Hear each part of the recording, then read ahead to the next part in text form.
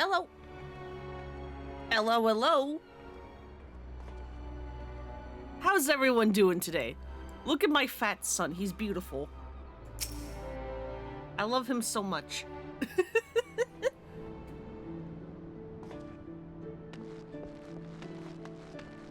Anyway, I hope y'all are doing good. Now, can I turn the music up just like a tad? Because this game's got good music. Can I put it to 90? Thank you.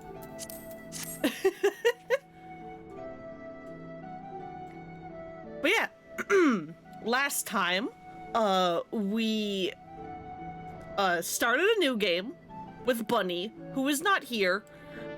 Yeah, only 89 or 90 or 91. I'm not allowed to just have an even 90 until I eventually got it. And then we regulated Bunny to the alt dimension. We will see her again as soon as I buy some level skips for her so that she could be ready to do all the side quests I can't do on Lona again.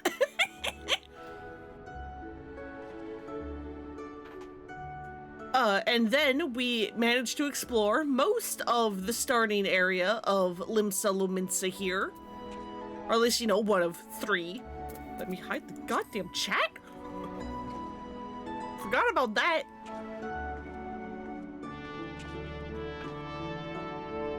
Oh yeah, and then we saved a ship from pirates because they wanted to attack it before it even cast off because the ship was a symbol of hope. And now we are back because we also figured out that the pirates had a weird, like, coded message that, they want to attack more or something. I don't remember. Listen, I have the memory of a goldfish. Good to have you aboard, lass. Now then, where to start? Feint and strike. Balderon has a task for a trusted adventurer.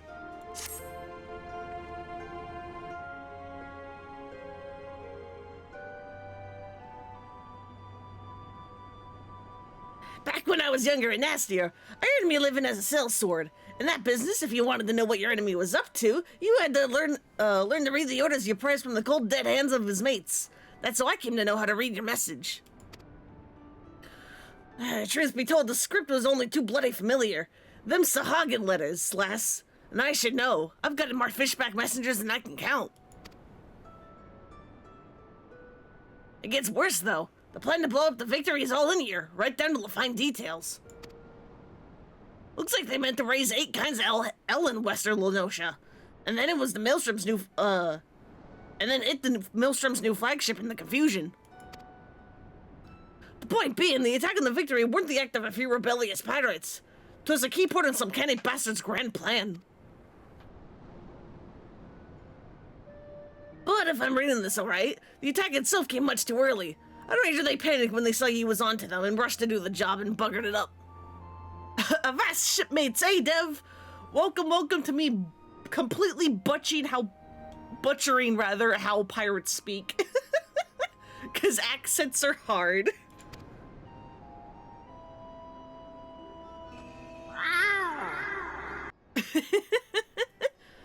Them two-faced bastards, as they say, was paying out the Brim's old man. And they're with the Serpent Reavers, right? But none of their crew was there, was they? Did they have something better to do, or what? Apparently Wiggle was your most used emote. I mean, I shared it on Boops' Discord, but hang on, what are the exact stats? Like, it was not even close on what emotes you guys liked.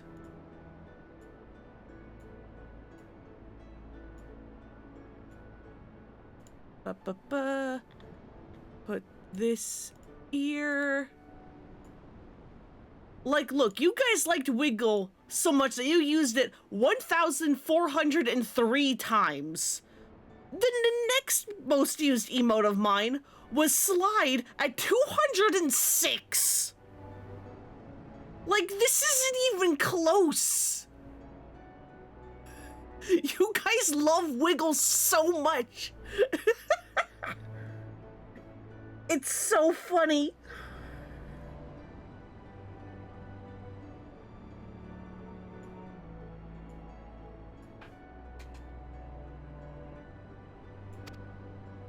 It's a solid emote. It's very good.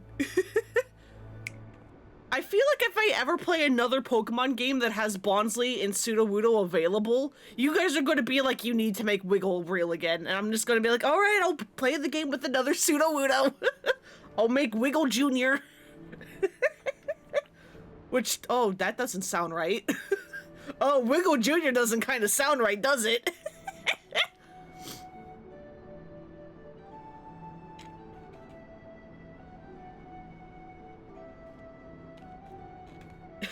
Sir Wiggle.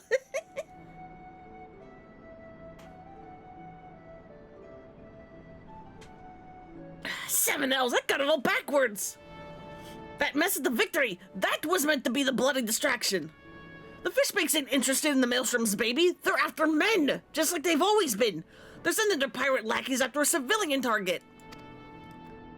This bit was about raising hell in Western, this bit about raising hell in Western Lenosha. That's where it'll be. Someone told me Swiftbridge is about to get it, and it hard.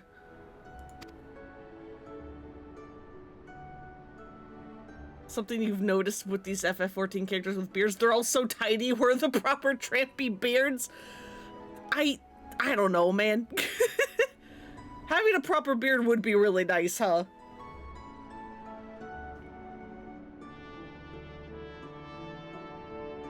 Yeah, no, like, we don't really have, like, proper dwarves, because, like, we have, like, the Lalafell, who are the really short guys, but, other than, like, mustaches and goatees, I don't think they're allowed to have, like, proper beards.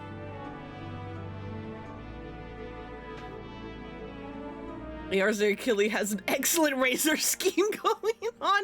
Well, yeah, they learned from Dead Souls. I love how I can't even make the joke proper because I don't even remember what brand the freaking Dead Souls product placement is.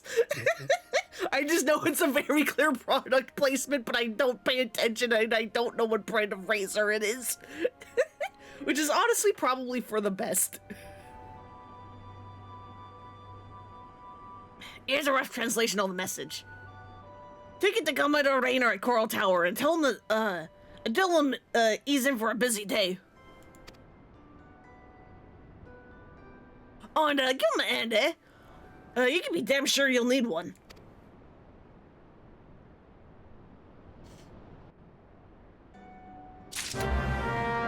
Alright, where is that? Oh, over at the Marauders Tower, okay.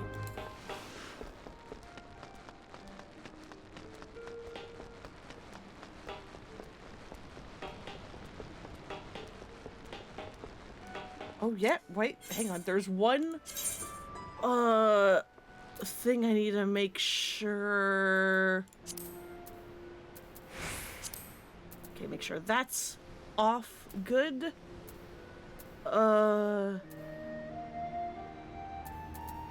Yeah, and people are hidden when I get close to quest NPCs. Good. Good. But yeah, I think I mentioned this before, but, with the Dawn Trail update, they also added in options to hide nearby players when you're close to quest NPCs, so that, like, you know, when you're, like, doing, like, you know, a new expansion or a seasonal event quest or whatever, like, people are obviously going to be swarming that quest NPC, which can make clicking on them really hard. So having this option to just hide them is a godsend. And it's also really funny when you get close to an NPC and then everyone just gets deleted.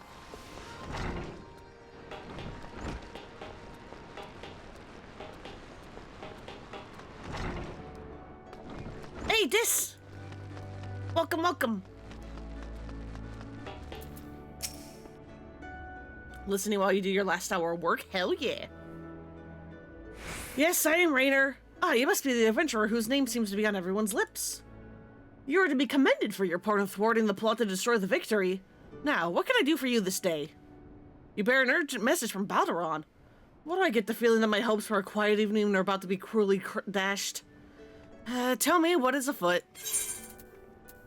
A small slip of paper with the drowning wench proprietor about her on 10 fingers, unintelligible writing scrawled all about it. Hey man, me too.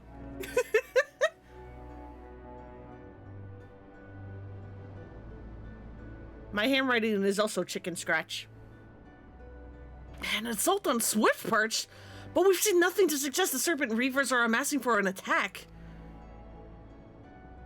Yeah, they're also teaming up with the Sahagin. Even so, it would be foolish to discount the possibility. Baderon is rarely wrong about such matters. I will marshal the Yellow Jackets for battle immediately. The only question is where to send them. While I concur with Balderon's assessment that the attack on the dry docks was intended as a diversion, Swift Perch is but one of several possible targets for our main thrust. Commodore, sir! Report. It's the Sahagin, sir! They've mounted a large-scale assault on South Tide Gate and threatening to overwhelm our defenses within a day. The garrison requests immediate reinforcements! By the Navigator, it seems my decision has been made for me. Muster the troops and give the order to march. Hey, I can help. I'm pretty good. The Serpent Reavers are in league with the Sahagin, which means there is every chance that the assault on the Tide Gate may yet prove to be another feint. The fact remains, however, that we can ill afford to ignore it, and that leaves Swift Perch vulnerable to those pirate traitors. At times such as these, I wish the warriors of light yet walked among us. But wishes will avail us not. With Falkwind, you must serve in their absence. Make for Swift Perch with all haste and lend your strength to the squads that I can spare for the settlement's defense. Aye, aye, Captain.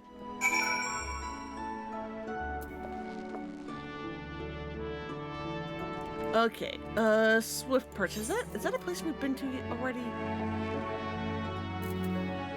I believe it is, so I should be free to teleport here and not have to run back.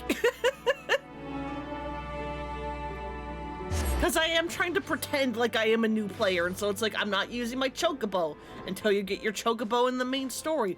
Why is this dude so fucking chiseled, sir?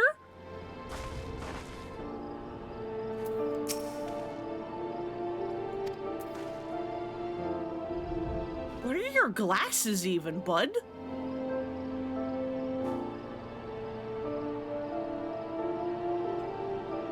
Well then.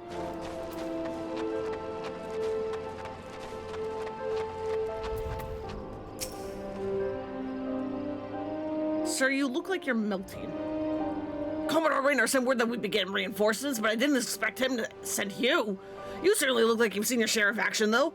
You bear little resemblance to the wide-eyed whelp I met fresh off the ferry. In any case, do you know what you're fighting for here? This place, Swift Perch. It was rebuilt by folk who stood strong in the face of every hardship the calamity threw their way. And we're not about to let some fish fancy and scum claim the honor of being the ones who finally broke their spirits. Don't give them pirate bastards one bloody ilm, you hear me? Okay.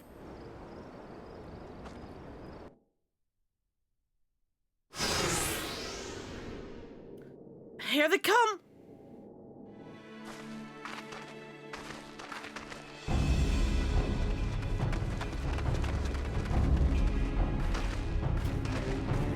Yeah, now. I thought all them yellow jacket worms was meant to be busy. The useless Scrag ain't followed the plan, has he? Now what? Pull back and wait for our Sahagin brothers?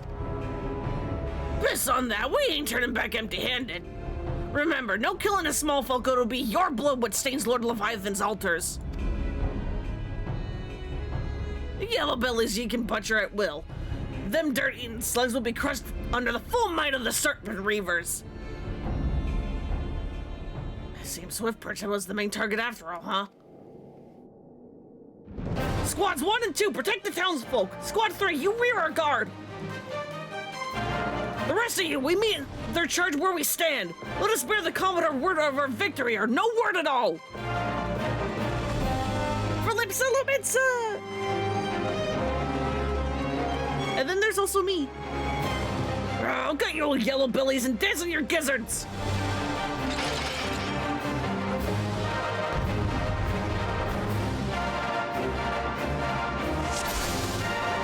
Let's go! I forgot to summon Carby. Leave no pirate scum standing. Show them how yellow jackets... Whatever. Time to split some heads. Adventurer, start with the frontline fodder. I am trying my best.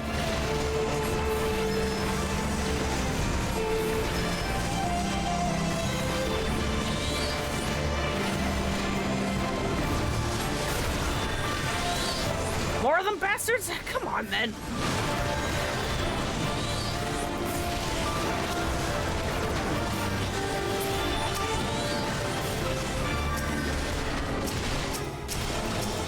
Target that one, thank you. Yeah, one thing you will probably learn as I play through this game is the targeting system is kind of ass.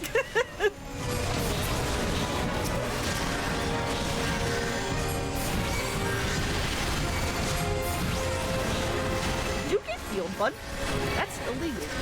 Don't get healed. Only I can do the healing. Or get healed, rather.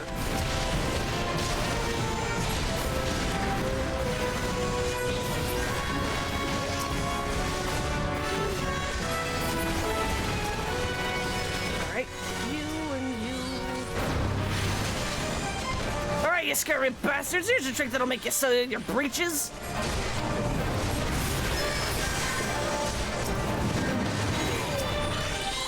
You come back to life. Get out of here. Ruler of the Abyss, your master calls. Heed me words and smite your something. Goddamn, it's so fast. Smite me, foes. Is that a bloody void scent? Hold steady, lads. Keep pummeling him. He can't take much more of that.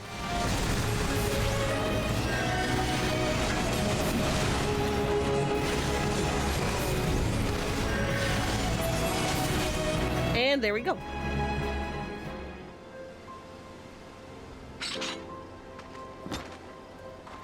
Well fought. The Reavers are beaten and scattered.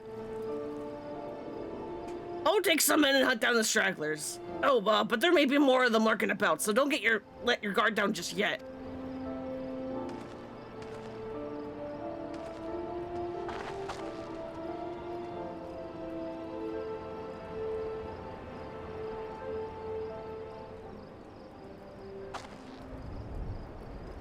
Oh, hello, Ascian. The source of her strength becomes clear. You may have bested the golem, but you will not fare so well this day. Was that Shrek in a raincoat? Sure, yes.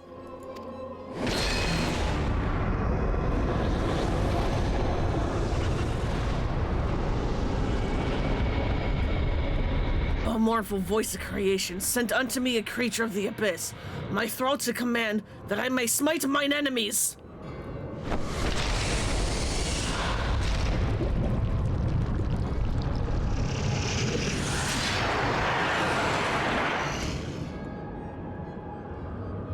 Your very being imperils the plan.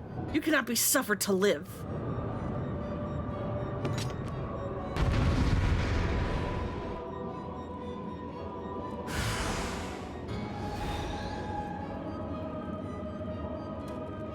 Soon ye shall take your vile gifts to the grave. I would prefer not to, actually. Whence springs this preternatural might?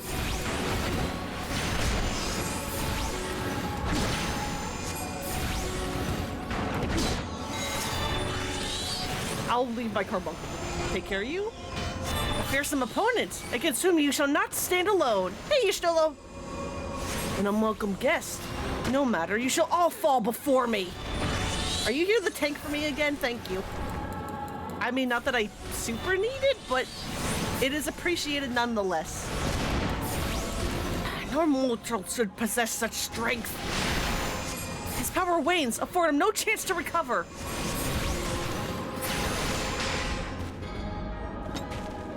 Get wrecked, loser.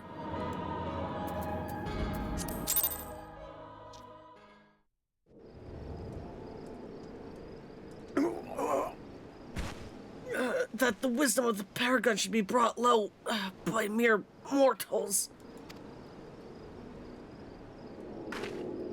Paragons, did he say? Then it is as I feared. They are known as the Bringers of Chaos, or Scions, to give them their proper name. It would seem our suspicions were correct. It is they who have been manipulating the beast tribes.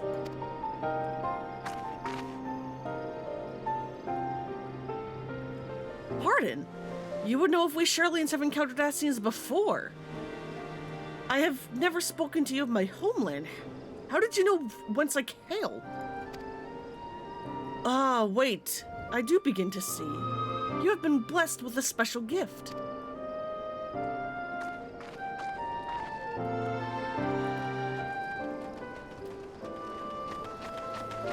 Are you alright, lass? If I known a mean bugger like that was hiding in the bushes, I would have let the squatter six to keep you company. Well, at least now we can call this kidnapping investigation to a close. Those weavers were the ones spiriting folk away in the dead of night, and this bastard here was pulling all of the strings. A trifle simplistic, but not inaccurate. I came as soon as I sensed his presence, but I never thought to find such a scene of carnage. Yet we prevailed. And thanks to your heroic actions, I have learned much.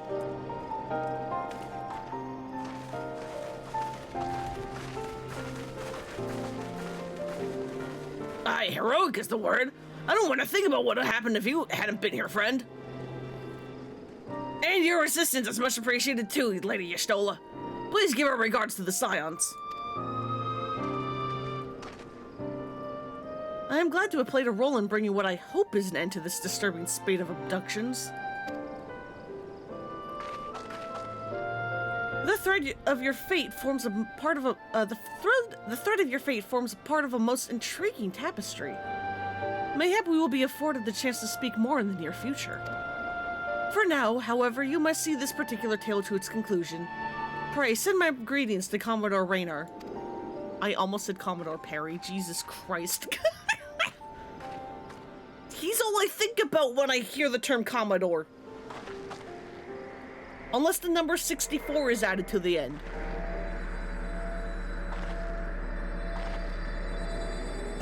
Right? That was the number? Commodore 64? That was the console?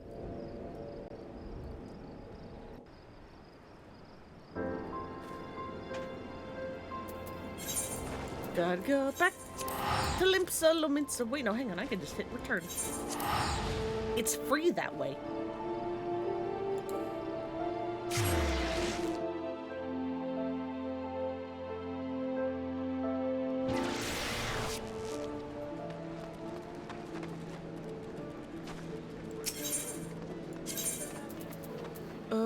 Marauders Guild, please.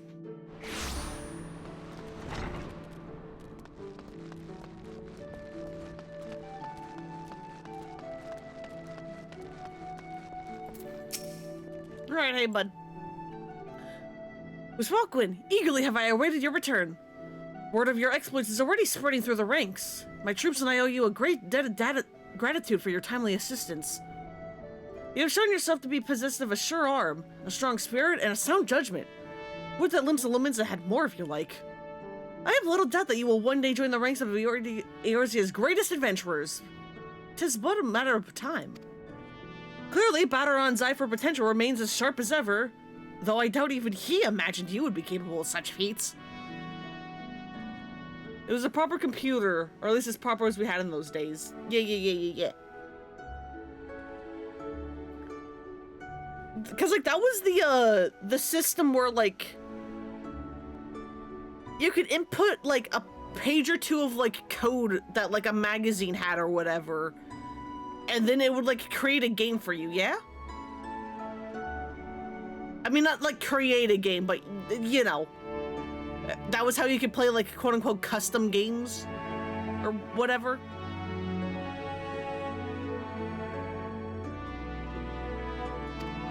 Might you favor me with your own account of the day's events? Such victories bear retelling.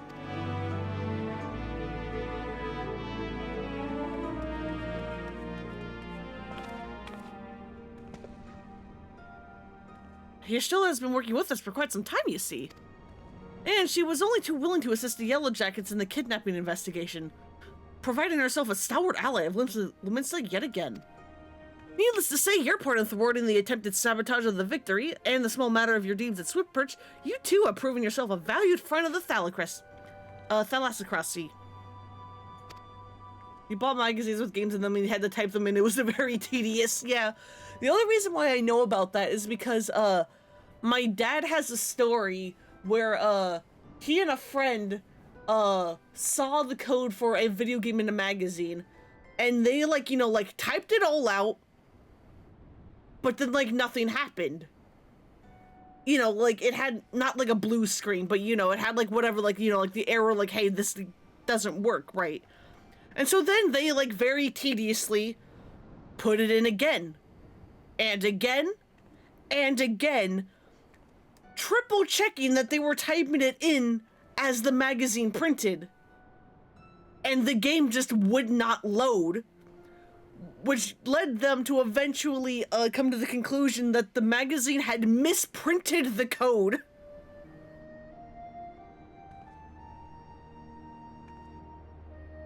Yeah. Yeah, next time is very carefully checking for typos and hoping there wasn't a misprint. Yeah, no, they apparently scanned it 4 or 5 times and eventually just had to come to the conclusion of, this is a misprint, this code doesn't work.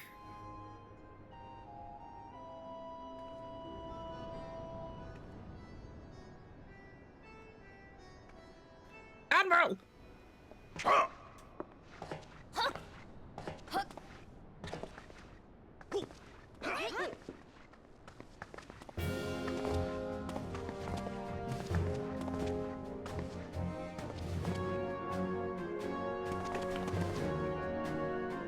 May I present to you Admiral Blofuswin.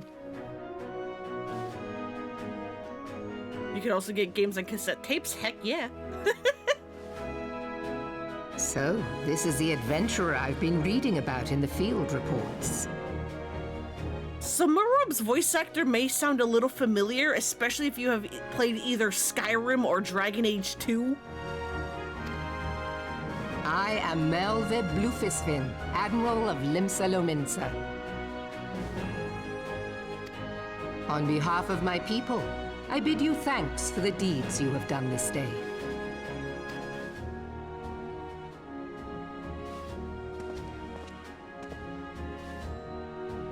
A token of our gratitude. What worth is high regard without just reward, after all? Ha!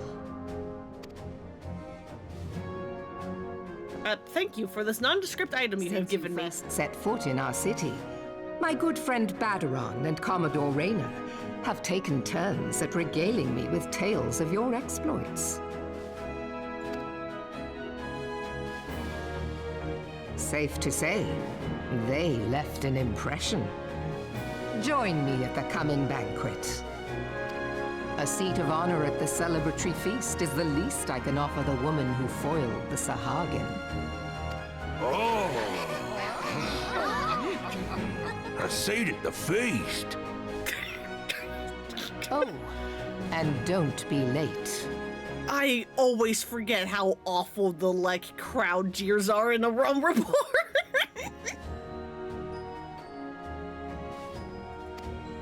Your fellow guests will be eager to take the measure of their newest hero, and some do not take kindly to being kept waiting. Till then, may you walk in the light of the crystal.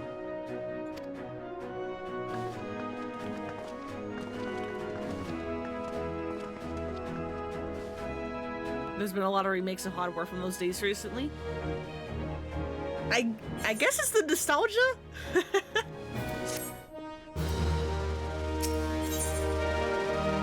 High Society. Commodore Rayner wishes to speak with you regarding the forthcoming banquet. I'm not sure you understand just how unusual it is for the Admiral to invite an adventurer to a state banquet.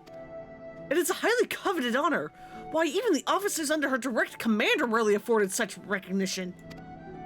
But I will not deny that you have earned it. Many of the tasks you have performed in service to the Thalassocracy have been both difficult and dangerous. This This is a reward for your efforts, and not to your many achievements, both large and small. Has the enormity of this moment yet to sink in?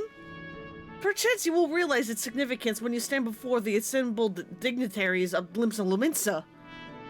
And now that I have imagined the scene, I realize you will require an attire suitable for the occasion. I suggest you visit the wench and see what Baderon can arrange. He's surprisingly knowledgeable about such things. Okay. Baderon, I need shoes, I think is what you give me. I need a good pair of shoes.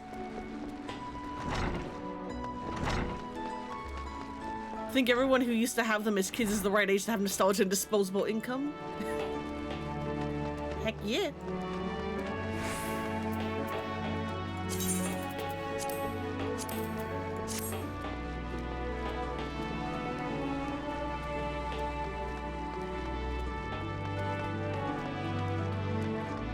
Baderon, help! I need to dress fancy.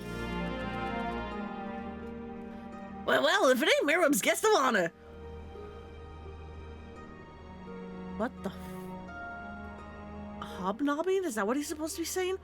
Hobnobbing with the eye of mining now is it? I'll tell you, Les. I damn near snorted ale out me nose when I heard the news. You've come a long bloody way, you have, and that's the truth. Well, one thing's for sure, you'll not want for decent grub. These banquets are catered by the bleeding Bismarck, no less. Just a grand chance to fill your belly to bursting with fine and, more importantly, free food. But we can't have you turning up with your shit-caked venturing gear. No, the heir of the hour needs to have a touch of refinement about her. If only to stop folks complaining when she stuffs her face with cake. Take yourself over to the Octon and speak with, Gymnasium, or the Brewgear Consortium. She'll furnish you with something you like to wear. I've already had word with her, so all you need to do is pick up the goods. Then bring them back here so I can tell you what's what.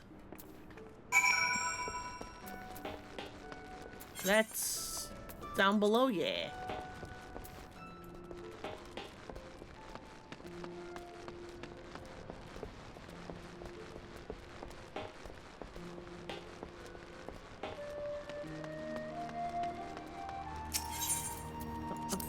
Ithric Plaza.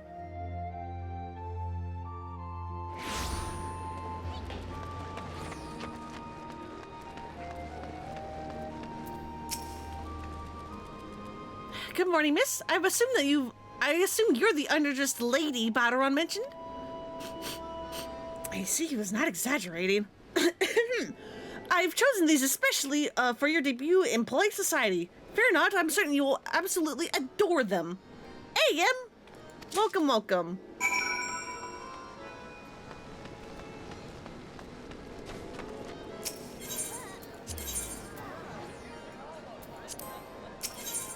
Let me go back to the castle, please.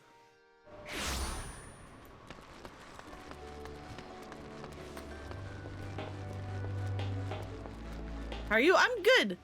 I still have the tiniest little remnants of my cold, and I wish they would go away.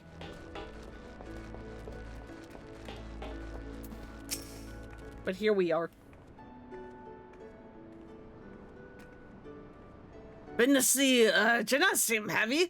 Let's have it that box then. A small lockbox entrusted to you by Gymnasium of the Brewgear Consortium. I think it transferred to you somehow because you're snotty and wheezy. Oh no! Hopefully you can recover soon. There we go. A nice pair of dress shoes for you. Alice mightn't have much else to her name, but so long as she's got a decent pair of shoes on her feet, there ain't nowhere she can't go. Think of them as a gift from me and all the other folk you've done right by along the way. Aye, 'tis a very moving gesture, I know. Don't go welling up on me, eh? What I do for Limsa's new hero to turn up the banquet soaked in her own tears and snot. Any robe, that's your garb sorted. Now you just need to settle your nerves and tell me when you're ready, and I'll tell you where you're meant to go. Okay, I can confirm all of London is deceased right now. So yeah, you would get a pair of dress shoes as a reward here, but I get to skip that. Because New Game Plus. A mizzen masked repast. Thoron wants you to let him know when you are ready to depart for the banquet. You're ready then, are you? Good. The banquet will be starting soon. And if you waited any longer, I'd considered me civic duty, hit you over the head and drag you in there. Now, make sure you're wearing them fancy shoes when you turn up, alright? Carrying them won't do no good. They're meant to make you look like a lady, remember? And not a lady's bleeding lackey. As for directions, the feast being out on the bridge, in the Admiral's briefing room. Speak with Vasthana on the bulwark hall and he'll show you the way. Just keep that head held high, lass. And after everything you've done for Limsa, you've got good reason to be proud. And don't let no highborn bugger tell you different. Hey, question, I don't know if I have those shoes anymore. Can I buy another pair? I don't think I have them anymore.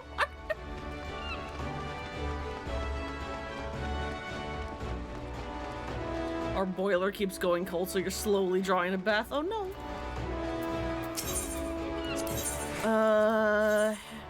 Dress shoes. There we go. Good enough.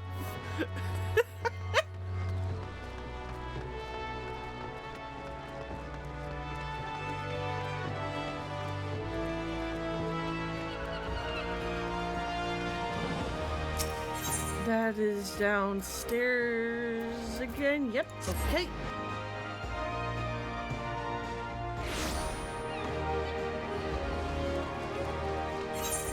Alright, let's put on the goddamn dress shoes.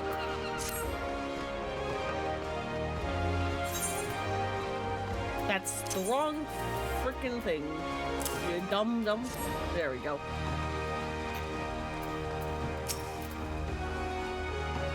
Dress shoes, fancy dress shoes. An adventurer wearing fancy dress shoes. Oh no, those are some fancy dress shoes. Come, adventurer, I'll show you to the briefing room.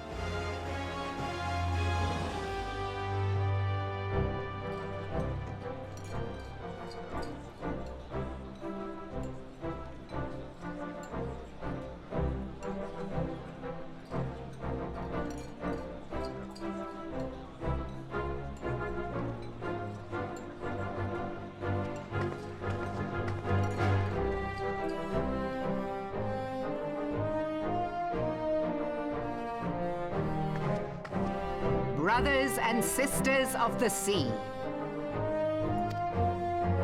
join me now in honoring this woman for her services to our great nation. So, unfortunately, I've forgotten her voice actress's name. But the woman who voices Merwhip here is the same woman who voices Meredith from Dragon Age 2, and also, one of the, demonic, whatever the hell, princes in Skyrim. You know, the one that's like you touch the orb. Meridia, that's the one. You like touch her like orb after it spawns in a random chest, and then it's like a new hand touches the beacon. This is her. This is her voice actor again. May the navigator guide and protect her on her journey till sea swallows all.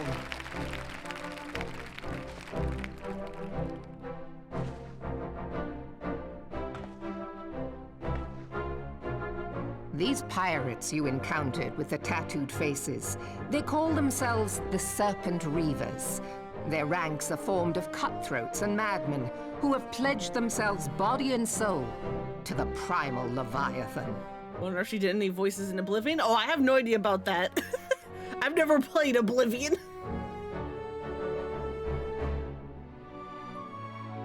From what we have gathered, they sought to swell their numbers by spiriting away any soul unfortunate enough to cross their path. The only Elder Scrolls game I've played is Skyrim, and I've played that one like 5 million times. Never beaten it, though. I've barely even touched the main story, though.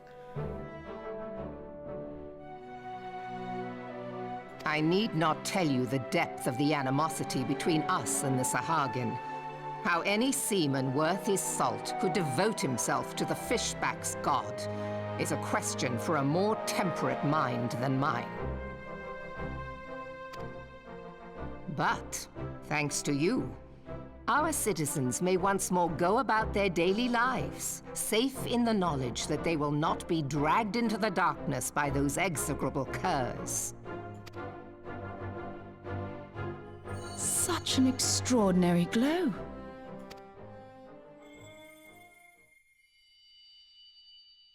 This is one of the crystals of light.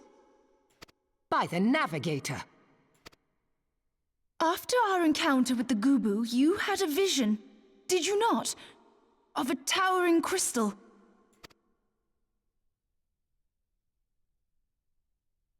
You bathed in her light. Y'shtola's conclusion is clear, and I see no reason to doubt it. You are the vessel of a higher power. I think you've played like 50 hours across 3 different Bethesda games total. Fair. Didn't have the money / specs for Skyrim when it came out, so you just never had a chance to play it. That's also fair. At least luckily Skyrim's on the... I want to say quite literally everything. And I want to say it also very frequently goes on sale, so... At least it goes frequently on sale on Steam. So if you're ever curious...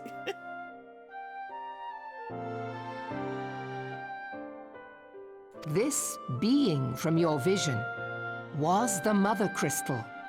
Your description matches what little we know of her. And if she has chosen you, then your deeds may yet shape the fate of nations, as once did the deeds of the Warriors of Light. Know you the tale?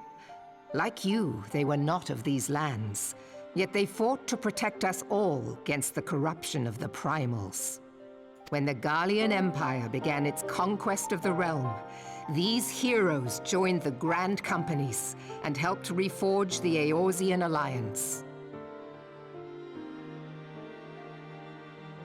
Skyrim, Oblivion, Fallout 3, and Fallout 4, so 4 games. Ah, I see. But you spent the most on Oblivion. Yeah, I've heard good things about Oblivion. Not that it's like, you know, like the perfect game, because it's definitely got like issues, but like everyone I know who plays Oblivion is like, yeah, no, Oblivion's super fun. And at the Battle of Cartano, they took the field beneath our banners to fight for everything we hold dear. It was on that day, in the midst of that hell, that we lost them. Every soul who survived that battle will never forget how it was to fight beside them. We are proud to call them our comrades. Yet whenever we try to shout their names, the sound dies in our throats. And whenever we strain to see their faces with our mind's eye, naught but their shadows appear to us, set against a blinding light. Ask any true Eorzean who knew them, and the story will be the same.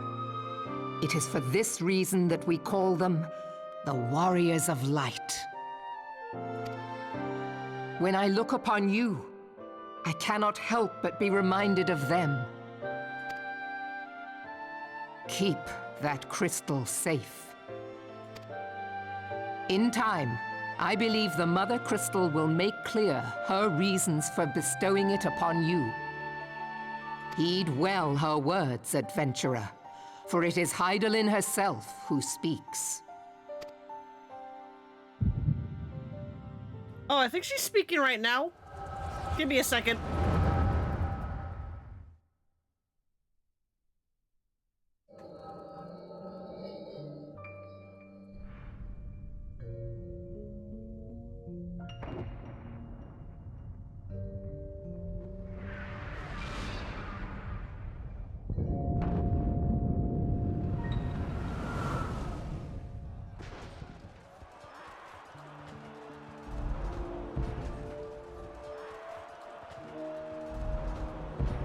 Flames to the fore! Victory belongs to the bold! Show those Imperial whore sons what we're made of! The left flank buckles. Divert the barracudas. Bid them hold that position, though it costs them their lives. The yellow serpents are in need of succor. Pray, send the white wolves to their aid. The adventurers risk life and limb for our cause. We must not fail them. I guess. What, in terms of voice or appearance? Because.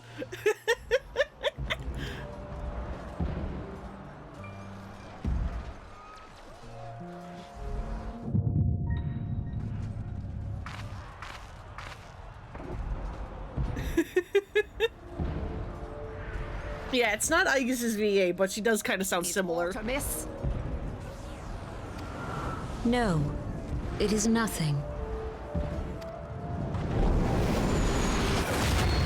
She does sound like a Bethesda voice actor, but she's not listed for them on IMDb. She sounds like a new hand touches the beacon. Yeah, that's what I was saying. Go down so easily. Eyes forward. Merwib is, Meridia? Whatever her name is in Skyrim, who is a new hand touches the beacon. Yeah, she's also, Meredith in Dragon Age 2.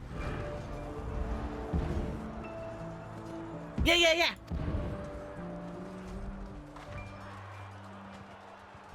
Yeah, Jean Gilpin, I think?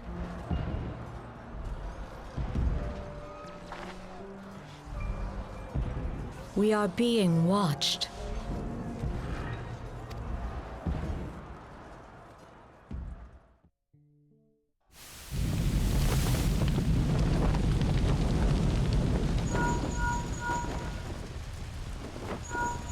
Raging Bull, calling Bloodthorn.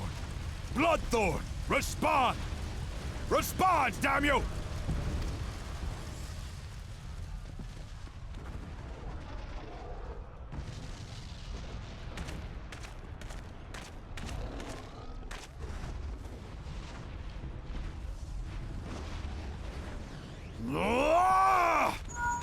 Raging Bull, this is Mad Snake. Respond. Ryder, this is Raging Bull. What news? We're surrounded by a blaze. There is no way out. God preserve, what is that thing? What's going on? Speak to me!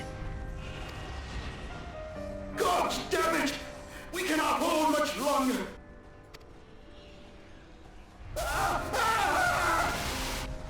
Mad Snake! Mad Snake! Answer me! I'm sorry, I'm just thinking of the fucking Metal Gear Game Over. And so is everyone else.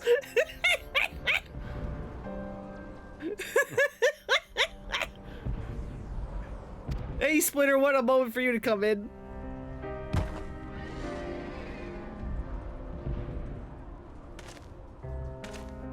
Damn it! Damn it all to the seventh hell! What of the barracudas? Can they not be reached? Sorry, Admiral.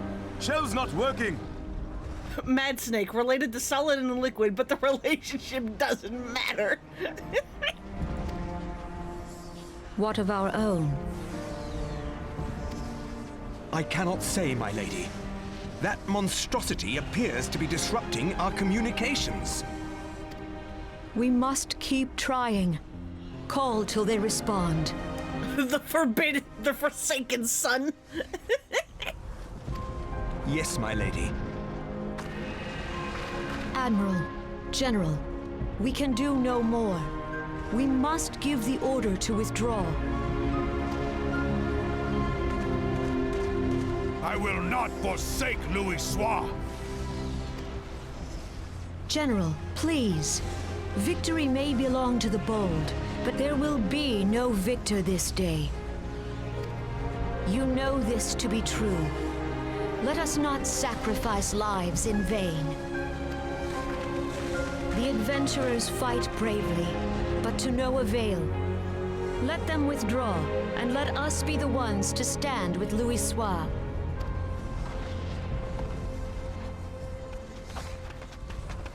Belay previous orders. All Maelstrom units are commanded to fall back, effective immediately. Give the foreign levy priority. Let the main host cover their retreat and bring up the rear. Whose voice? If you're talking about Merwib, as we have discussed previously, she is voiced by, Jean Gilpin, I think is how you say her name. And she is Meredith from Dragon Age 2, and Meridia, or A New Hand Touches the Beacon from Skyrim. If you're talking about Kane Senna, the Horned Girl, I actually don't know the name of her VA at all. And I don't know what else she has done. Damn it! Relay the order. All flames are to withdraw. I don't care if our link cells are useless. You still have a working pair of legs, don't you? Well, use them, you bloody half-wit! It's Kane Senna. Hang on, let me... I want to say that's how you spell it, with like hyphens instead of spaces. Okay, but the weird part that, when you look up voice actors for, Final Fantasy XIV, especially for characters that show up in A Realm Reborn, they are going to have 2 English voice actors. That is because in A Realm Reborn, they are voiced by American-based, voice actors, but then once we eventually get to Heavensward, Square Enix swapped to a UK-based voice acting studio, and so most pre-existing characters changed their voice actors.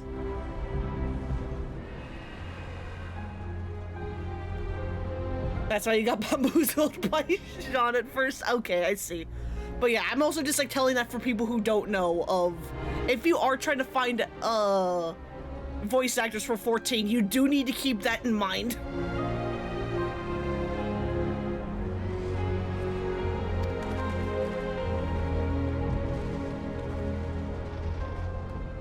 Cindy Robinson, who does Amy from Sonic. Okay, sure. The outcome of this battle was long since decided.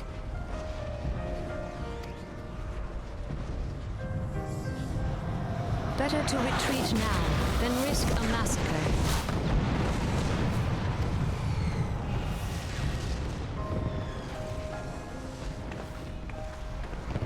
Still there.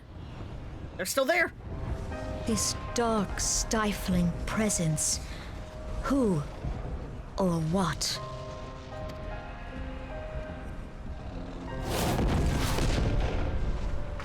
We go to take our place beside Archon Louisoix. To your positions.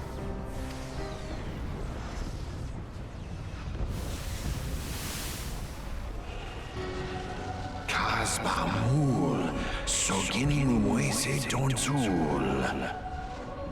Should I voice act this part again too because they're speaking nothing? Or Zia just needs Ozma to show up randomly? Well, I mean, Dolomid's already an orb in the sky. Why not just turn that into Ozma? Then I should live to behold Bahamut once more. Logalo, Asawad Deken Bet Mubut. Magnificent. The eons of imprisonment have only made him hungrier. All I can think of the everlasting gobstopper when you look at Ozma.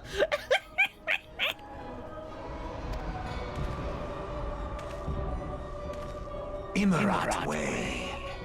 Kiskatoga Hats Wadadorns. I am aware of them. Pay them no mind. They are powerless to act. Sis Nigem. Fisdun the only Lamra Sadai Dorn. It has begun. Soon the planet will regain its true form.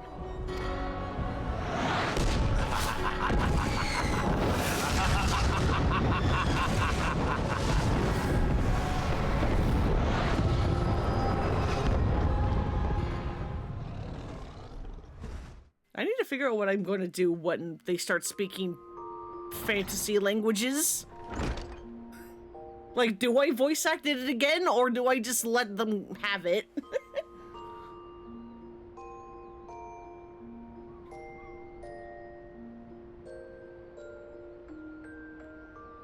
She was also in B&A, that limited series anime on Netflix. She was one of the leaders in that. Oh, that's the one with the, like, the raccoon girl, yeah?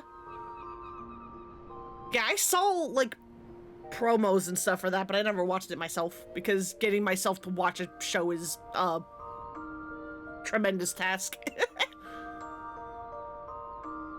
Morning, sunshine! All a bit much for you, was it?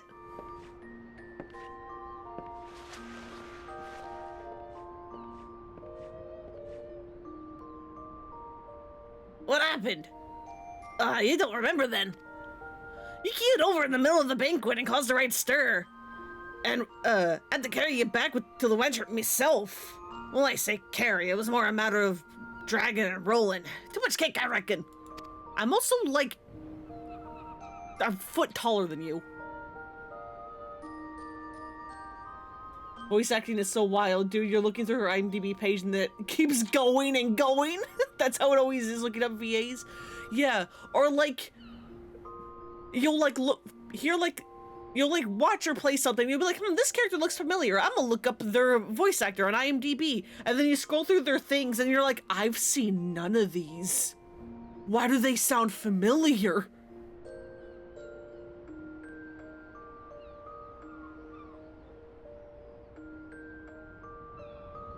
And Hero, don't fret. 'Tis little wonder you was exhausted after everything you've been through lately. Your little nap seems to put some color back in your cheeks, though, so I'll leave you to it.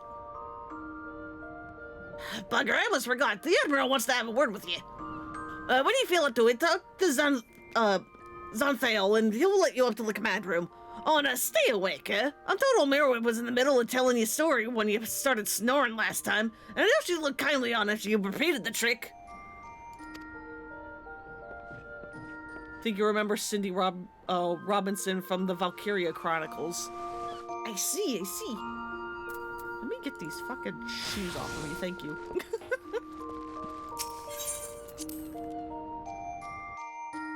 We have lists of people who look alike, and we need places where these people sound alike.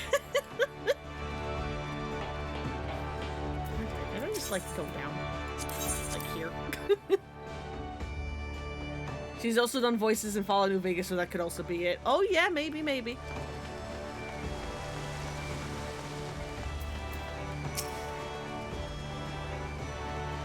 It's always a shame whenever someone's discredited as, like, additional voices, and it's like, no! Let me know exactly what NPC, please! Greetings, Perlona. Admiral Blowfist would await you in the command room. Shall I announce you? Yes, please.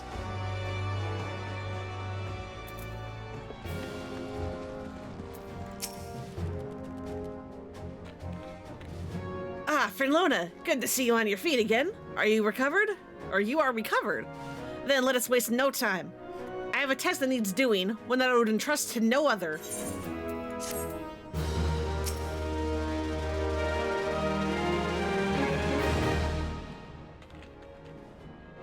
The duty I have in mind for you requires some explanation. I do hope you have not made other plans. To business, then. The Limson Envoy. Merwood wishes to entrust you with an important task.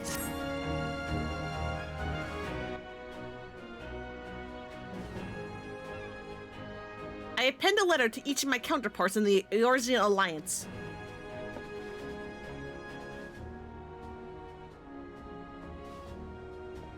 The Battle of Cartano and the calamity that followed claimed countless lives. It has been 5 years since those of us who were spared dragged ourselves from the ashes to look upon an Eorzea we scarcely knew. 5 years, and yet the people still suffer. Their lives are fraught with worry and hardship, and the warriors of light who might have once given them hope are gone. Yet we must press onwards regardless. We will never truly do so, however, till we have faced our fast. Hey, thank you, Eden of Delights, for the follow. Thank you. To that end, I am proposing that a memorial service be held in each of the city-states on the 5th anniversary of the Battle of Cartano. These letters contain the details of said proposal. And I would have you deliver our allies as my personal envoy. You have proven yourself a staunch and able ally to Limsa, but that is not the only reason for choosing you.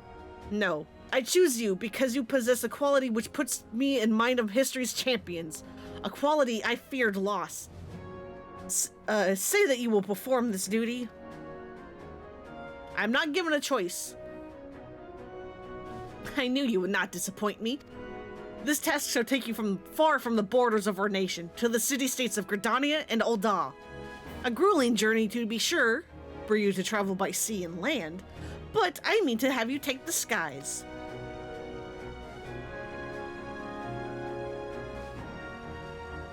An airship pass, to be used at your discretion. Airships bound for the nations of our allies leave from the landing connected to the bridge. But before you depart, I suggest you trouble Battleron for a few pearls of wisdom regarding each of your destinations. The old bastard is nothing if not well traveled. 'Tis a pity I cannot issue such passes with a freer hand, as I did in more peaceful times, when berths were not so limited. But in these times of war, every craft we commit to the clouds risks drawing the eye of the Empire. How do you get better at reading aloud? I've been doing this for like 2 years, almost 3? And I've, if anything, gotten worse at it. But in these times of war, every craft we commit to the clouds risks drawing the eye of the Empire, and every voyage must needs be born of necessity. Lest you doubt, I consider your place well deserved. Nor am I alone in that opinion. There were other parties who would see you granted the privilege of air travel. Aye, Forlona, your deeds do not go unnoticed. Full many see great promise in you, but I have flattered you enough. On behalf of Limsa Lominsa and her people, I bid you go forth, adventurer. Discover the realm for which so many have fought and died. Wonder and danger await you in equal measure, but turn not from either. Only by braving the unknown will you achieve greatness of which you are surely capable. The light of the crystal guides you, and I wager that your destiny will be no small thing. So yeah, the world has finally started to open up to us.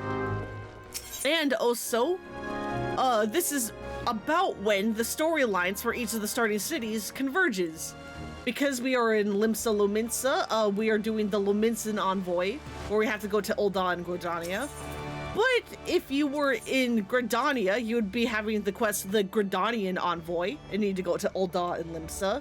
And then, of course, the same is true if you were to go to,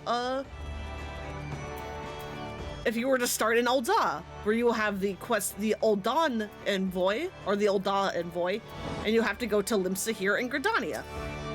After this quest, I believe, all 3 storylines have properly converged, and there's going to be no more differences. Regardless of where you started, your content will be exactly the same from here on out. Well, after this quest, anyway. Back from your meeting from the Admiral, are you? Personal bleeding envoy? So you'll be carrying word to the Admiral herself with the leaders of the Alliance? Bugger me, I knew you was going up in the world, but I didn't realize you got that bloody high. I'm proud of you, Les. Thinking of how far you come? Why, it's enough to bring a tear to me eye. And that ain't the ale talking neither. Well, not just the ale, at any rate. Bless the navigator for steering you my way. Of course, 'tis only the start. Now you've got your hands on an airship pass. The Olivieria's laid out before you, like a fair maiden on a feather bed. And she's a big girl too, with plenty of enticing nooks and crannies. If you think us Lominsans are characters, just wait till you cross paths with the grim forest dwellers of Gridania, or trade coins with the crafty merchants of Ul'dah.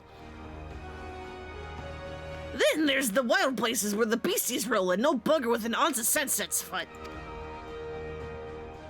But you're an adventurer, so I wouldn't let a little thing like that hold you back. Are you time to buckle in and finish this work day? Thank you for company. Yeah, no worries. Go lock in and finish your work. And then you can go relax. But yeah, have a good rest of your day, Dis. I'll see you later.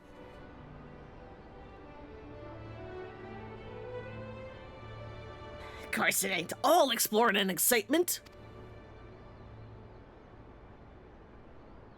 There's an heap of troubles what plagues every nation, see? It ain't just ours. I'm talking intrigue and infighting, beastmen and their goddamn primals. There's an ugly side to life, and sooner or later you're bound to walk into it. But I'd wager there's bugger all out there that you can't handle. Someone tells me you're gonna be just fine. Rome's at it a bit rough, 'tis true, but folk are beginning to recover from the beating the calamity dealt them.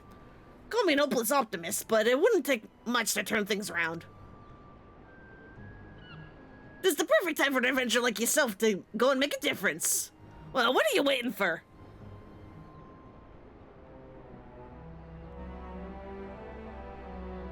Hooray!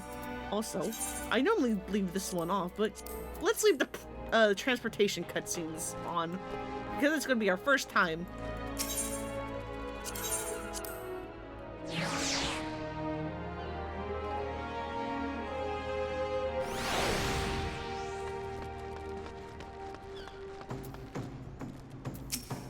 Greetings, madam. This is the counter for passengers traveling to Gridania.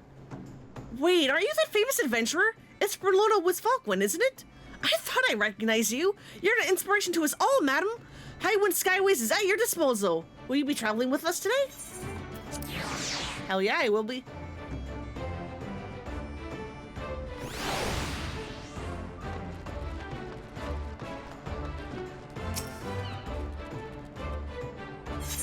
Board the airship? Hell yeah.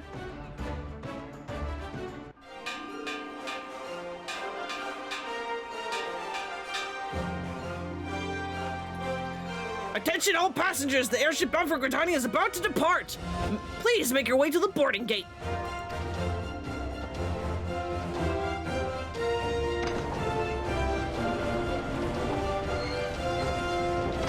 I don't know if this cutscene is baked into the mission or if this is the transportation cutscene, but either way.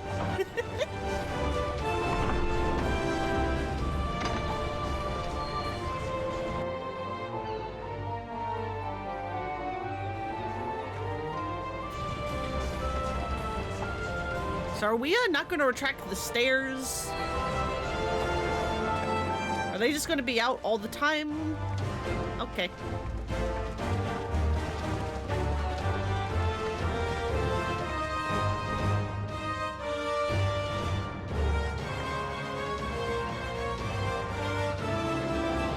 Good fortune to you, Verlona. The day will come when your name means the same as hero to the folk of this realm. May you walk in the light of the crystal.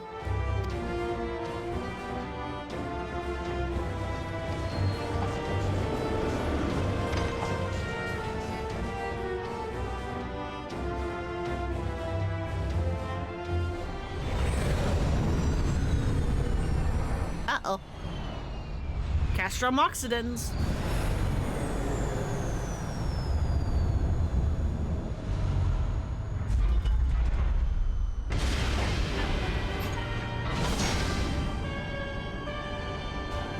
What FF game is that theme from? I don't know. I just know it's a theme from another FF game.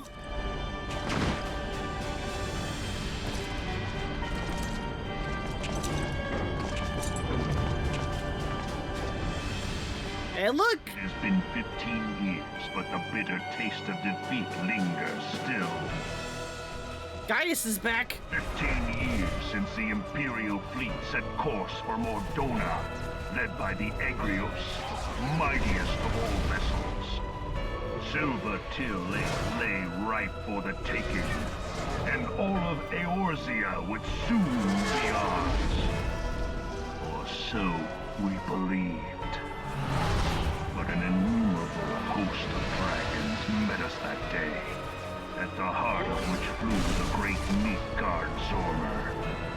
Though we succeeded in slaying that lord among worms, the dread serpent's defeat was bought at too high a price.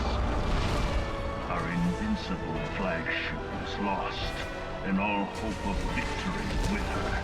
So ended our glorious conquest.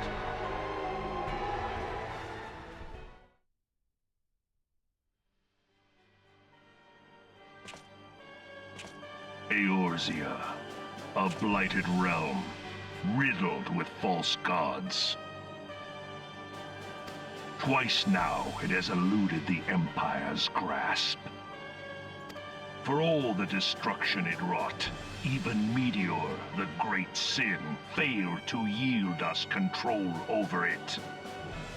And for this failure, the realm has sunk deeper into depravity. It is twisted beyond all reckoning, rotten nigh to the core. Yet, it must be saved.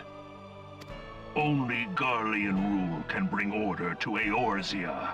It falls to us to deliver the misguided masses from their ignorance.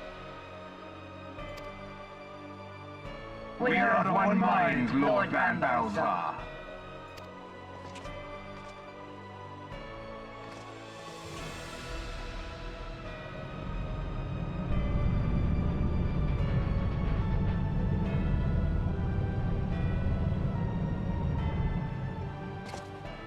Well, that's interesting. Senior engineers, please report to Magitech research following scheduled inspection.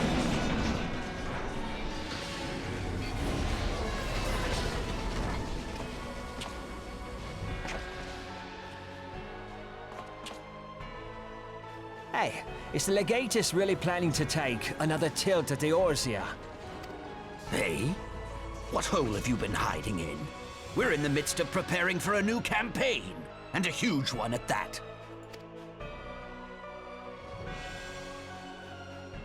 But I thought the Emperor had given up the Western lands for lost after Carteneau. What could the Legatus possibly hope to gain by acting alone? I sense you harbor certain doubts over the wisdom of the Legatus's plan.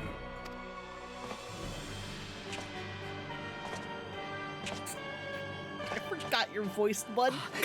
My lord! Please, call me Nero. Tell me, where were you born? Othard, my lord.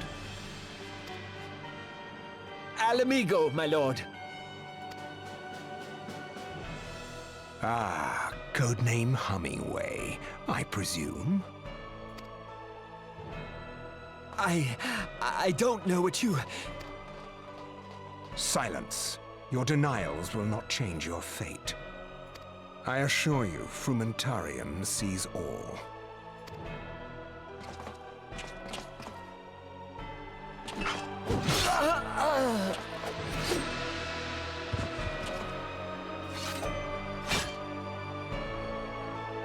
Clean up this mess, and do not miss any, or I shall be most displeased.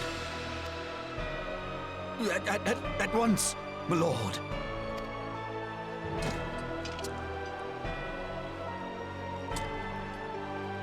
Garland, soon you will be made to know the true power of Magitech. Okay, I guess we're not going to hear Gaius talk again. Bath is finally warm enough. Hell yeah! But Gaius, the guy in the black armor who was like speaking and did the little recap about how they lost their airship to a big ass dragon, in A Realm Reborn is voiced by Richard Epscar, I believe, who is also what's his fucking name from Kingdom Hearts? Ansem? The bad guy.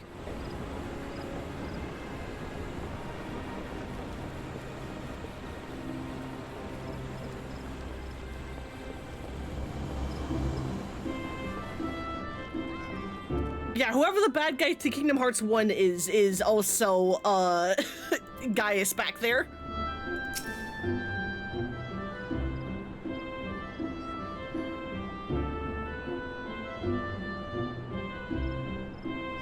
Ah, you must be the envoy from Limsa Lominsa. Welcome to Gridania, madam. The Elder Seat here awaits your arrival.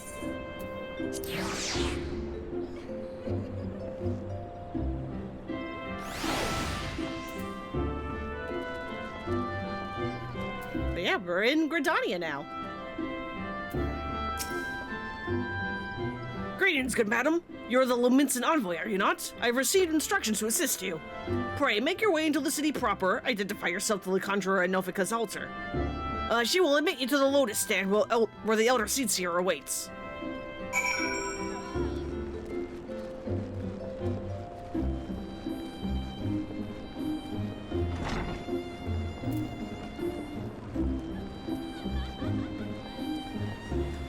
Yeah, welcome to Gridania. Of course, it's freaking cloudy and nighttime.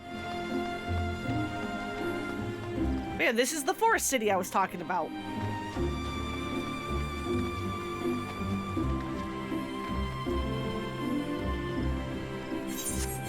Can I hide the pet names somehow? Why aren't they hidden?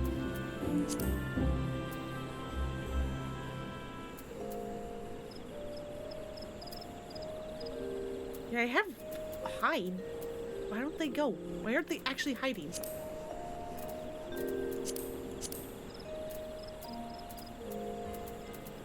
Ah, minions, because they're over here. When targeted, there we go. That helps a lot. That cleans up the screen. But yeah, once again, new place. Make sure you attune to the Aetheryte. And because this is another hub city, make sure you also attune yourselves to all the tiny Aetheryte shards throughout the city.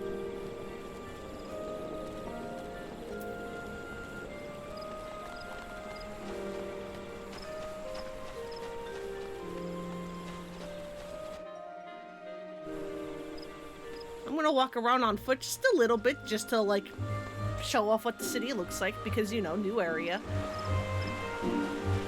It's very pretty. When I first played this game, getting to this bit was really funny, because as you can see, this part is like a theater and stuff. An amphitheater, rather.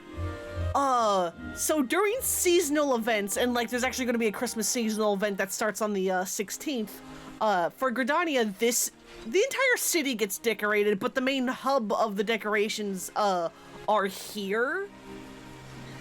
And when I first played this game, because again, I started playing on like October 28th of last year, it was in the midst of the Halloween celebration. This Halloween seasonal event. So it was really funny being like, hey, welcome to Gridania. And my first impressions of this place being when it's all decorated for Halloween. Or All Saints Wake, as it's called in universe. It was super funny because there were just like, you know, like jack-o'-lanterns everywhere. The music was different because it was playing like festival music. It was really funny.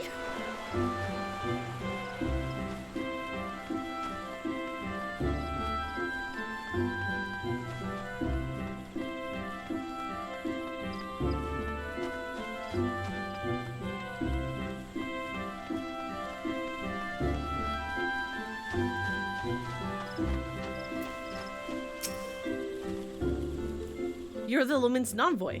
Begging your pardons, madam, but might I inspect the missive you bear?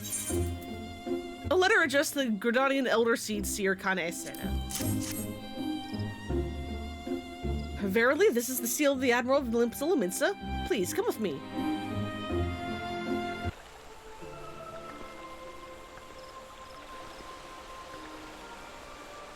Are you gonna be voiced and give me a break? So you are the Luminson envoy. Thank you. And an adventurer besides. The realm owes much to you and yours. On behalf of our fair nation, I bid you welcome. Please.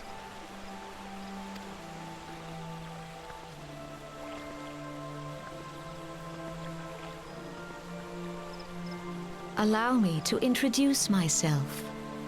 I am Kane Sena, Elder Seedseer of Gridania, and leader of the Order of the Twin Adder, our nation's grand company. I understand you bear a message from the Admiral.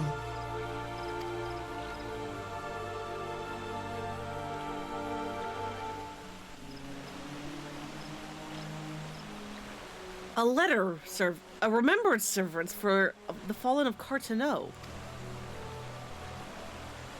To think that 5 years have already come and gone. It seems like only yesterday that the Garlean Empire attempted to seize all that we hold dear. Rising in resistance, the city-states of Eorzea formed the Grand Companies and joined hands in alliance. But, unbeknownst to us, the Garleans sought not to best us in battle, but moved instead to enact a terrible plot, the Meteor Project, by which the lesser moon Dalamud would be torn down from the heavens to annihilate all life below. In a desperate bid to save the realm from certain destruction, our forces marched for the Cartinel Flats, and there met the 7th Legion, the 7th Imperial Legion.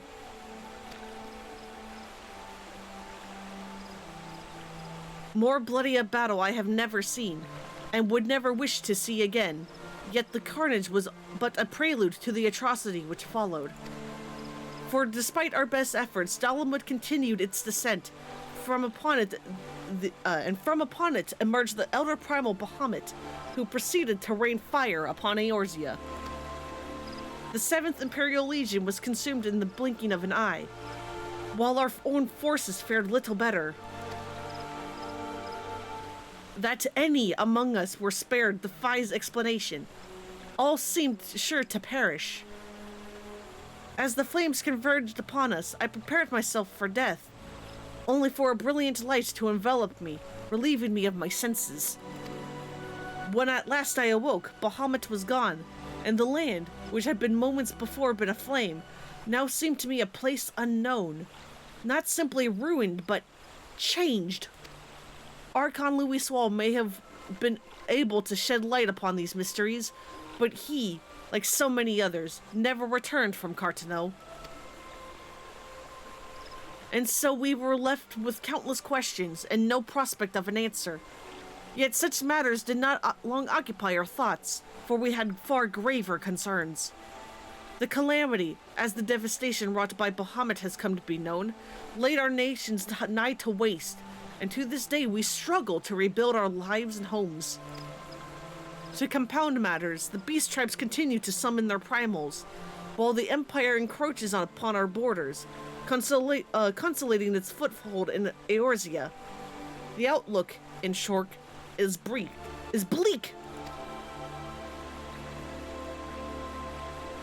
In wake of the calamity, it has been all each nation could do to nurse its own wounds. Yet if we are to weather the coming storm, we must needs stand united once more. Our remembrance servants may well present an opportunity to rekindle the spirit of unity which first gave rise to the Alliance. I wholeheartedly approve of the Admiral's proposal. The necessary provisions shall be made for our service here in Gridania.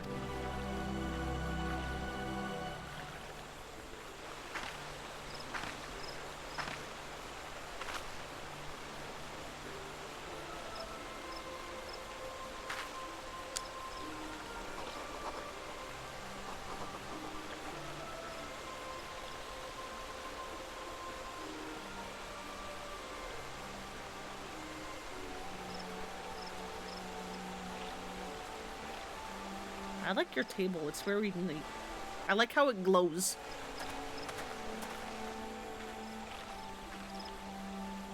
You have done the people of Eorzea a fine service this day, and I would not put to trouble you further. I shall see that my reply reaches the Admiral anon. You, meanwhile, are bound next for Ul'dah, are you not? Please send the Flame General my regards. Ah, and if you would be so kind, I should appreciate it if you would inform him that a pet of mine has been ill-behaved of late. My wolf, to be precise. Needless to say, he must be brought to heel, and I would very much welcome the General's counsel on how this might be achieved. I thank you for coming. May the 12 see you safe to Ul'dah and beyond.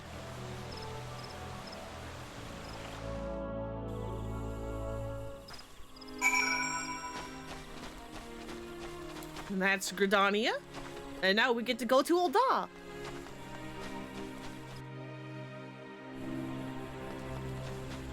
Where am I going? Wrong way. Where the fuck? There we go.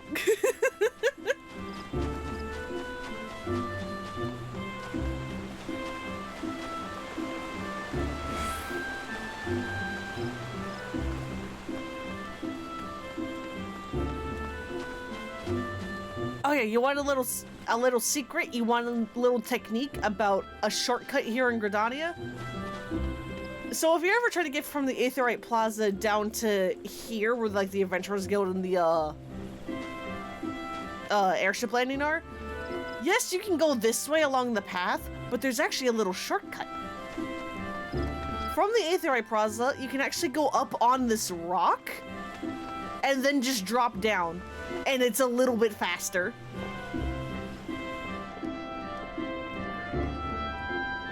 We need to go down.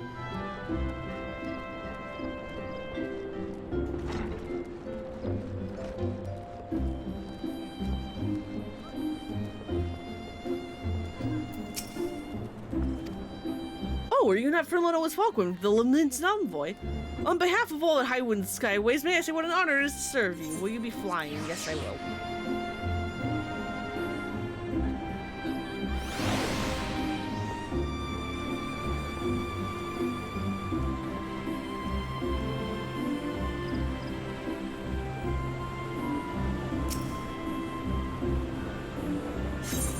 Or the airship, yes, please.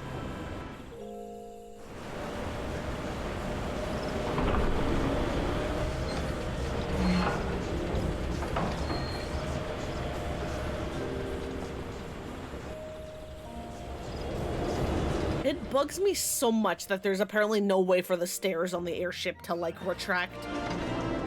I don't know why it bugs me so much, but it does.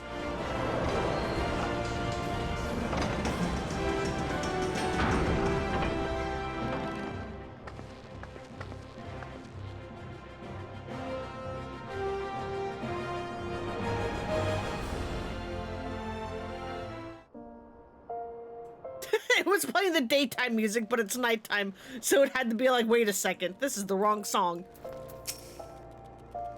Ah, you must be the envoy from Limsa Lominsa. Welcome to Ul'dah, madam. The Flame General awaits your arrival.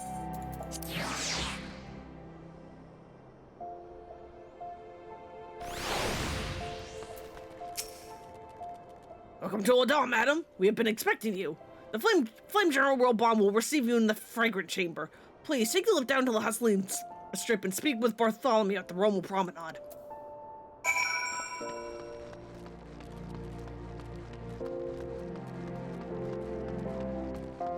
God, I love the nighttime theme for, Ul'dah.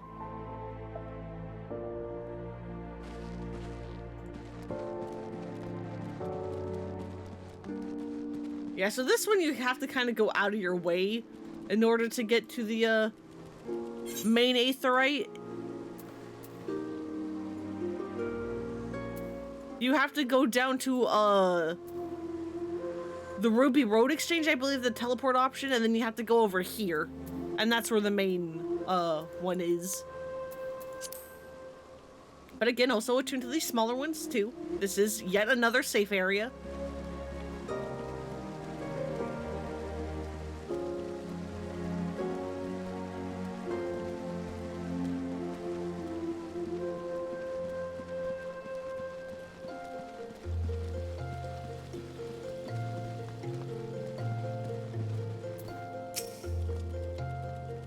Developments in Alvi, I presume. Would you be so good as to allow me to inspect the missive you bear, madam? My thanks. Letter addressed to Ul'dah Flame General Walban Alden. Ah, yes, the Admiral's seal. Please proceed.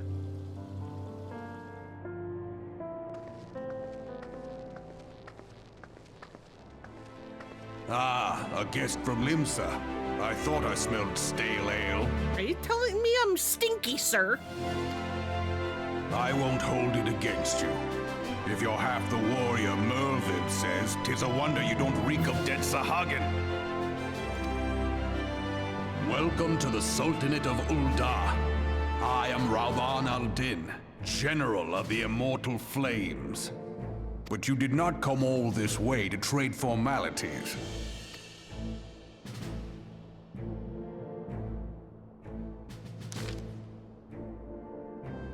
Cartano! I remember the bloody Cartano. Do you know what happened that day, adventurer? When we took the field against the Garleans? Yeah, Kane-senna explained it to me, thank you. So my counterparts have educated you. Kinda his pet is giving her trouble, is it? Wishy she would already know my mind on that subject. Wolves are beyond taming. 'Tis but a matter of time before they bare their teeth. So it was with the Garleans 50 years ago. No sooner had they learned how to use Magitech than they began seizing territory from their neighbors. Hey, Zetlos. Welcome, welcome. What are you objecting? Do you think wolves should be made good pets? Well, I mean, I guess it is kind of how we made dogs. I guess there is a point to that.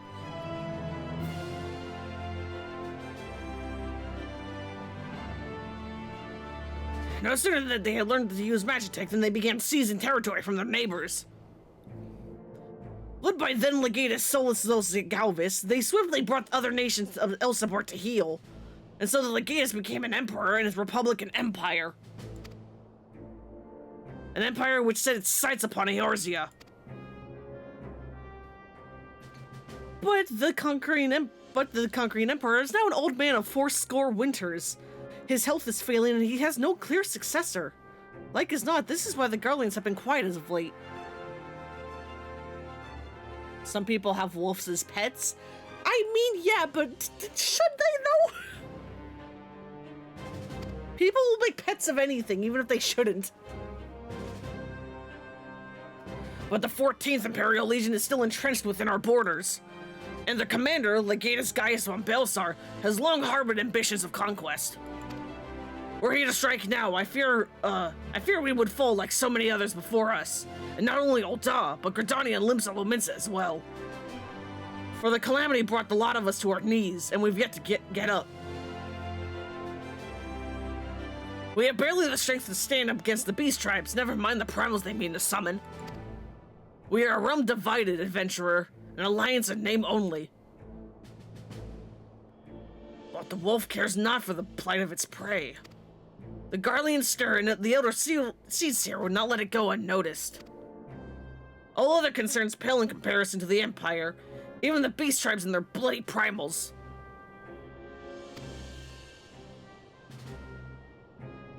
We must stand united once more, that much is clear. And if we're to do so, we must remember the cause which last brought us together. Merwib will have her memorial. We will honor the memory of the fallen. We will remind the people of what their brothers and sisters fought and died for.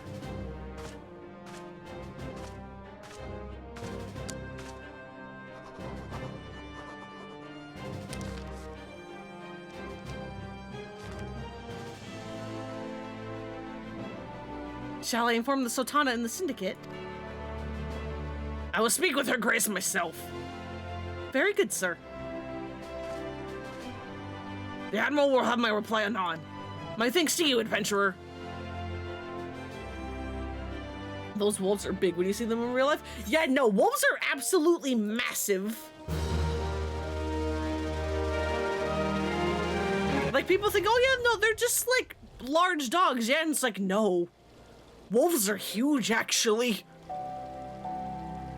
You may now make use of the airship routes connecting the 3 nations. Before you board an airship, you must pay the requisite fare and gil. And then let me just, we don't need to keep watching the transportation cutscenes. Call of the Sea. Bartholomew has information that may be of interest to you. So yeah, from this point onwards, all 3 storylines for the starting cities have converged into one, and they will be the same from this point forward. My Lady Envoy, I trust your stay in the Sultanate has been pleasant. Now, if you do not mind my asking, do you perchance have plans to visit Limsa Lominsa in the near future? If so, I have information that may be of interest to you. I once accompanied the Flame General in an official visit to the seaside city-state, during which time I became acquainted with Badaron, the proprietor of the Drowning Wench. Well, the man sent word just now that he has a job for a capable adventurer. I can think of none with better credentials than you. Badaron would doubtless be pleased were you to offer him your services. Well, yeah. Another thing, so again, I mentioned last time how once you hit level 10, you can start to grab your other classes, including the Gatherers and Crafters. Because we now have access to Limsa, Lominsa, and Ul'dah, and you can actually do it, like, once you got to, like, Limsa and during this quest, you could actually grab it there. You could start to grab, the classes that are based in Limsa, which are, Archer, which becomes Bard, Lancer, which becomes Dragoon, and White Mage, which becomes Conjurer, and Conjurer, which becomes White Mage, rather.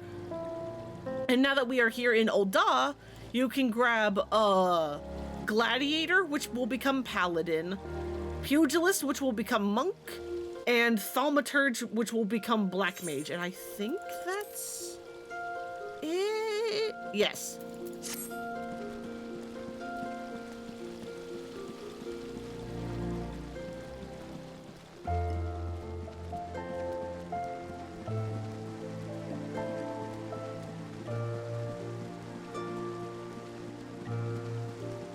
Yeah, now we must go back to Limsa Lominsa.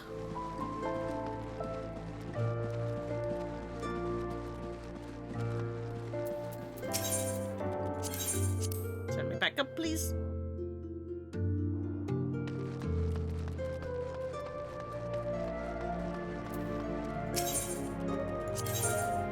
To Limsa, please.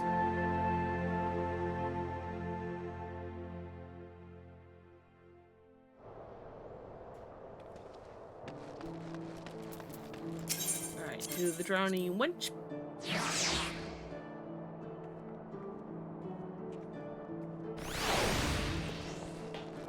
Hey, Balderon, I'm back. Welcome to the drowning wench. Sit wherever you like, lass, and I'll be with you in a... well, if it ain't the one and only Forlona Westfalquin. I was told a distinguished adventurer might be reporting for duty. Fancy that adventurer being you, huh? Just so you're fairly warned, though, this ain't no job for the faint of heart. Things are liable to get downright bleeding airy.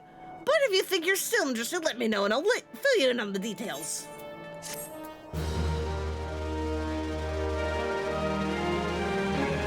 Oh, hey, we have completed part one. I need to leave the area, hang on.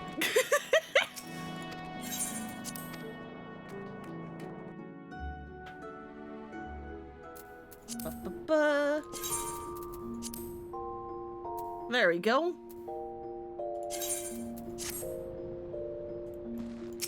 All right, now give me my job, Balderon. Come on.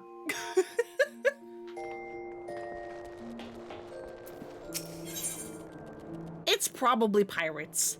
Balderon, the proprietor of the Drowning Wench, has need of a capable adventurer.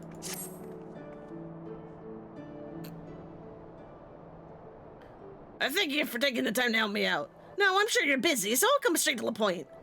Word has it some suspicion-looking buggers have been sneaking out, in and out of the Stasha Sea Grot, and I need a trustworthy sort to head up north of the airport and find out who they are and what they're up to. Don't sound like much, I know. But since the nasty business over in Swift Perch, folk have been a bit uneasy. Well, I say a bit, 'tis all they can do to not soil themselves every time the bloody floorboards creak. If you would permit me... I'm still a little sick, I apologize. There's just like a lingering like thing in the back of my throat that just will not go away, and I'm just like, please? I feel completely fine otherwise?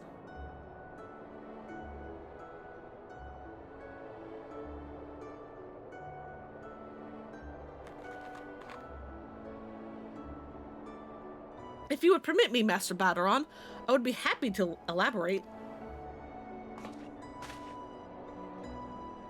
Well, if it ain't Chief Yellowjacket himself, to what do I owe this rare honor, Commodore Raynor?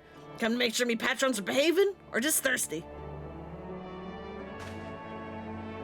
Neither, in fact. I came to welcome Forlona back to Limsa Lominsa. It is well that you have returned. Over the course of the past moon, there have been several sightings of an unfamiliar vessel off the coast of Ailport in the vicinity of the Isles of Umbra. This information came to my attention no more than a few weeks after a squad of my own soldiers had completed a routine patrol of that region. The Stasha Sea Grot included. Their search revealed little, save that a family of Curls had taken up residence in the caves. Nothing to concern us, in short. In light of recent developments, however, it would seem wise to search Stasha again.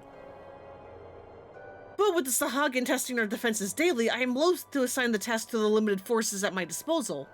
Our line is stretched enough as it is. Thus, I sought the services of a competent adventurer to conduct an investigation in our stead. Any aid you can offer in this matter would be greatly appreciated.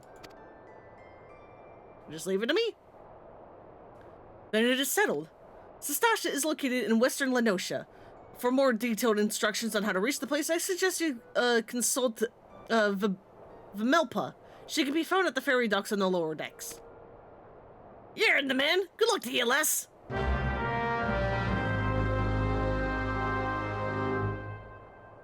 We're almost to our first dungeon.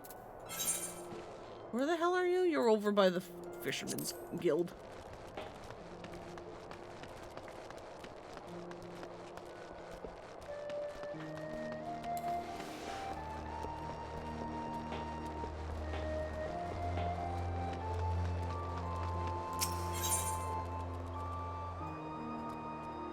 Oh, you have a hood on. I was like, what the hell is that on your head, sir? To this person over here. Fisherman Guild.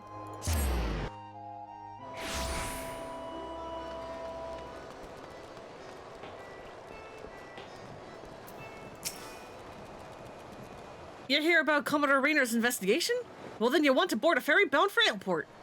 Once you arrive in western Lenosha, though, you'll best pay a visit to the Hall of Novice before you blunder into Sastasha. The Adventurers Guild runs the hall, and the folk there will prepare you, train you with the skills you need to face the dangers undoubtedly waiting for you in the Sea Grot. The hall is on the way to Sastasha, just north of Ailport. Head inside and one of their seasoned adventurers will take you in hand. Best of luck to you, friend. Send me to Ailport.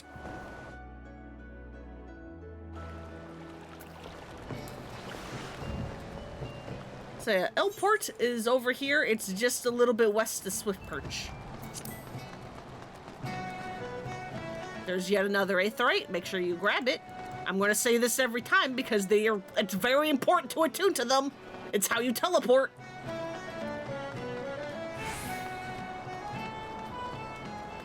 Oh yeah, this here is the Hall of the Novice, marked by the little sprout icon that new players have.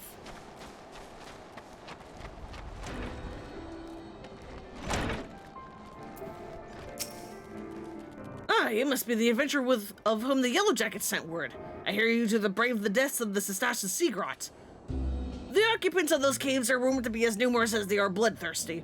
No matter what the epic tales would have you believe, strolling into the den of savagery alone would be the height of foolishness. No, you shall need companions. And you shall need the training we here at the Hall of Novice can provide. I strongly suggest that you study the fundamentals of group combat before continuing on your mission. The smith here oversees the training schedules. Speak with him and you can register for exercises tailored to your particular field of expertise.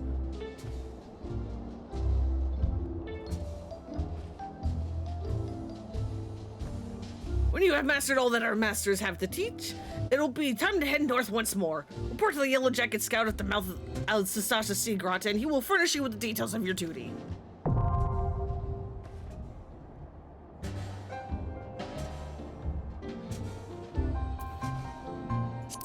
So yeah, you now have access to the Hall of the Novice. Designed especially for your chosen role, these solo exercises will teach you the ins and outs of party combat. You may access them at any time, either by selecting the Hall of Novice from the duties selection of the main menu, or by speaking with any of the smiths found in the Adventurers Guilds across Eorzea. Complete these exercises to receive a set of gear that will aid you on your journey. So yeah, you actually aren't required to do this bit. You can just immediately go straight to Sastasha, and that's what I will do. However, I would highly recommend doing the Hall of the Novice because it does teach you some very basic things about how party combat works.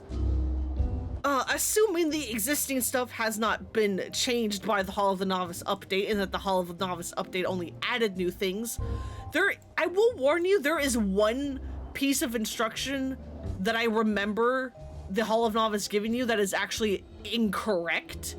And that is, if you do the tank set of missions for Hall of the Novice, when it comes to fighting multiple enemies at once, it kind of gives the bad instructions of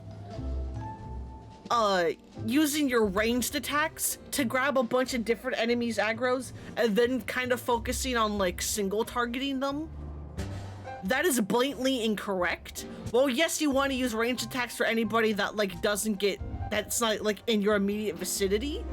If you are the tank, you actually want to be spamming your AoEs to make sure that you are holding aggro on all the enemies.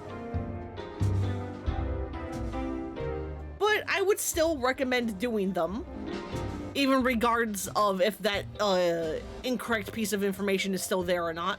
Because if you do all of the Hall of Novice stuff,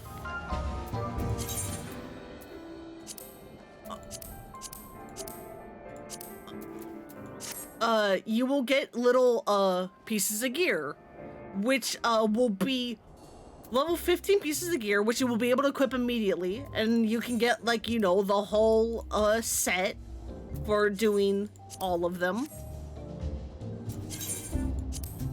There we go. And these brand new armor sets, whether it's for DPS or healing or tank. Where the hell is the tank ones? Okay, I guess I'm not allowed to really look at them. Are going to be better than most other things of equipment that you can find for the like next couple levels. So I would do them just for the armor alone. And if you eventually manage to get to the final exercise, you will get this piece of equipment, the brand new ring, which is a +3 to all of your stats, which immediately makes it better than like most rings you will find in a Realm Reborn. But if you look at the item description, it also increases the amount of EXP you earn by 30% when you are level 30 and below. And more EXP is always very handy. So do them, if not for the tutorials, for the gear you get.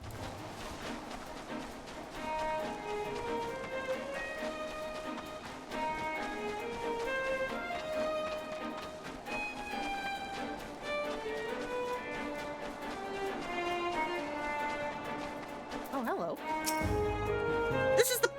This is perfect for an inaugural outing as a party. Wandering around in the caves, turning over a few rocks, how difficult could it possibly be? I never expected our first visit to the Adventurers Guild would yield such a straightforward way to win fame and fortune. I'm sorry, Avire. I came here as fast as I could. I tried haggling with the merchant, but 2 potions was the best I could get with the money you gave me. I had no idea how expensive they were. Ida, you're so slow. You'd lose a foot race to a tree slug. What took you so bloody long, Ida? If me purse was too light, you might have considered using some of your own bleeding coin to get us what we need. You've only been as useful as the contents in your pockets. God knows you can barely heal a scratch. We took up the adventure in life to take on big jobs and claim the big rewards. How are we meant to do that if you can't even get our supplies in order? Oh, it's her! The one Baderon was talking to. Well, we'll see who gets the glory. This job should have been ours in the first place. Well, aren't you a bunch of pleasant people?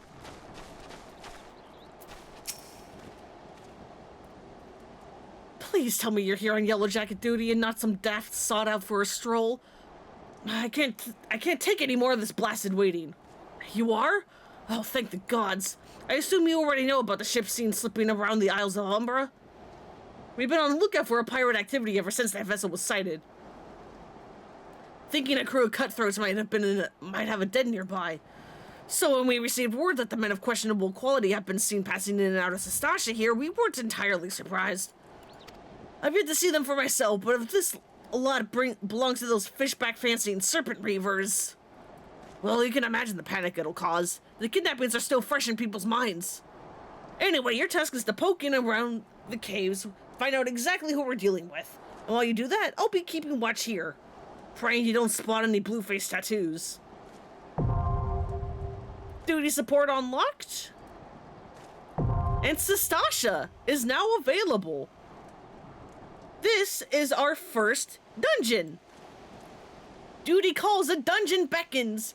Enlist the aid of allied players and NPCs alike to slay monsters, solve mysteries, and defeat the mighty boss lurking in the depths. Conquering dungeons is not only a time-honored tradition of adventurers, but also progresses the main scenario and tests your prowess at a given class or job in a timed environment. Intimidated? Dear not, dear adventurer, for with little guidance, you too shall be clearing dungeons with confidence in no time. You may challenge a dungeon via 2 different methods, by calling upon the support of trusty NPCs, or by pooling your talent with other players, be they best friends or first acquaintance. No matter how you form your party, the trials that await you will be comparable in difficulty and experience. Mostly. No matter how independent and capable you are, a dungeon is too mighty a challenge to overcome on one's own. By choosing duty support when accessing the entrance of any applicable dungeon, you will summon a balanced team of skilled NPCs to support you on your path to glory. Just don't forget about them once you're rich and famous, yeah? After choosing the challenge dungeon with NPCs via duty support, a party that perfectly complements your current class or job will be automatically created for you. All that's left is to select register for duty, and you'll be battling monsters in no time. So yeah, if you are a tank, dungeons are done with light parties or 4-man parties, which are consisted of 1 tank, 1 healer, and 2 DPS. And so this is basically telling you, if you are a tank, the game will give you a healer and 2 DPS. If you are a healer, the game will give you a tank and 2 DPS. And if you're yourself a DPS, you will get a tank, a healer, and a DPS. Just to make sure you fill out the party. I will also add a side note. Other than one specific optional dungeon, only dungeons that you need to do for main scenario you can do with NPCs. Any optional content, whether it's dungeons, trials, raids, or whatever, need to be done with other people. So you can avoid actually most other people for like a good majority of this game, but there will be points where you must interact and do duties with other players. You will not be able to avoid it forever.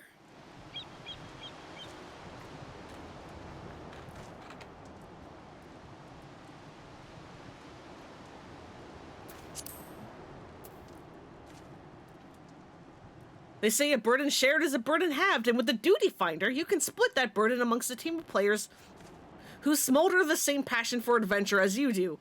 No need to recruit such teammates yourself. The Duty Finder's matching system will automatically group players according to chosen challenge and other criteria, guaranteeing a balanced and invigorating cooperative experience for all.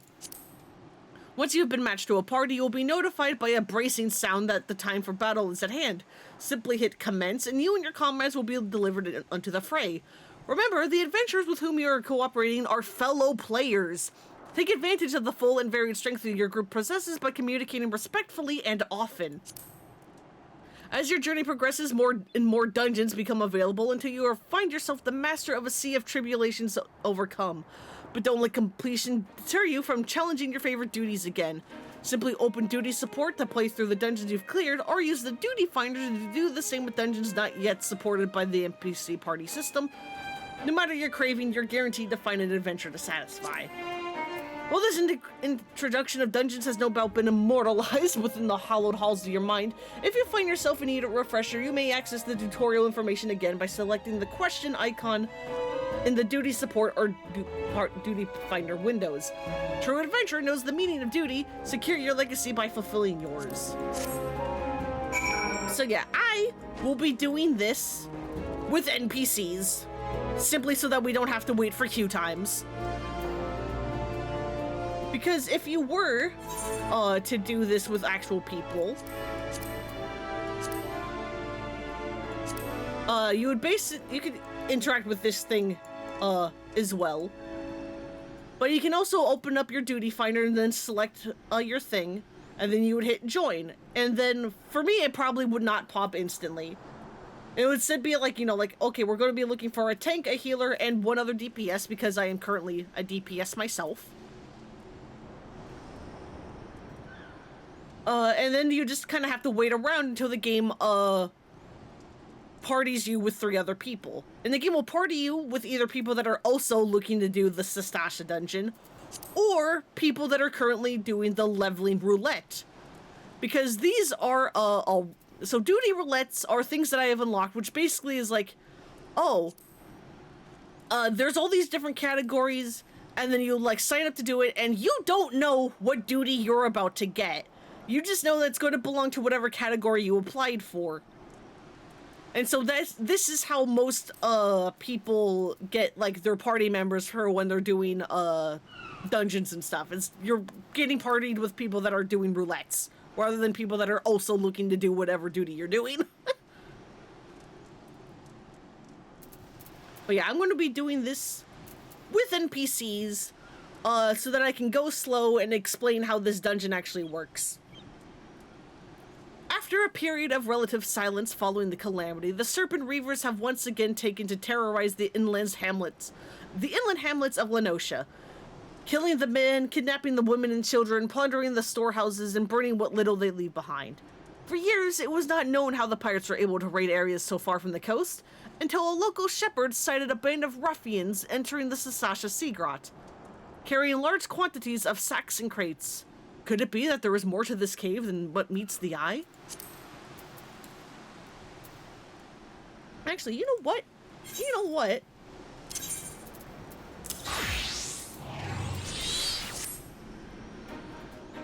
I'm gonna be an Arcanist proper. Where the fuck is Summon Carbuncle? Where did Summon Carbuncle go? Come back!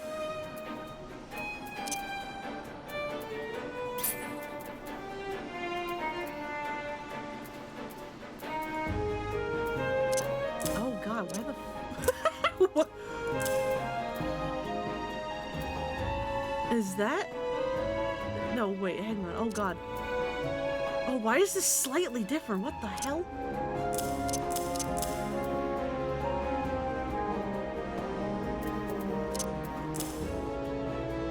Yes?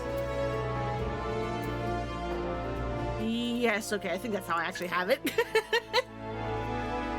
But yeah, this is supposed to be a duties that you're supposed to be doing as like whatever your base class is, so why not become the base class?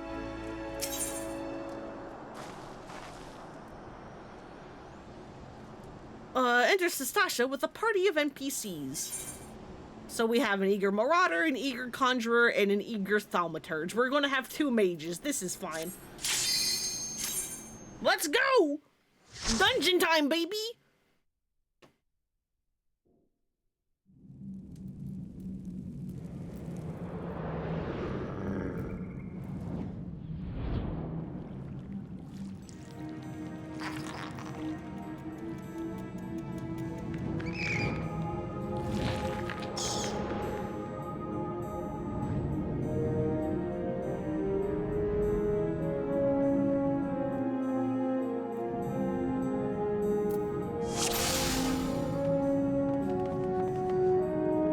Gonna turn on tank dance, bud? No? Okay. Come on, bud.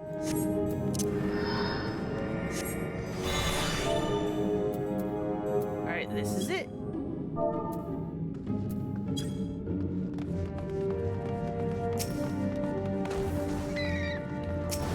Your tank stance, bud? Okay, you do have it on. We good. We good. So you have to fight a bunch of bats at first. So doing duty support with NPCs is nice because you don't have to wait for queue times. You can just immediately go in. The problem is that they, don't use their AoE skills like at all. They will only single target groups of enemies, so you have to make sure you don't grab too many enemies at once because they can't handle large groups very well.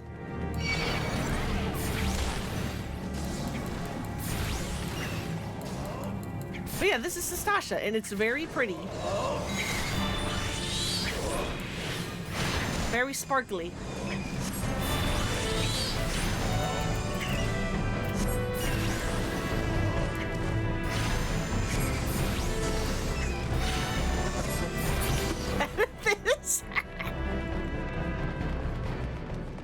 But yeah. If you were here on your first time, you want to read this note and take note of whatever color is on this last line here. It can be red, green, or blue, I believe. So here it is red. So you have to remember the color red. Or, you know, you don't have to if you play with other people. They normally ignore that and will brute force the puzzle later because the consequences for failing the puzzle are, like, non-existent.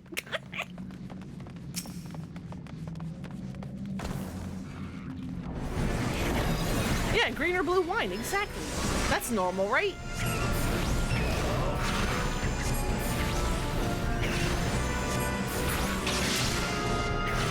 Oh my god, I'm like so surprised that the tank knows how to avoid the danger puddles.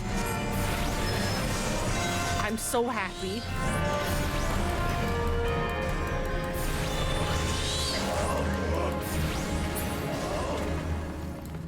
Okay, let's keep it going.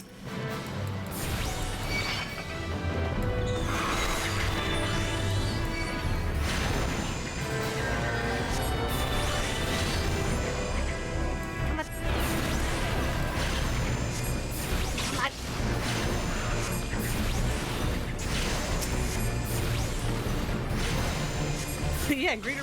I mean, I don't know if it's always talking about wine.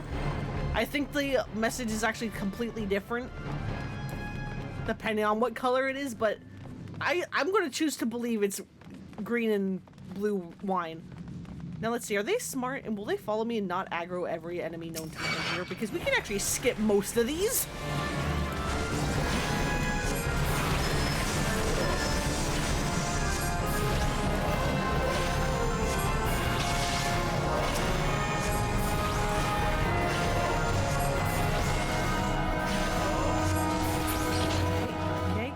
Ignore these guys? Not really. Unfortunate. At least these guys are weak as hell. Well, the Shade Seekers anyway. Yeah, what was that? Aggro and fall aggro every enemy? Well, to be fair, they did ignore these ones. They did ignore these ones. They partially did it.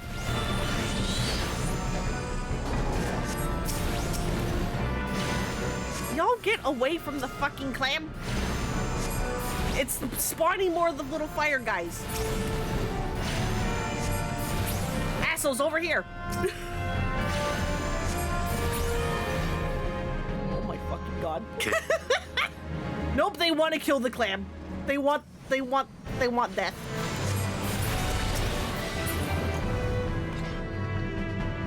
Yep, we have to kill that clam. These guys don't know how to avoid the clam.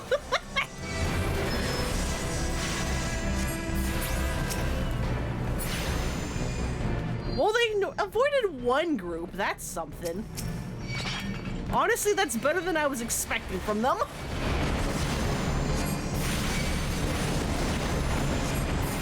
But yeah, the annoying thing about the clam is that you can only do damage to it when it's open. That's why I am focusing on it.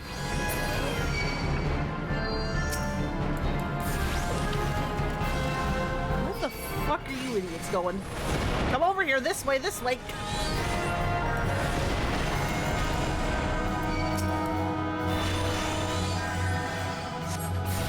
They can handle that. They're fine. I believe.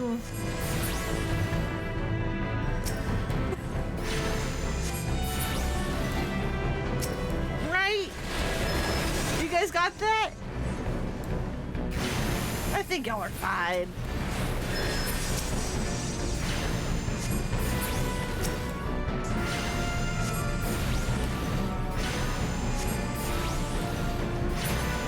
There we go. Good job, guys. Now focus the clam while it's open.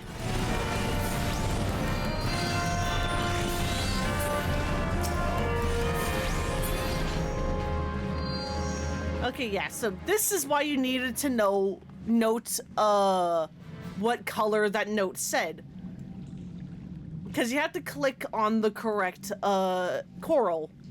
However, as I said, people generally brute force this puzzle because if you get it wrong, some enemies spawn, which is like not even a punishment at all. But, you know, why not do it proper?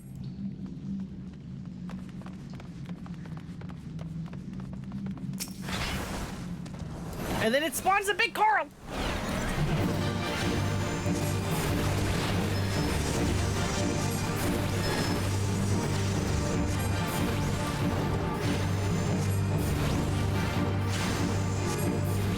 Again, these are big danger puddles that are basically telegraphed attacks.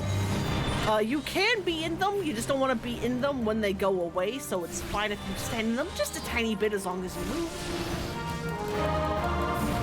Yeah, oh no, more chance for experience, except individual enemies don't give EXP. It's the bosses of this place that give EXP, not the random mooks.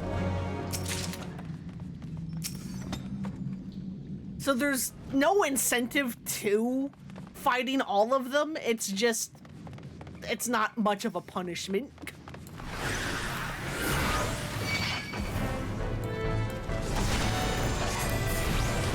Because as you can see, like, I'm not getting EXP. If I was, well, I'm also level freaking 100, so I guess that's also why I'm not getting EXP.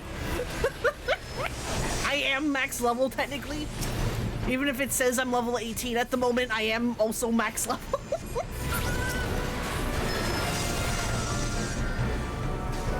Are you going to attack the one that's nearly dead or what?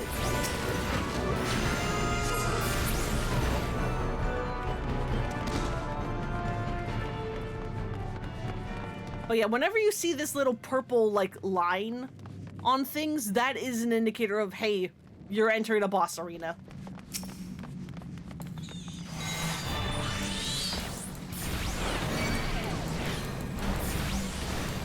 But yeah, what I was referring to with tank stance before is this thing here that all tanks have.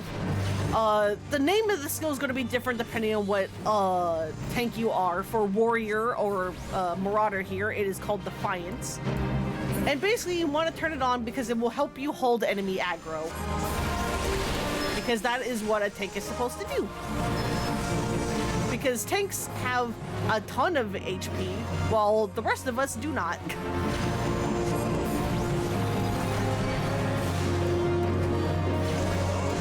We have to fight the captain here until he runs, because he's a coward. Come back here! But yeah, I have to go slow because I'm playing with NPCs. If you're doing this with real people, people will just aggro everything and run because it, like, doesn't matter. These guys have so little health, like the enemies. And players are generally pretty good at remembering to use their multi-target skills.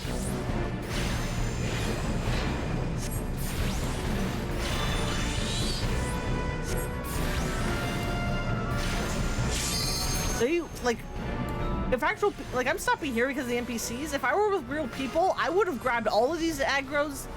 I would have grabbed these guys as well, and these guys by the door, and we would have just fought all of them at once because easy peasy. These guys aren't even a threat. And I mean, they're really not even with these NPCs, I believe. I've got a shield, it's fine.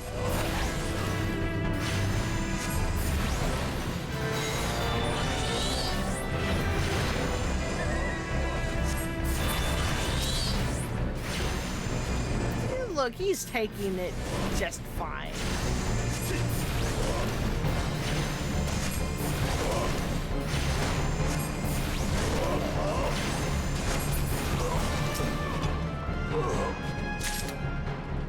And yeah, one of those guys guarding the door will drop the captain's key so that you can get into the captain's quarters. And then we have to fight this big guy.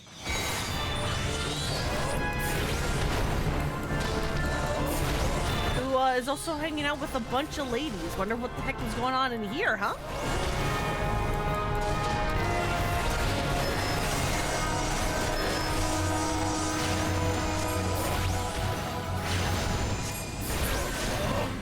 And then he will also drop a key, which we need to grab.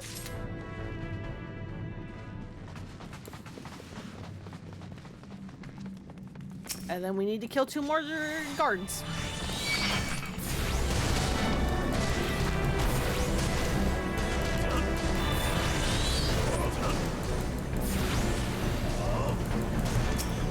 But yeah, one thing to note is,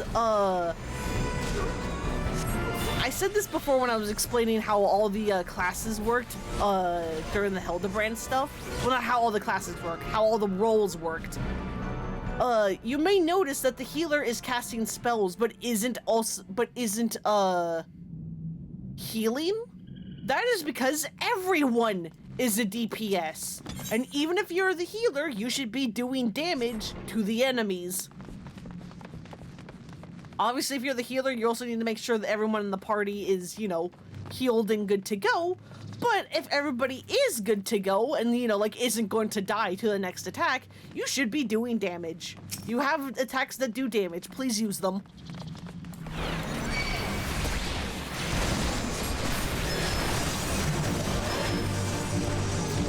All right, we gotta go fight the captain again.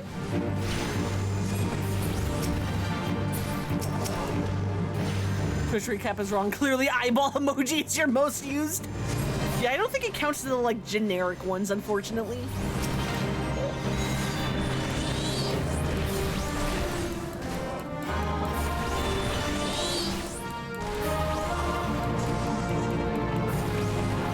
Come on, sir.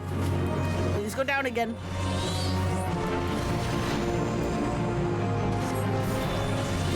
Dude, this is Suna. What are you doing? Alright, he's gonna release some dogs once he gets to low health.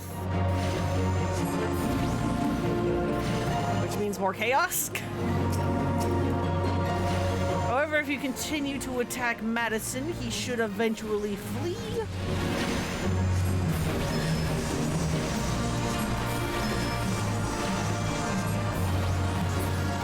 There we go. Might you consider a parlay? Come back here, coward! Come back!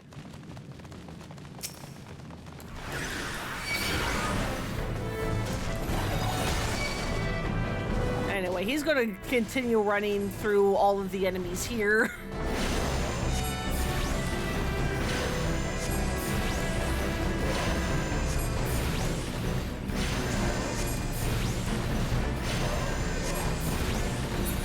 Where the heck were you, Thaumaturge? What are you doing?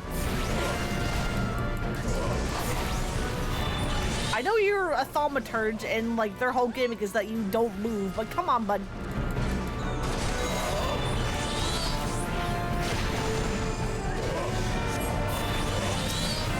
Okay, I guess I can't really be mad at the NPCs for not using their AoE attacks, because I don't have one either. I don't get one until level 26.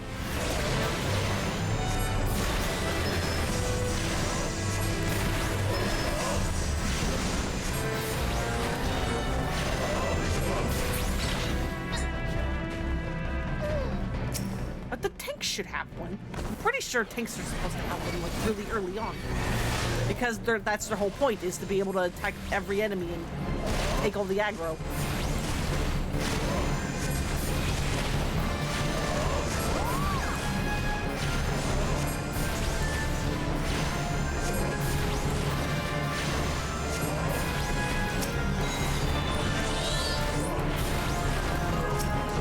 Come on, go down.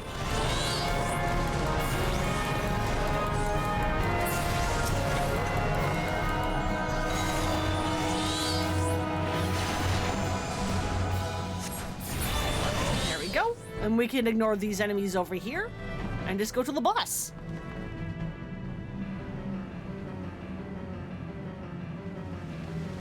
You sully your spawning ground, Shorewalker!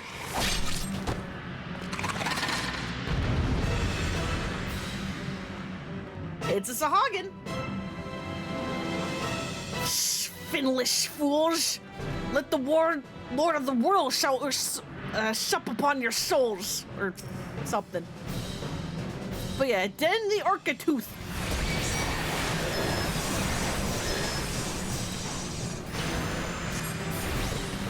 So yeah, I think I actually have to do the mechanics for this fight because we're fighting with NPCs. Because normally when you play with players, you kill this guy so fast that you don't have to worry about his mechanics.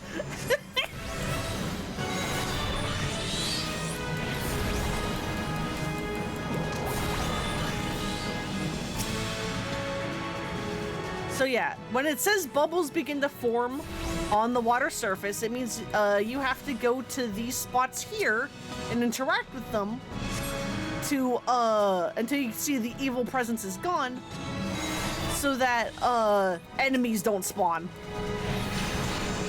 And then there's more guys for you to have to contend with.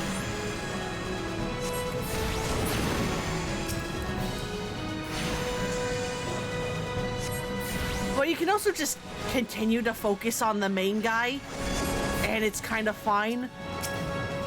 Because, hey, once the main guy goes down, they all die. So it doesn't super matter.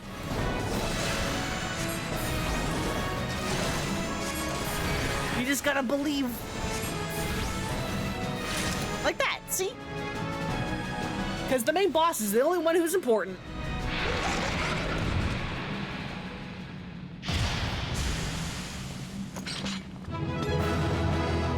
And that's our first dungeon. We did it.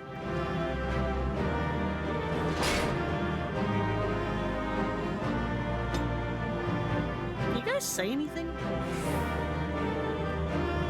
No, you just emote.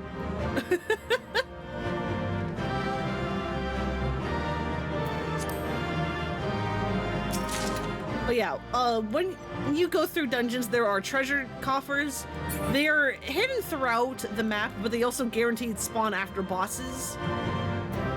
If you play with NPCs, most treasure chests will only have one item in them, but it is guaranteed to be yours. If you play with other players, the chests will spawn multiple items most of the time. But instead you will have to deal with the loot system. And what the loot system is you can open up a little thing here to see like what loot is currently active, like, you know, like what treasure chests have you opened, and it'll list all the items currently up to grabs. And then you can either need, greed, or pass on an item. You can only need an item if you are currently a class that can equip whatever piece of equipment it is, or if it's something like a minion or whatever that doesn't require a class, then anyone can need on it. Otherwise, you can greed or pass. Passing is self-explanatory. It is basically you giving up the right to that item, or just like, I don't want this, somebody else can have it. But need and greeds work in the form of a dice roll, basically. When you need or greed an item, a number from 0 or a number from 1 to 99 will be marked on that item, which is basically your roll for said item. Whoever has the highest number for that item gets it, with needs overriding greeds. So like, let's say an item showed up. I am, you know, an Arcanist here. I am a DPS, but it was an item that was meant for tanks. I cannot need it. I can only greed it. So I do, and I roll like a 64 on it. If the tank either also greeds it and rolls lower than a 64 or passes on it, I may get it, provided nobody else rolled higher than a 64. However, if the tank rolled a need on it, regardless of what number the tank rolled, because there's only one tank in these instances, the tank will get it. So a tank needing an item and getting a 5 on it will override me with my greed of 64, provided the item is meant for tanks. It's kind of hard to explain when I don't actually have any items to show, but that's how the loot system works.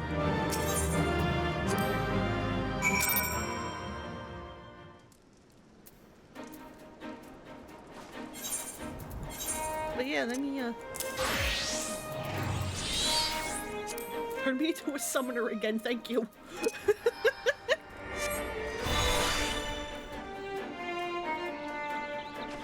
But yeah, with that, we're done with Sastasha, and we just need to go back to Balderon and tell him, hey, we defeated the pirates.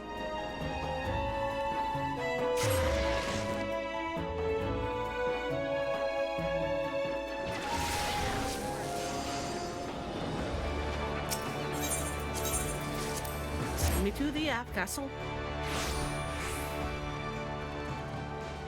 God, the sunset's so pretty. The lighting effects are so good.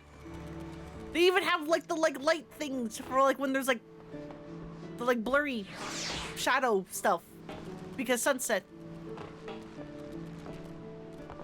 The game looks so good now.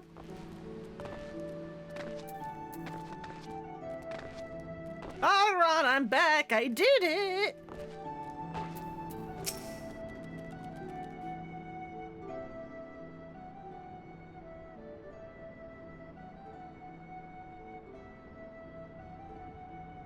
Said Stax was on the books. Was, mind? I'm afraid that ship has sailed already, friend. And it has just returned to port. Might you be the adventurer who accepted the job of investigating Sastasha? It would seem that the ship has not only sailed, but now returns to harbor. That's the joke I made! None worse the wherefore its voyage. A pity. We dragged our boots too long on this one. No matter. The wheel will turn and our chance will come. You're right, of course, but there shall be no rest till we have attained our goal, lofty though it may be.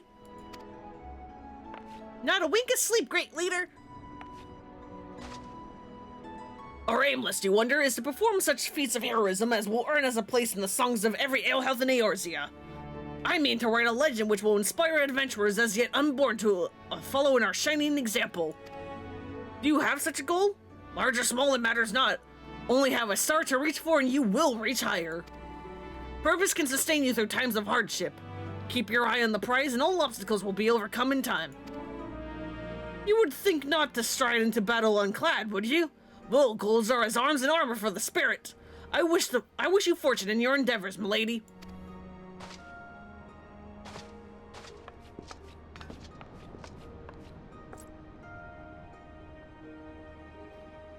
Then are you? With all your limbs and tail to tell, I wager. Yeah, I kicked the butt of a bunch of pirates and then we had to fight a Sahagin. Fishbacks. There I was thinking you only had to crack a pirate skull or 3. 7 hells. You turned your back for 5 bloody minutes and the scaly bastards have set up shop on your bleeding doorstep. Still, it sounds like you left them in pieces, so I don't suppose they'll be carrying out whatever mischief they was planning. Unless they was planning on feeding themselves to fauna over Sastasha, of course. Any road that that's it. All's well that ends well. Thanks for shedding some light on this mystery. I need to get the job done, lass. You always do. No, I bet you're dying for a rest, but just in case you're not, I was wondering if you might be interested in taking on another job. Just so happens I have had a request from our sister guild in Gridania, see? Seems the forest folk need an adventurer what can get things done. For them ask for help like this, you can bet the task won't be known to skip through a sunny glade. Well, but after the way you dealt with our fishback infestation, I doubt it's anything you can handle. Give us a shout when you're ready, and I'll lay it out for you. Alright.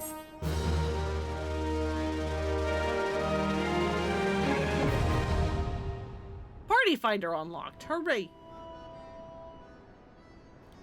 So Party Finder is yet another type of, okay. I had to hide it because I was scared. Is another type of, way to do duties with other people. But rather than, you being like, I want to do this dungeon or duty or whatever, and then waiting for people to randomly, fill in, depending on if they're also doing it or if they're doing roulettes, you can specifically do a thing and be like, hey, I am doing, that's not, spoilers. I'm doing, a thing over here. I'm doing Sastasha. And then you can, say what your, what the objective is. You can do a little comment. You can lock rolls down to be able, hey, this can be any tank, or I want it to very specifically be warriors and marauders, or whatever. And it's basically just another way to do it, and then other people can pop up on the Party Finder and be like, what are people doing? What do I want to help with? This is typically how you will be doing extremes and savages, which are basically harder variants of existing duties. Because since Extremes and Savages don't have an assigned roulette, the only way to do them is to have other people also queue for them, which is why you do it through Party Finder instead, because you can like advertise of like, hey, I'm trying to do a thing. Won't you please help me? But anyway. Call of the Forest. Baderon has information on a new task. Ready to hear about that job then? Like I said, the request comes from our sister Gun and Gridania. And that's all I know. But whatever it is you get asked to do, I somehow doubt that it'll pose trouble for an adventurer that survived the Bedlam and Sastasha. If you think you might be interested, I want you to have word with Mother Mione, my counterpart in Gridania. Good luck, lass.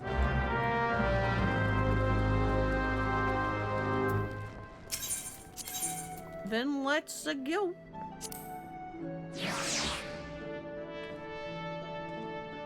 Back to Gridania.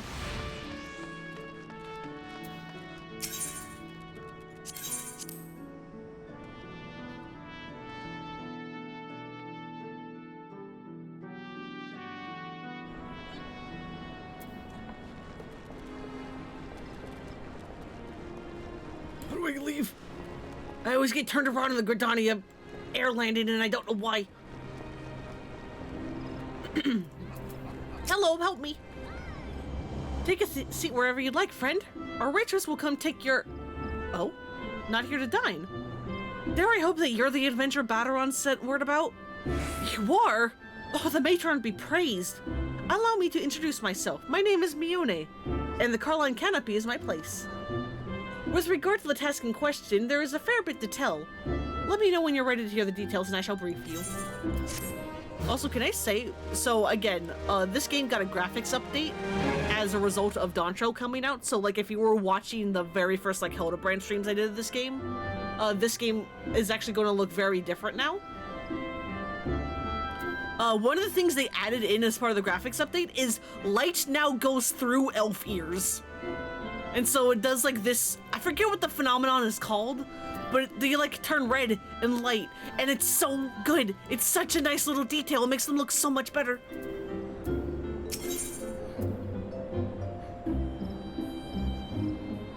Mione is waiting to brief you on your task.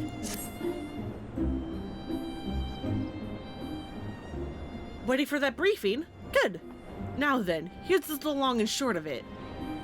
Big pardons for interrupting, Mione, but our needs grow ever more pressing. Have none stepped forward? And good evening to you too, Bow Lord. Your need must be pressing indeed for you to honor us with a visit. The good news is your journey hasn't been wasted. I'm pleased to report that we have a volunteer at last. One who comes highly recommended at that.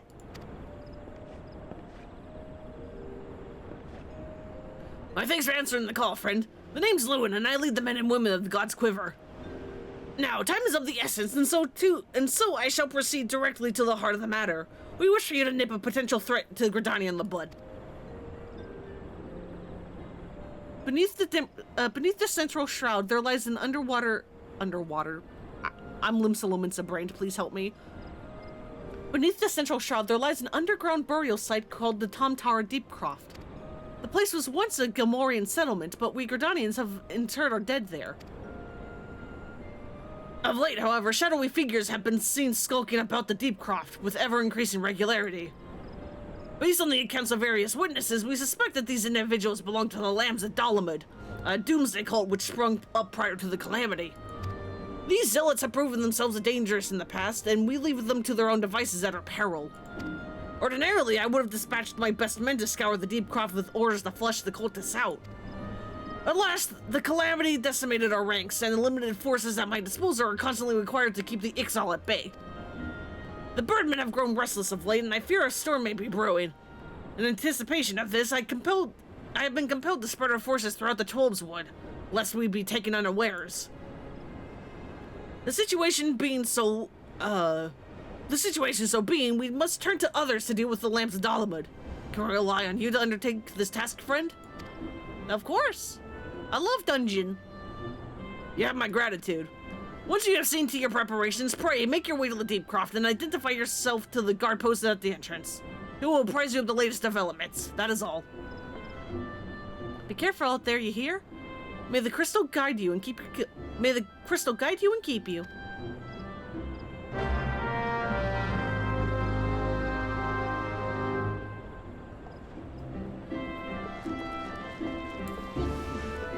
But yeah, Central Shroud, I believe, is this way.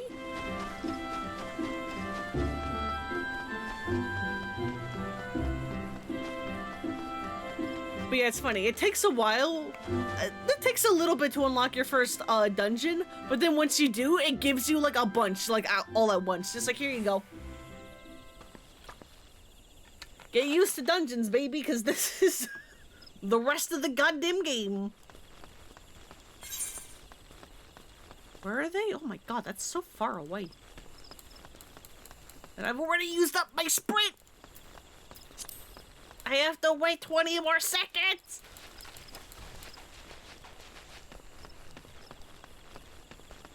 But yeah, this is Gridania, as I had mentioned in the PowerPoint. This is a forest city, and this is part of, you know, the forest.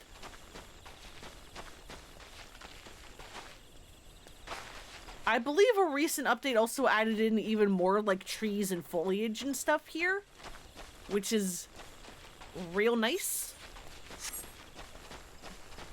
So it looks even prettier. Also, I guess we're just doing this all at night because the dungeons keep taking so long that it uses up all my daytime. But yeah, there's another aetheryte. I tuned to it so you can teleport.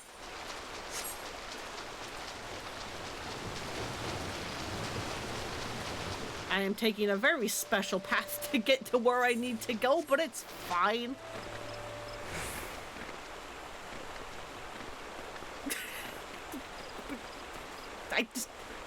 I love him. I love him. Look at him sitting on his rock. I love you too, bud.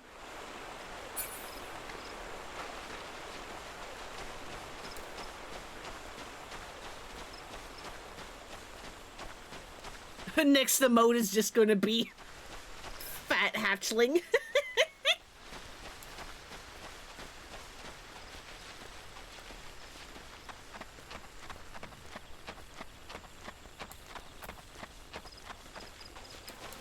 There we go, now we can sprint again.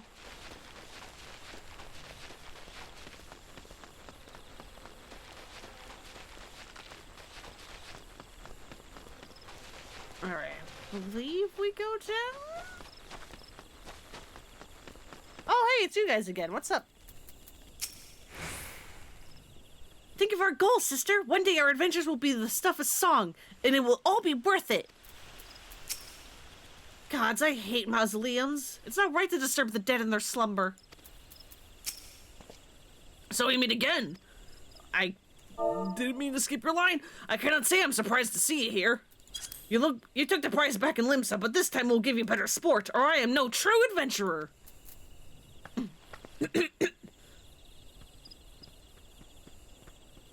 Excuse me. How you guys doing? Yeah. Childish curiosity prompted me to commit the most elementary of blunders. Were it not for the fruit that Aliane found, my adventures may have well have ended in this forbidding place. Always look before you leap. In my haste, this most fundamental rule of adventuring slipped my mind. I do believe I will rest here a while. Didn't mean to talk to you again. I meant to talk to your friend.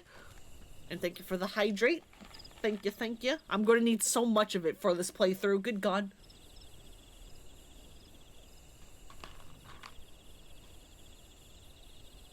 I shudder to think what might have happened to Isaldare if I had not thought to pick the fruit I stumbled across on the way here. Sometimes he has too much vigor for his own good. He's just supposed to mellow us, but if anything, it has made him more impetuous. I understand his desire to make use of the time left to him, but one misstep and there won't be any.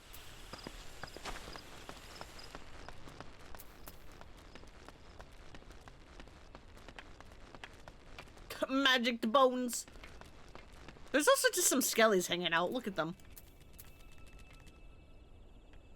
Why do you look so angry, bud?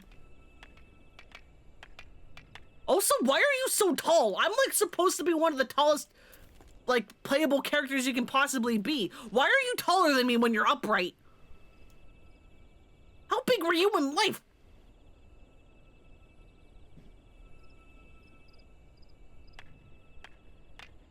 Come on, stand upright again. Walk around. Walk around, bud. Don't just fidget. Like, look at him. He's so big. Hey, Demon Queen. Welcome, welcome. Welcome to the second dungeon. You're from Lona Westfalcon, I take it? Thanks for helping us out, friend. No doubt the Bull Lord already informed you, but your task is to enter the Deep Croft and purge it of the lambs. In case you're unfamiliar with them, the cult emerged shortly before the Calamity put an end to the Sixth Astral Era. The cultists took the Lesser Moon Dalamud for their god, believing that it would deliver them from devastation. And so they were rather disappointed when Dalamud exploded into 1,000 flaming pieces before it could complete its descent. Now, having seen their god turn to ash, one would think that the cultists might have felt moved to question their faith. On the contrary, it only served to stoke the flames of their fanaticism. The Lambs of Dalamud are convinced that the heretics, that is to say, everyone but them, interfered with the coming of their Lord and Savior, and that it's now their sacred duty to avenge them. Whatever it is they're doing in the Deep Croft, you may be sure that no good will come of it. For the sake of Gridania and Eorzea at large, put an end to their madness. Tamdara Deep Croft is now available. And we are once again going to be doing it with NPCs so that we don't have to wait. How are you all? I am good. I have the vestiges of a goddamn, a cold. It's living in my throat and I want it to leave so bad, but it won't.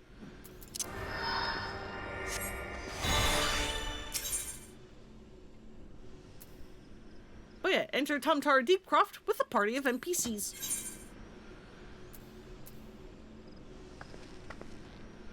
Actually, hang on. Should I maybe instead be like a tank or something? So that I can show off how tanks work? You know what? Sure. You know what? I will.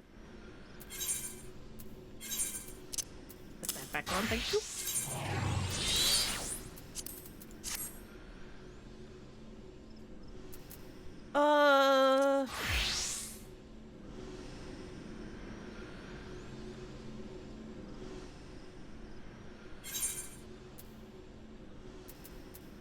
You know what? It's fine.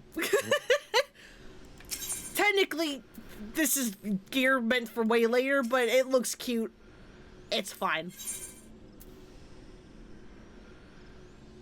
And now we get to see the Lancer.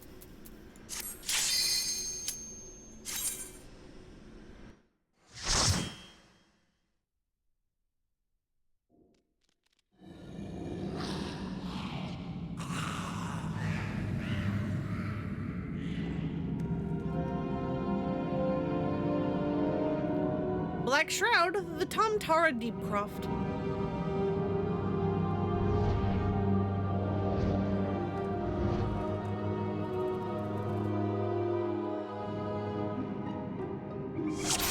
It looks amazing. You want what, my outfit? Hell yeah, it's very good. So yeah, we have to activate our tank stance. So make sure that we hold aggro. And given how I'm way better at tanking than the NPCs, I do wonder how big I can pull before I start running into trouble.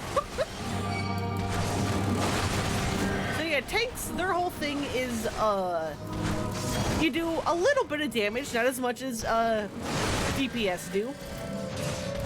But you also have ways to like make enemies do less damage, again, to help make sure that you can stay alive.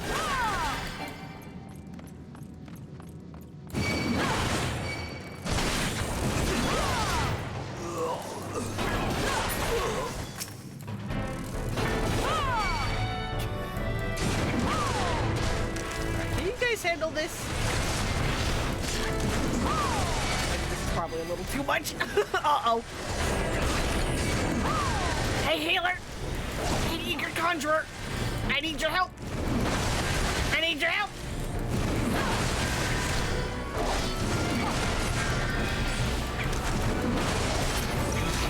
Oh yeah, if you are tanking, you are using your ranged attacks to grab the aggro of new enemies so that you can keep going. And then eventually you will hit a stopping point where you will stop. Hey, asshole, come over here. And then you will just start spamming your AoE attacks to make sure that you are damaging all of them and therefore are holding their aggro so that they attack you and not your very squishy teammates. And that is tanking in a nutshell. Technically, there's also some things like making sure like you're positioning enemies correctly. Like the Lancer here, it's actually probably too low of a level for it to matter. But like you want to make sure that enemies have their backs and flanks exposed, or at least a flank exposed, so that melee DPS can take use of their positionals. Because melee DPS will often have a skill that will do more damage if you attack from the rear or from a flank.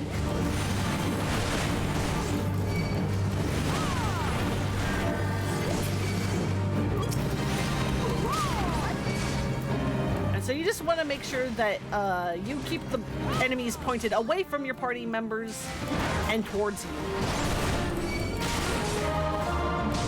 Had to go to the hospital via the ambulance yesterday. Are you okay? Are you good?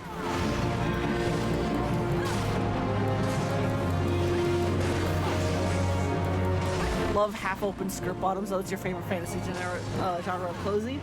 Yeah, it's very pretty.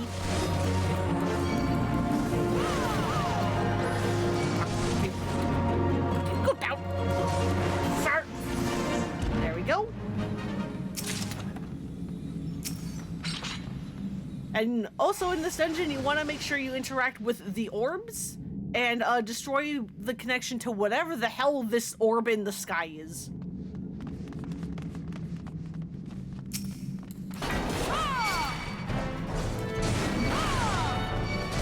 on.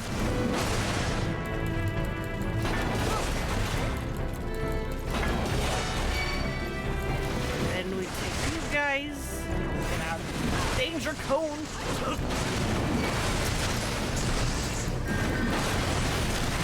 Oh god. Oh god, that's a lot of enemies.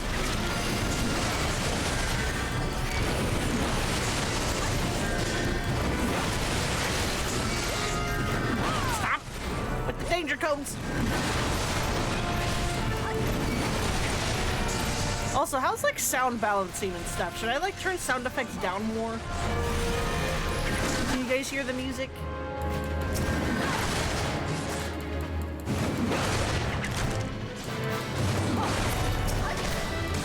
Alright, we go this way?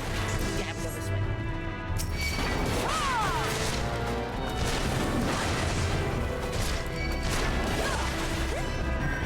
Then, here. Medicated non-pain, so that's a win, but it's most likely kidney stones that I was talking about. Oh, yeah, kidney stones are real bad. I've luckily never had them, but my dad has, and they will take a person out.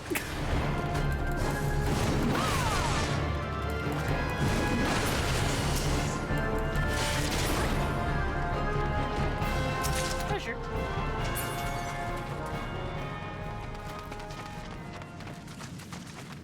Alright, technically another boss. We have to defeat these goons.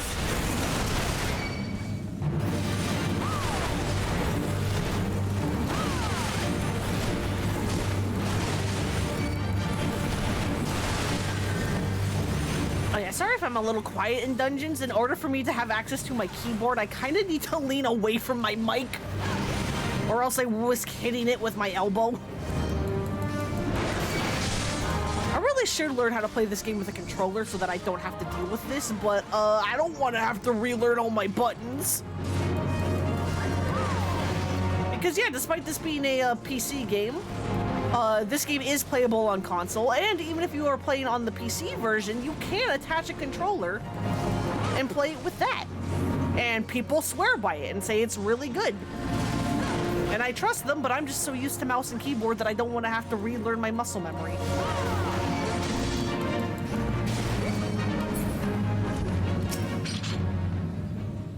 Interact with that orb. Come here, you big weird spiders. 9.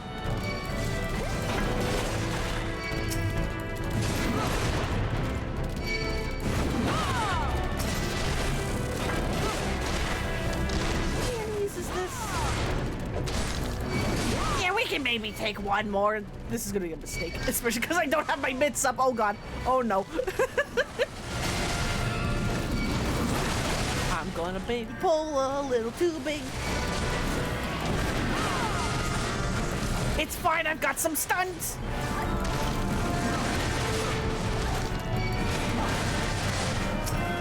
But yeah, if you are a tank, you are also technically going to be the de facto leader, and that you're gonna most likely be the one setting the pace for the dungeon. Technically, the healer also has some say, because, you know, you have to be able that you're pulling small enough that the healer can actually heal you and keep you alive.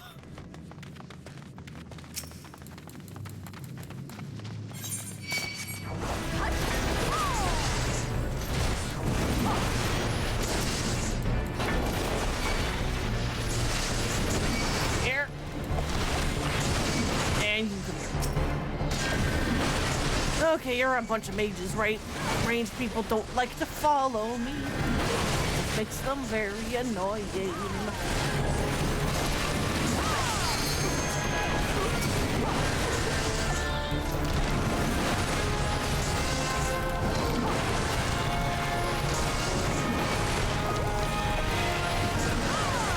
On a positive note, you can take off riding an ambulance on your bucket list. God, that is not a thing that can be on a bucket list for people in the States, because an ambulance in the States is expensive as hell. You, like, don't want ambulance rides here. So yeah, these orbs are protected by this wall here, so we can't quite just go and kick everybody's asses here.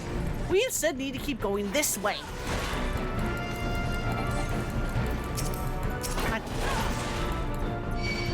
And get to these guys.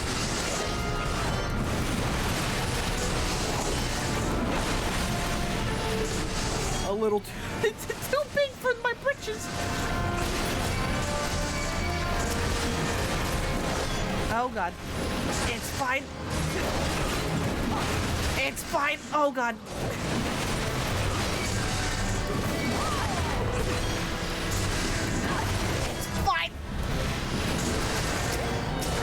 This healer's got me, I believe.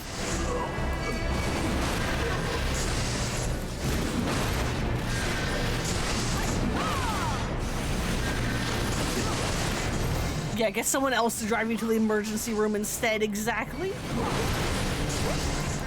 That's the fun part for you, because in your country, if you had an emergency in school, your medical fees are free, and that only applies because you're a uni student. Heck yeah. That's nice, at least. But yeah, we need to come into this corner, grab this cultist rosary, and now we can go dispel the shield.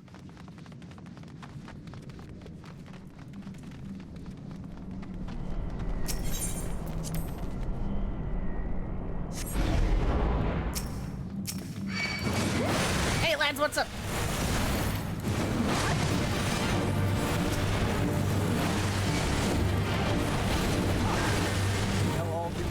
Cultists and demons.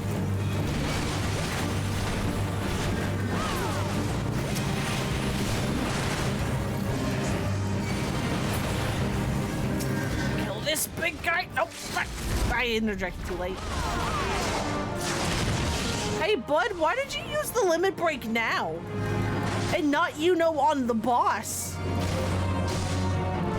Why did you save it for literally the final enemy before the boss, huh, bud? Huh, bud?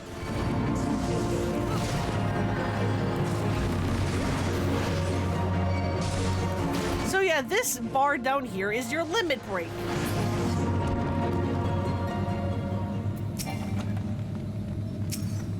Your limit break will charge slowly over time, but also for, like, you know, like doing damage, succeeding at dodging mechanics, etc., etc. Everyone in the party shares the limit break gauge, but whoever activates it will determine what form the limit break takes. Who summons me from the void to reside within this crude vessel?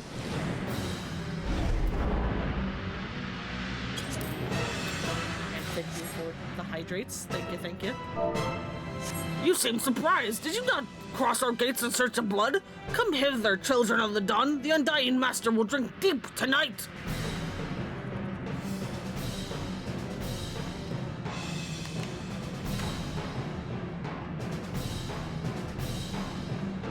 I'm trying to do all your hydrates, Queen. Hang on.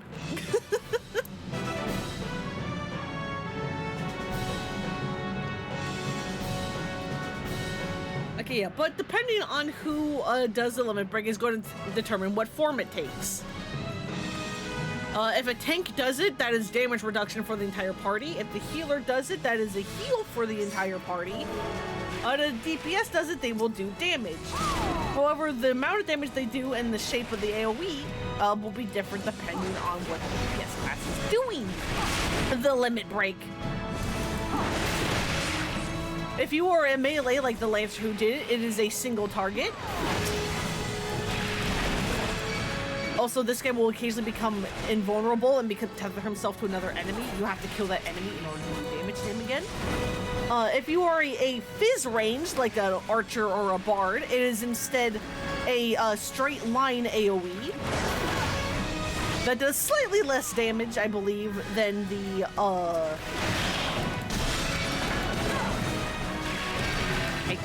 Hey, skeletons! Hey, skeletons, I need to come over here!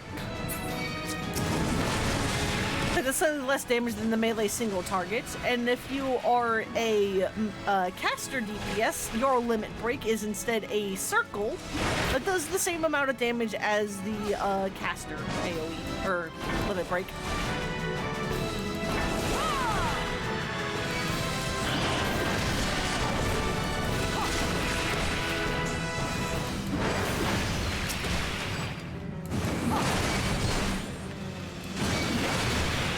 Guys,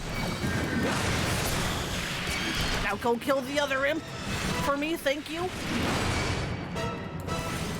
so that we can hurt Octopus Man here. Come on, you guys, there you go, you did it.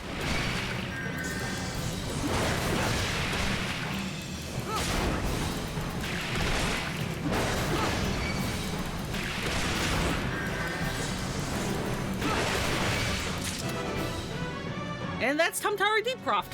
Easy peasy.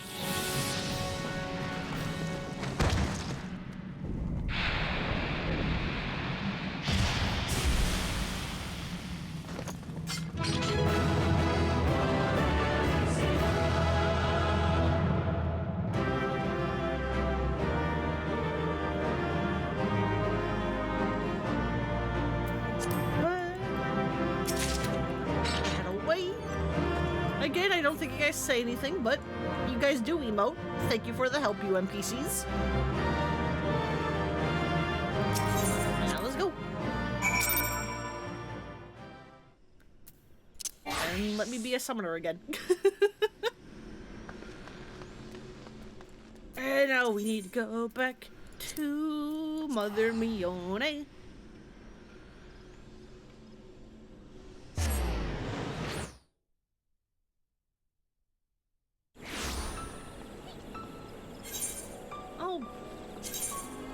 I'll turn sound effects down just a tad more. It's hard to gauge the volume for me because I use like headphones.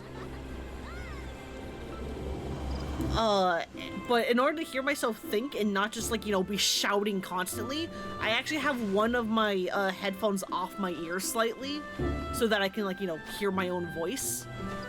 Which means me determining audio balancing is really difficult. On that note, you challenge yourself to drink water as well whenever you redeem a hydrate? Heck yeah! help those stones pass.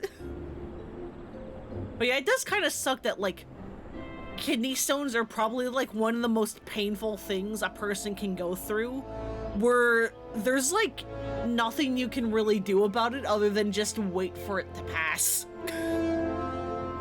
I mean, yeah, you can, like, drink water and, like, ideally also get, like, pain meds to, like, help, but, like, there's really nothing to do other than just let it pass.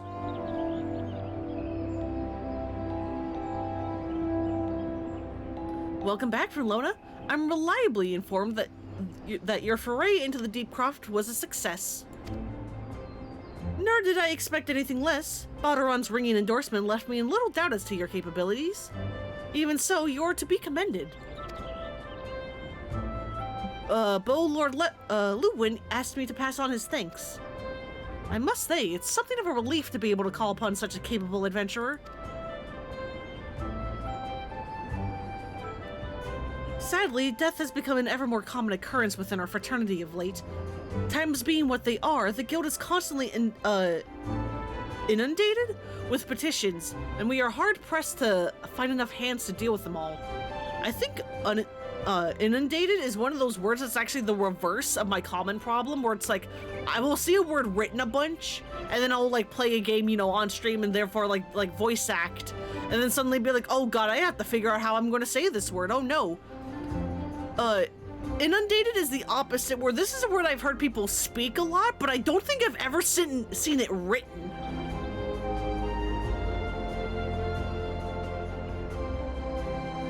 Mom always said that she wished kidney stones in every man because it's the closest they would ever get to experiencing labor.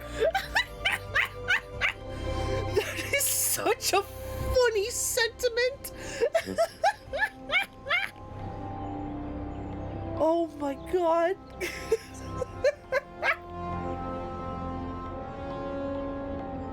Yeah, anyway, I hope you get better soon, Queen.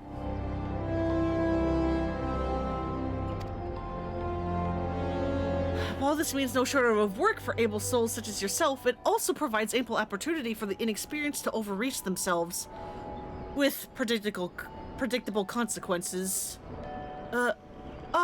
As if to illustrate the point.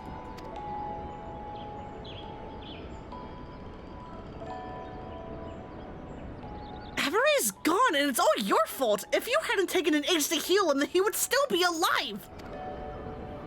But I tried. He bolted out of range before I could finish the spell. He should have been so hard pressed in the first place. We should have done more to lighten his burden. What the hell's with this pathetic excuse for a party? I'm leaving, and it'll be too soon if I never see your faces again. Goodbye and good riddance. So yeah, these guys are 3 of the 4 people that we saw outside of Sastasha. I guess things didn't go very well for them. I'm leaving as well. I doubt this comes as any surprise, but I never liked you. I only suffered you for your healing, but you couldn't even do that one thing right. Cruel though this may sound, you brought this upon yourself. Oh, and by some way of parting advice, get rid of Avarai's head? Bury it, cremate it, do whatever the hell you like with it, but for God's sake, stop carrying it around. It's just... Get rid of it, alright? Wait, don't leave me alone, please. I'm so sorry, Avarai. Please forgive me.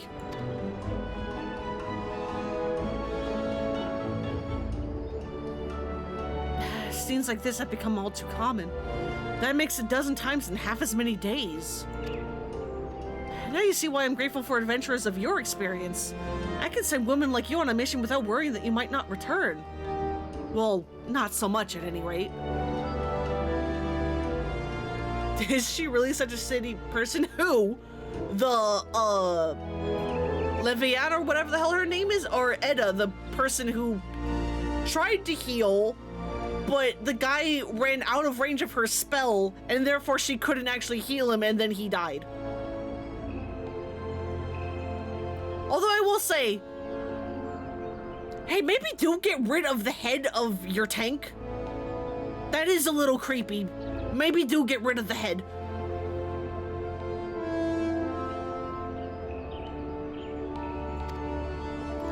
Speaking of missions, I would entrust you with another. About a bell ago, I received a message from my counterpart in Ul'dah.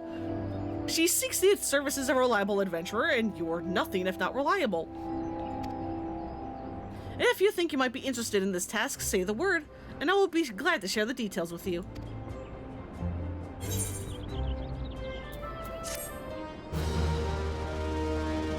Both. And everyone in this party is flawed. I will just say that. Everyone in that party is not good.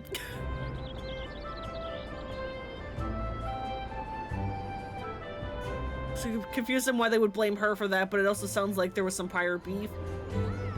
Yeah, I mean, it's all supposed to be reminiscent of, like, how bad a party of players can go. Because, like, yeah, when people die in-game, people will often first blame the healers of, like, hey, where's the healing? And then the healers will be like, get in range of the healing and I can heal you, asshole! And, you know, back and forth. That is an actual argument I have seen with, real players of this game. Like, I know when I'm a healer and I'm doing a fight that has a big-ass arena, healing the party sucks because everybody's always, like, scattered off to the four winds, and I'm just like, can y'all, like, group up to me so I can AoE heal you better, please and thank you? Can you please just come to me?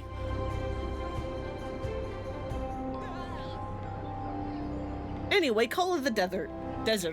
Mione has information on a new task.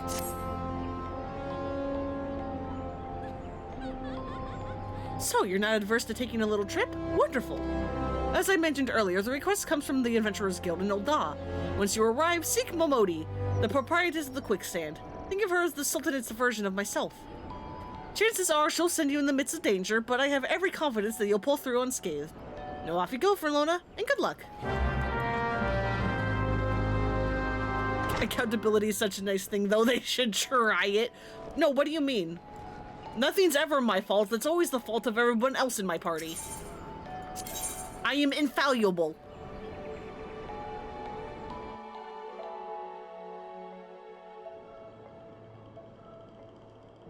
Nothing's ever my fault.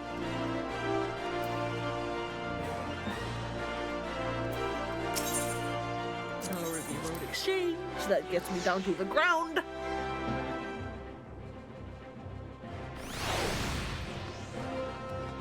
And yeah, this is a proper look at Ul'dah.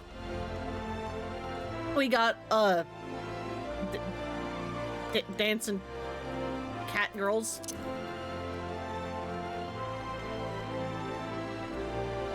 We've got a bunch of people just hanging out in certain places. We have a freaking, like, party going on over there. What's happening? What songs are you playing over here?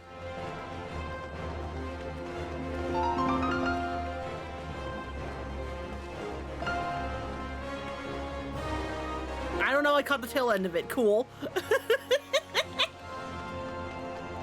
But yeah, down in there is the main aetheryte for Ul'dah. Make sure you grab it.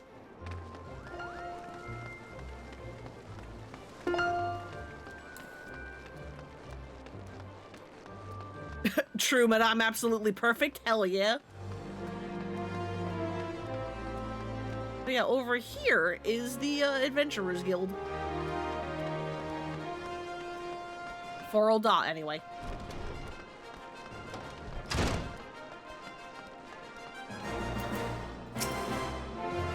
Welcome to the Quicksand, friend. I'm a tad busy right now if you wouldn't mind showing yourself to... Oh, judging by your determined expression, I take it you ain't here for ale. Are you caught for Forlona was Falkwind by any chance?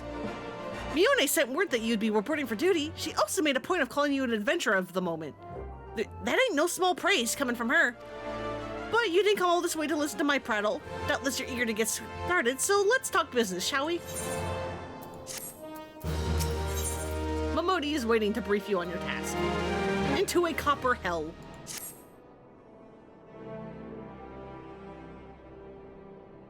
The petitioner ought to be arriving any moment now. Ah, gods almighty! Another second under that sun and I would have been set afire. A ticket of ale if you would be so kind. Excellent timing, Papa Sean. Just so happens the adventurer who will be handling your petition is here. So this winsome lass is the much-lauded adventurer, is she? Marvelous, marvelous. Pleasure to make your acquaintance, my lady. I am Papa Sean, formerly of the Sultan's Warren. I thank you for agreeing to lend us your aid. May I help you to apprise Frelona of her mission?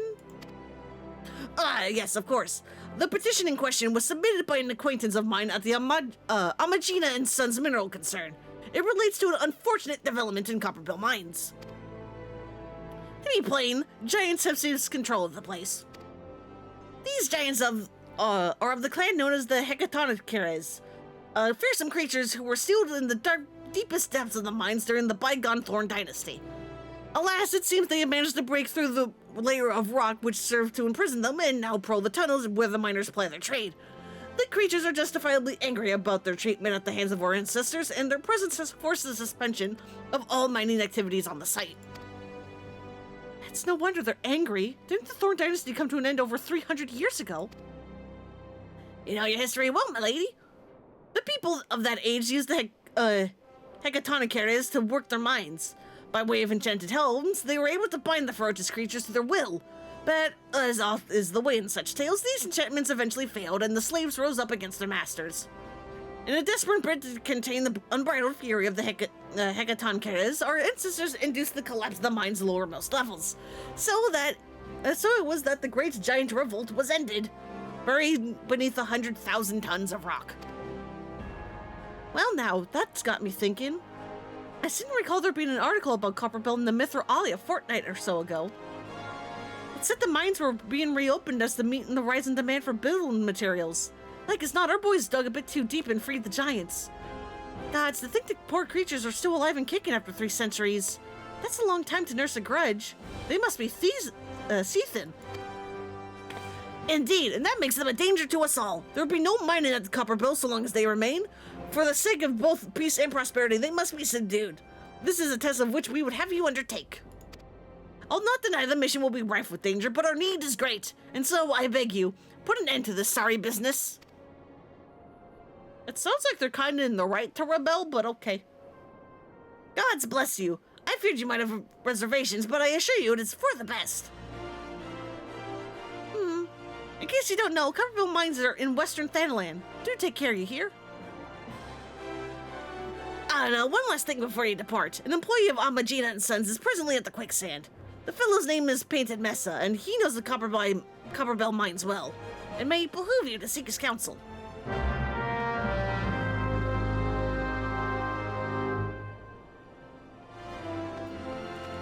Oh, you mean this guy, like, right behind me? Thanks, Papa Sean. Looking for Painted Mesa? You found him.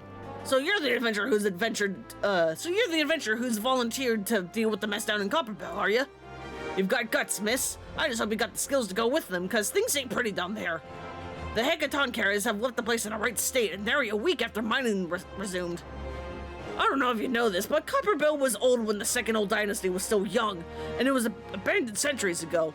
If it had been for the shortage of minerals needed for the rebuilding effort, the concern would have never thought to reopen it. We knew full well about the giants beforehand, but the project went ahead anyway. I mean, nothing could possibly survive being buried under a mountain's worth of rock for centuries, right? Wrong. Our miners dug up more than they bargained for. One swing of the pickaxe too many, and they found themselves in the company of giants. Unless we can subdue them, the nation's glorious recovery will grind to a halt for want of aught to build with. The storm torches keep watch over the entrance in case the giants fancy some sunlight and fresh air. One of them ought to show you the way in. Hope of the nation's rested on you, friend. Best of luck. So yeah, there is yet another dungeon to be had. Have to show one off in each of the 3 city-states.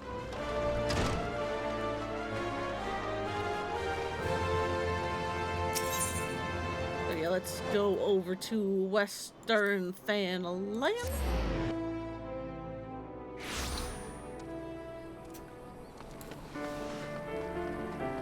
And let's go.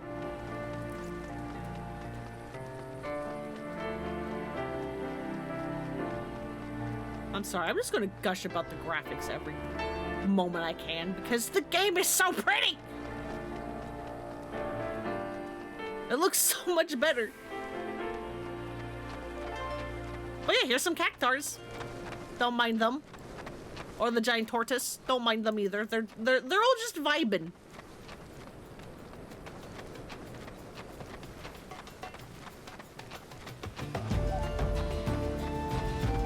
Yeah, big turtle.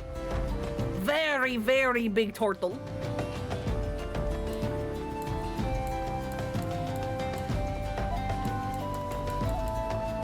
Let me run. Let me run.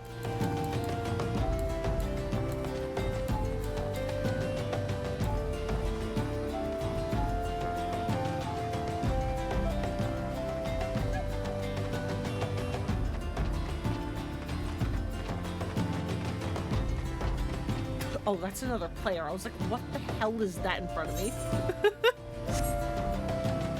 Yeah, there is yet another aetheryte over there in Horizon. You may wish to make a detour and go grab it. So that, again, you don't have to teleport. Love the cactars. Yeah, no, the cactars are so cute. They're also not nearly as dangerous here.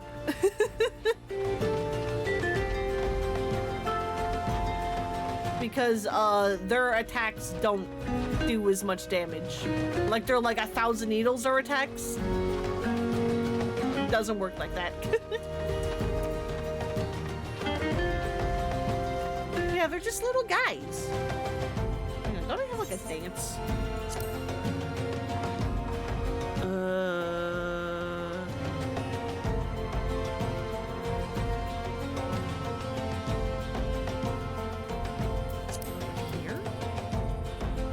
Yeah, here we go. I can kind of shuffle around like one.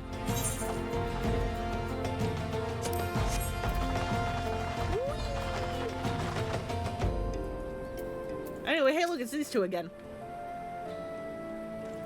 I've been an adventurer for long years and bore witness to many a pivotal moment in history. Though the times may have changed, the essence of our trade has not.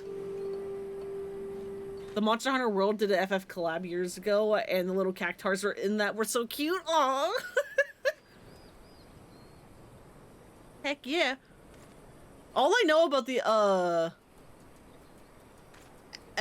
the Monster Hunter side of that FF Monster Hunter collab is like, didn't you say that like the monster you could fight was Behemoth, but Behemoth was an absolute nightmare to fight? Got your shit rocked by that 1,000 needles attack. Whoops. Adventuring has ever been a quest for self-betterment through the challenges that are freely faced, and ever shall it remain so. As an adventurer becomes more experienced, he will naturally acquire a love of justice and an understanding of the spirit of self-sacrifice. Such experience cannot be measured in any tangible way, yet it is most assuredly shapes who we are, grounded as it is in the decisions we have made on our journey and their consequences, good or ill. I sense a light within you, young one, and it tells me that you are destined for greatness. We found Dolores Bear and his entire party dead. Those giants were thorough in their work. Judging by their tracks, it would seem they tried to rush a horde of the creatures. I cannot say for sure what drove an experienced crew like theirs to throw caution to the wind, but I do have my suspicions. We are all our own worst critics, and our desire to better pass achievements can rob us of good sense. Thus do we become more given to recklessness. While it is important to have goals, one must not fixate upon them to the exclusion of all else.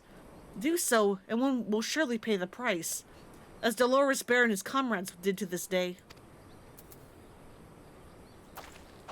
Well, that explains where they disappeared off to. Yeah, he sucks because he had an attack that could do a one-hit full party kill and made playing with randos that don't pay attention a literal nightmare. Ah. I see. Yeah, that is kind of bad, ain't it? spent hours fighting that bastard before finally beating him once because people kept getting meteored. Yep, that sounds like Behemoth, all right.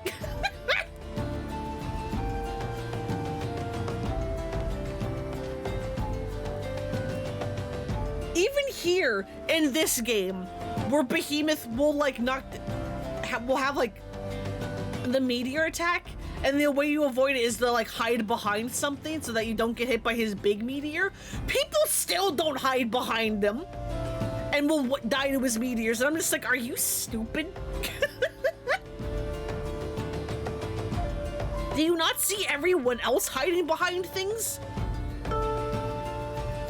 Don't get meteored, loser.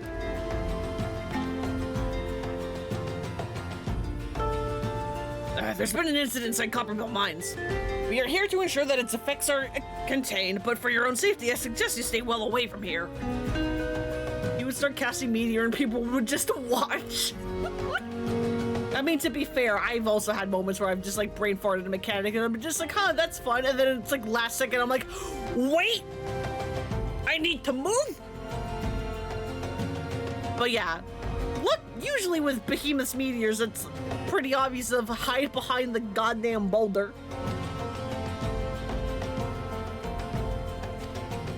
What? You're the adventurer who's volunteered to quell the Hectonic Cares. I didn't think Papa Sean would have been able to find someone so quickly, if at all. The Giants are content to wreak havoc inside the mines for now, but it's only a matter of time before they think to come outside. The sooner you see to them, the better. Make ready as best you can and enter at will.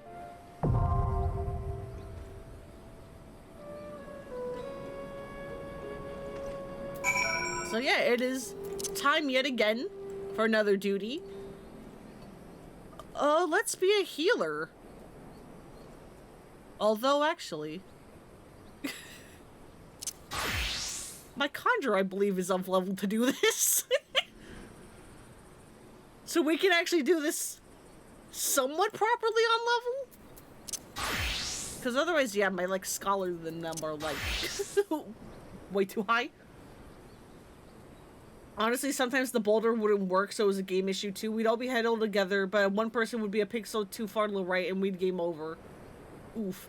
Wait, so like if one person got hit, the entire party would wipe? Not just whoever that person was? Oh, well, no, I guess it's also because of how Monster Hunter works, and like you can only get knocked down a certain amount of times, huh?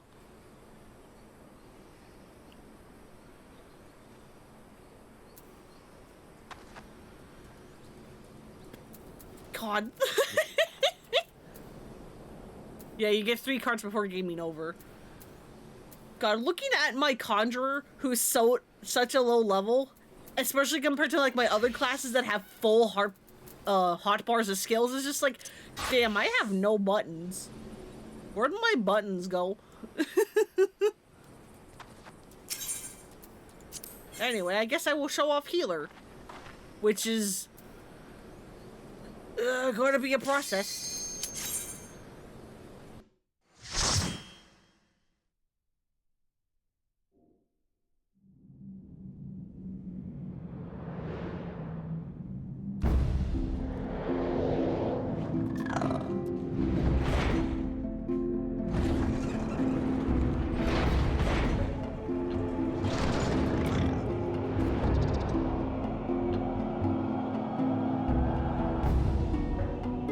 If there are 2 people 2 pixels too far over, and then it happened again when he cast it again, that was it. Yeah. Really? My portrait? Don't I have a Conjurer portrait? Not on this computer. I have it on the other one. Whoopsies. Oh well. Managed to make his armor, but once you had it, you're like, God damn, that was not worth it.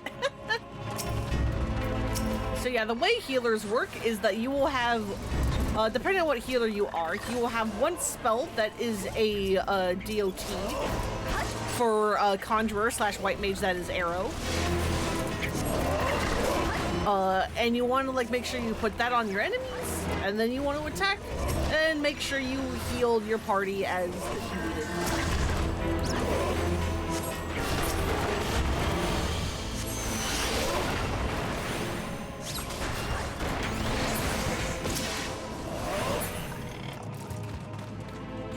tiny key.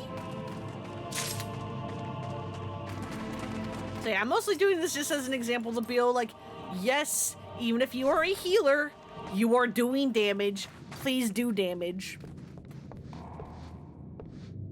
Hey, idiots!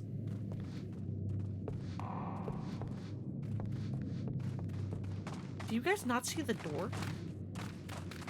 Can you guys not go through the door? What the fuck? Okay, sure. Hopefully you teleport to me.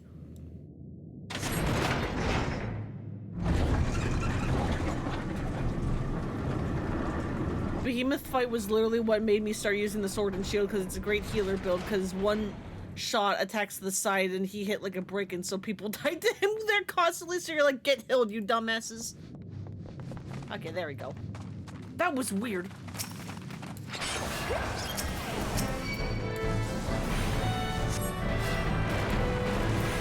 Come on. I wanna go, I have the zoomies.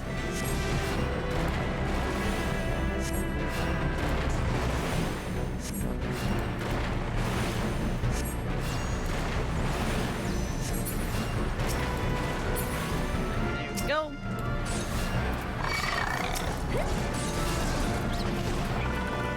This is right. Yeah. Come on. We don't have to fight all the enemies here. We can keep going.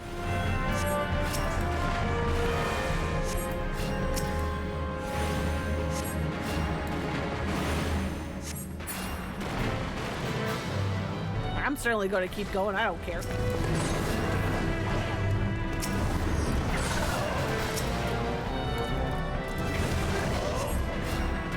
Like, oh, the big giant wants to attack. Oh no! Like, get arrowed, idiot.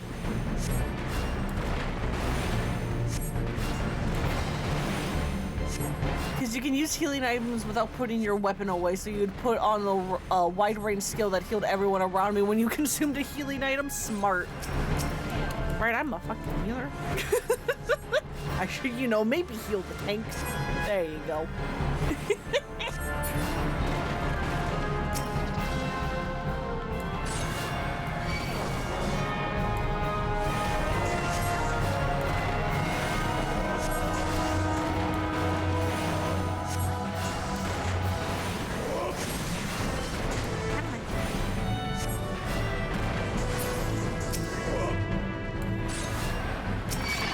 So if you are doing this dungeon with actual people, you can actually kind of ignore a bunch of these enemies, because during this part right here, unlike most dungeons where enemies will follow you forever, the enemies from the first part actually will eventually go back to their spot and stop chasing you, which makes this pull really easy.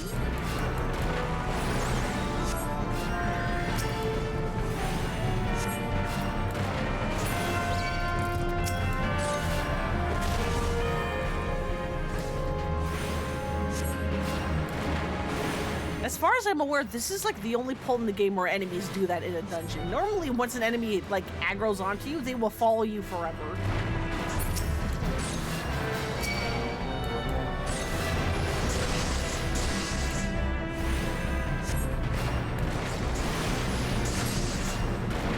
Ow.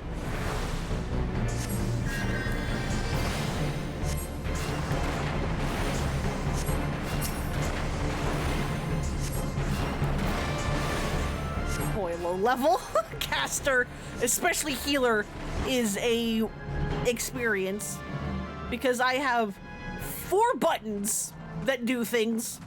Well, I mean technically more than that, but I don't really need those other ones.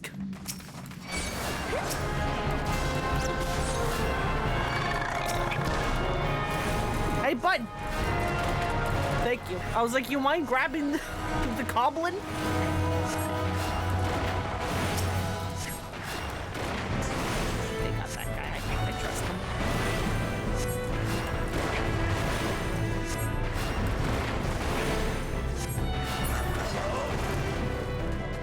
Alright, this bit. So some of the walls in here have collapsed, and so in order to get our way through, we have to pick up 2 pinches of fire sand. put them in the powder chamber.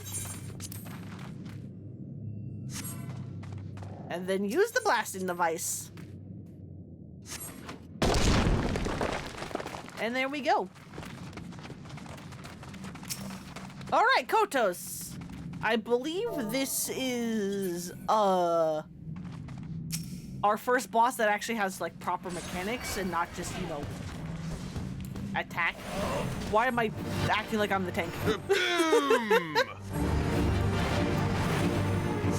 So yeah, that marker right there is for a tank buster.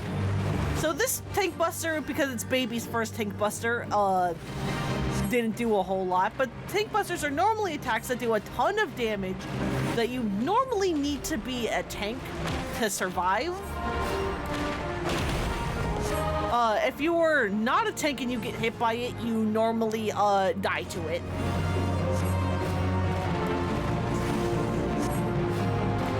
But yeah, he's also got like several like different danger puddles as he hops around and like swings.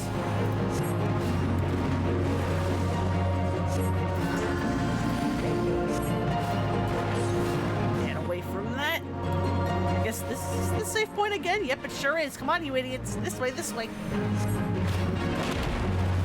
So yeah, another thing about doing dungeons with NPCs is that they will not attack while they are dodging mechanics. You were safer, you weirdo. Why did you come running through it again? However, if you're playing with people, they will know that even if you are a melee like this Lancer here, even when avoiding mechanics, you can and should still be doing damage.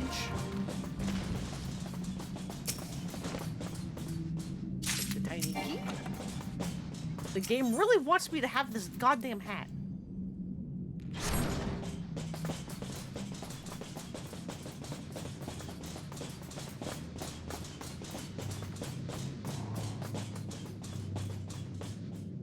Yeah, you guys just don't like the elevators, huh? That is so weird. Okay, bye.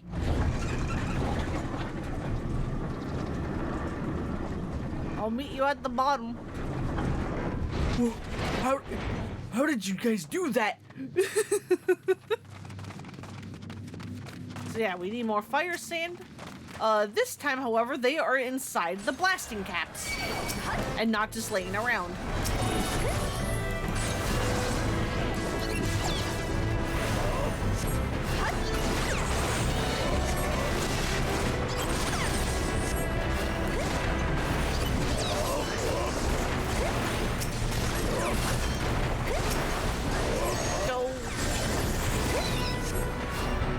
All fighting different enemies.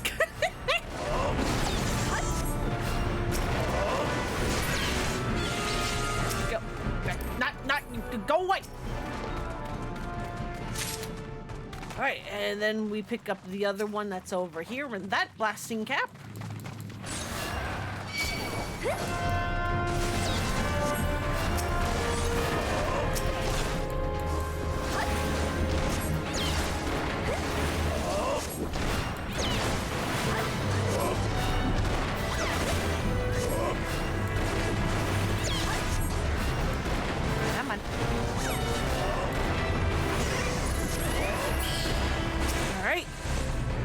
This one, and again we just need to put it into the powder chamber and then use the blasting device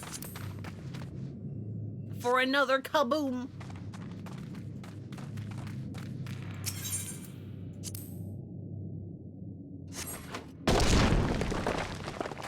Like that. Make sure you pick up this one.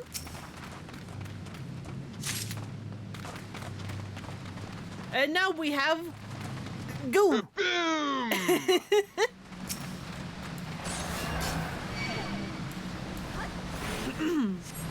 Goo is also going to have proper mechanics to it and not just tank and spank. It'll throw pieces of itself over there. Make sure you don't stand in it or else you take damage.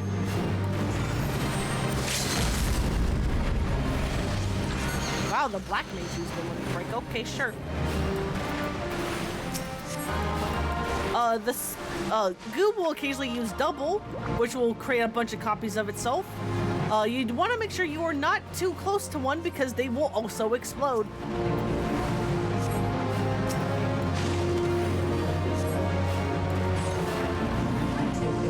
I don't know why you dodged with me, Lynx, or not dodged with the Marauder, therefore could have still been doing damage, but okay.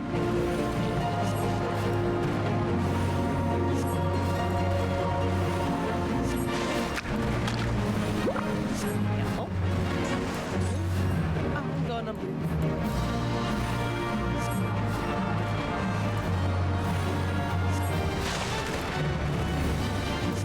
Come on. Yeah, but I believe every time it uses Divide, it also gets a little bit smaller, which is a fun little detail.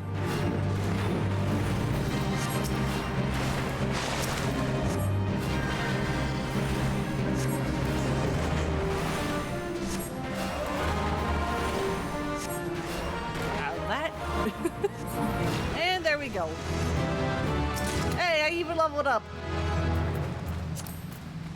But yeah, cool. As you can see, we weren't getting any experience points other than the two bosses. Random enemies in dungeons don't give EXP. It's only the bosses that do. So there's not much incentive to going out of your way and try having to fight everything.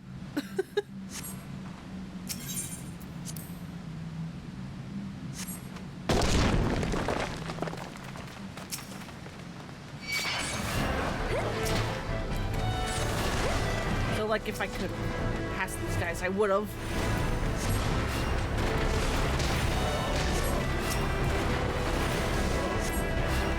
Oh, I have the arrow on you. Nope.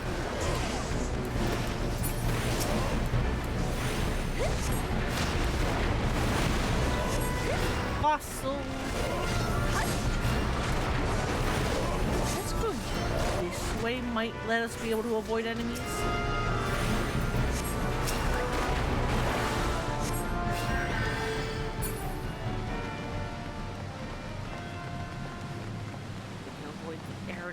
Soul. Nope, never mind. Nope, we're just gonna aggro everything. It's fine. It's fine. Hey, can you fuckers move with me? Please?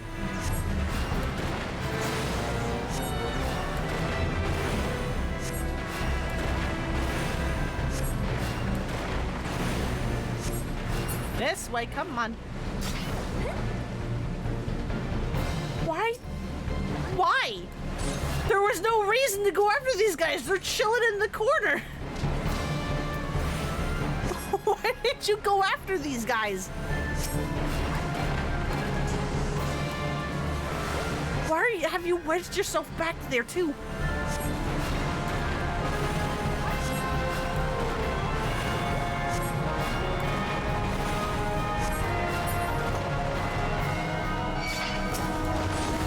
Thank you for at least coming this way now.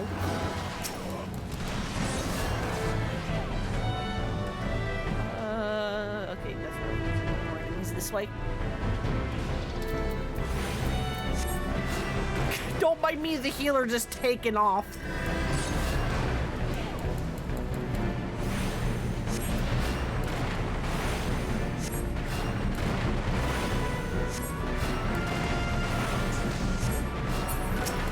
Go, and now there's you. What the hell do you have? Oh. You have like an attack up.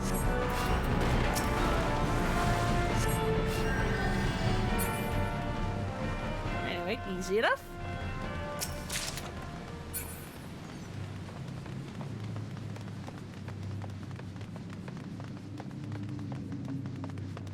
And now we fight the final boss of this dungeon.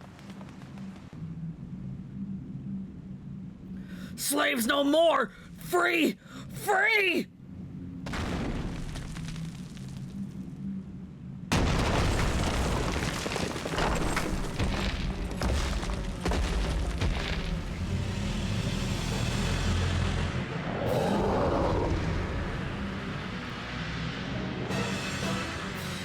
Masters must pay! Masters must die! Never again! Never! Anyway, this guy's super big mad about being enslaved and then sealed away. Which again, I feel like we're kind of doing the bad thing. But here we are. But yeah, here's a new shape for the danger puddles. A donut. Where you have to make sure you get in close. Because that's the safe spot. Yeah, understandable, sir. Have a nice day. Unfortunately, I am required to kill you, though. And I apologize for it, but I don't want to be. I don't want to be doing this.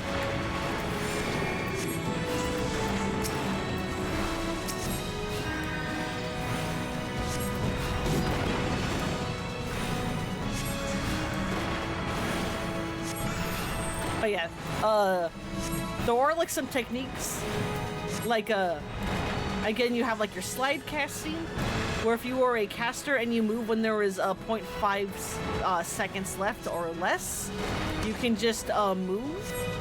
A good way to tell if you're allowed to move or not is if you have emotes on your hotbar, when they become like big, that means you can safely move, like when they glow and become active.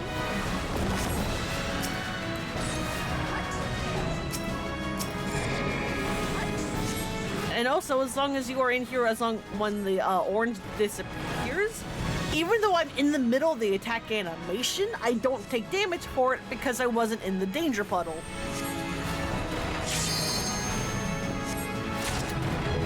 So just little, you know, tips and tricks.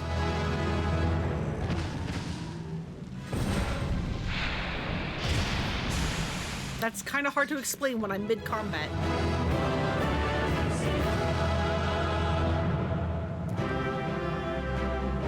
Not the danger puddle. Yeah, I don't know if the markers have like an official term.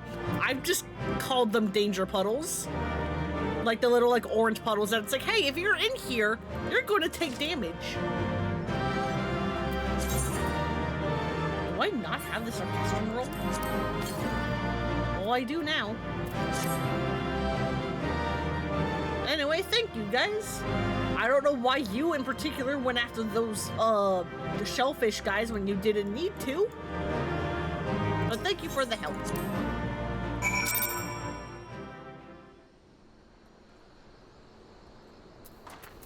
And now we return to Summoner.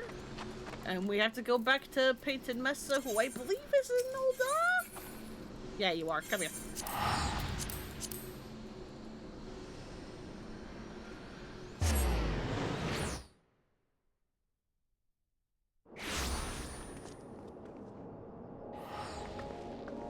I wish this page would stop reloading whenever I open it.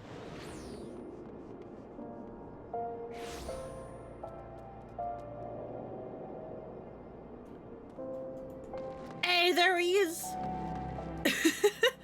So, a lot of servers will often have, idol actors, or people that are just like, you know, like people who, cosplay other characters or whatever. This here is one that belongs to Brynhildr, my home. His name is, Ganondorf Gerudo Man. If you can't tell, he's a cosplay of Ganondorf who likes to play dead at the steps here of Ul'dah. Sometimes he's not here and I'm just like, no, where did Ganondorf go? But now he's here, and he's dressed for the winter.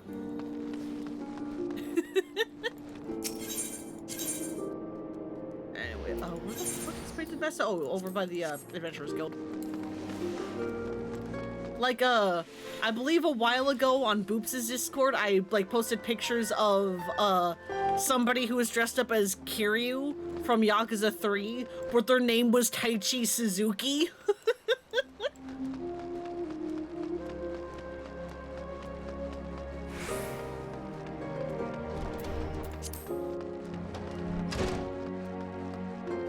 Oh, hello. Why are you an instance?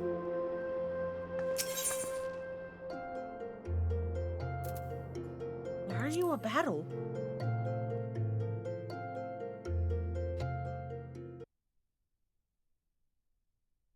But yeah, cosplayers are a very fun part of the game.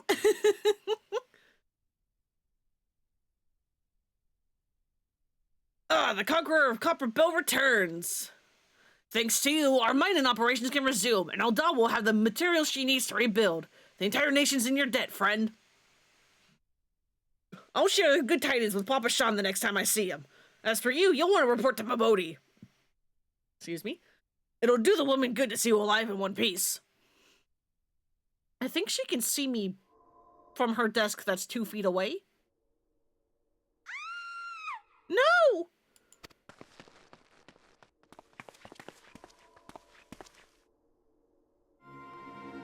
Shut your mouth, you thieving little swine. You stole from me. Don't even think to deny it. But please, sir, I didn't steal nothing.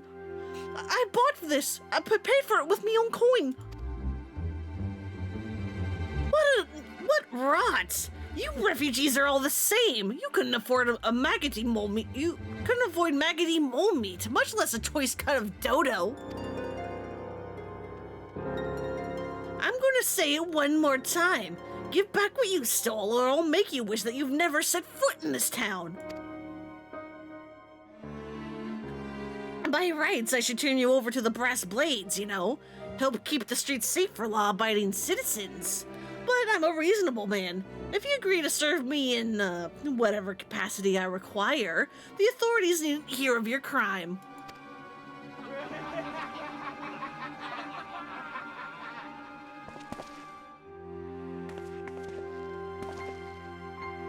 But I ain't done nothing wrong. 12 is me witness.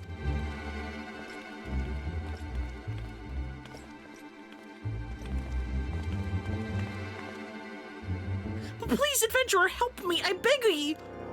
I swear on me mother's grave, I didn't steal nothing. I bought this with the coin I saved. I only wanted to treat me children to a decent meal.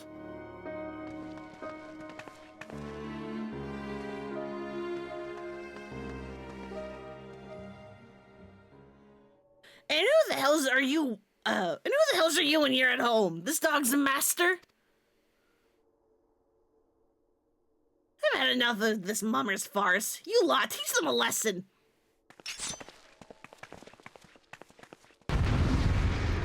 Alright, it's your funeral.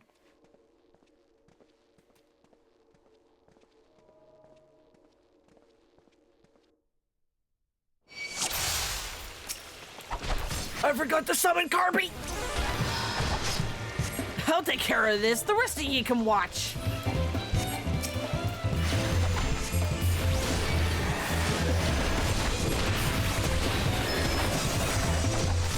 Not bad for an adventurer. Oh, I should have stopped at the 7th ale.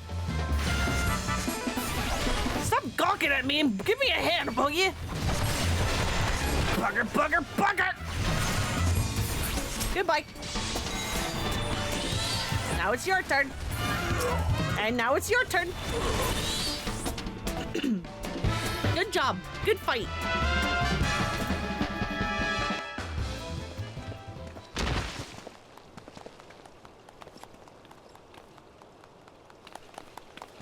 I ain't getting paid enough for this. Hey, where the bloody hells do you think you're going? Thank you, kind adventurer. Thank you thrice over.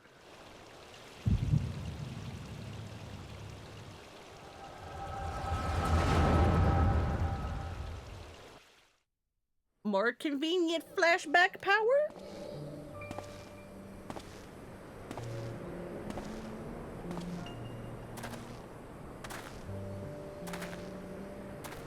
I swear there are more refugees than last I looked. And you wouldn't be mistaken. But it's been 5 years since the calamity. Why are they only coming here now?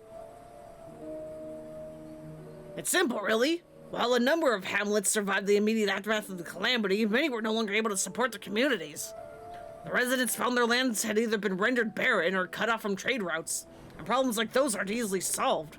Though they tried to make the best of it, it was only a matter of time before they were forced to abandon their homes and seek a new life in the city. I see. But the calamity affected the whole realm, didn't it? Isn't the same thing happening in other cities? If the talk is true, yeah. Though perhaps our situation is more pronounced. Ul'dah has a reputation for being prosperous, so it's natural that the refugees will try their luck here first. My heart goes out to them, it truly does, but I would be lying if I said that I wasn't apprehensive. I hope their presence doesn't foment lawlessness in the city. Yeah, 'cause it's them doing it, Well, if things do take a turn for the worst, we always have the immortal flames. I dare say the brass blades would welcome their help. The heroes who fought the Garlean Empire, patrolling the streets for riffraff. It may well come to that. Impoverished and desperate as they are, you may be sure that some of the refugees will turn to crime. You know what this place is like. If you've no coin, you've no hope. God, what will become of our city? Well, not all refugees are bad, mind you. Some were able to find employment and lead honest lives. Dodo tenderloins! Get your Dodo tenderloins! Guaranteed cheapest in Thanalan! Thank you for your custom, madam. Please come again. Looking around, you'd think Ul'dah was well on its way to recovery. But through the veil of prosperity, peer through the veil of prosperity, and you'll see no end to the misery and suffering.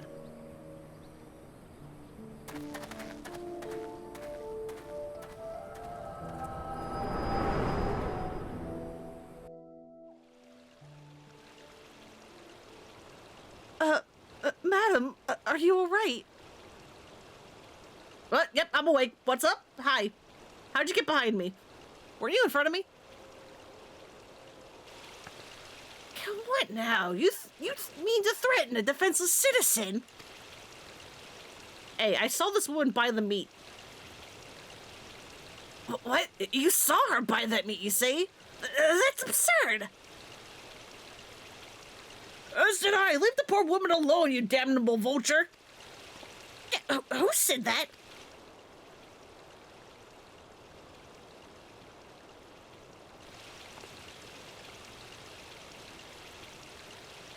Yeah, I will overlook this, but just this once. God's bless you, adventurer. If you hadn't come along when you did, who knows what that monster might have done. I don't bear thinking about. You stay safe now and get that dodo to your children.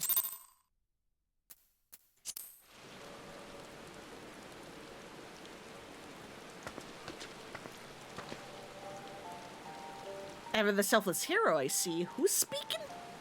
Who are you talking to? Oh, it's Hi. Hi, Y'shtola, what's up? It has been a while, adventurer. I have been waiting you closely ever since you flew out of Limsa Lominsa. You discharged your duty as the Admiral's personal envoy with admirable humility. And you've displayed an unfaltering courage in the face of danger ever since. Whensoever you came upon those in need, you gave them succor with no thought of personal gain. In summary, you have demonstrated all the qualities we seek in an adventurer. For reasons I cannot well explain, your every deed seems to invariably serve the general goods. Whether you mean it to or not, it is a happy knack, and one that speaks volumes for your character. Yet, for all your admirable qualities, it is your gift which intrigues me the most. I speak of the visions you experience. Visions like the one you had mere moments ago, if I am not mistaken. I can provide you with the means to understand them. An acquaintance of mine is blessed with the self-save talents, you see. If you just so desire, I can introduce you to her. She and I fight for a common cause. A cause that would greatly benefit for your support. If you would agree to lend us your strength, we should all be glad to do all within our power to aid you in your personal endeavors. Think of my offer a while. Should you decide to accept it, pray, speak with Momodi. The proprietress of the Quicksand is a close friend and ally of ours.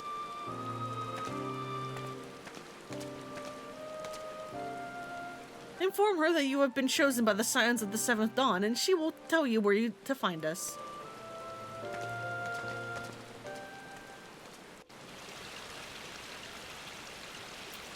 Okay. Hey, Momodi, how do I join this weird secret society?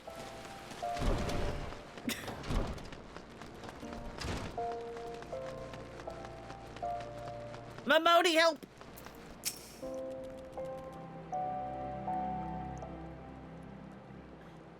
Scenes like that are becoming more common, I'm afraid. Don't worry, though. If you work hard, you'll probably be alright. Saying that, if you ever find yourself in a spot of bother, come and see me. Just don't go pestering every time you graze your knee, yeah? Of course, I do enjoy hearing tell of a gentleman's woes with the womenfolk from time to time.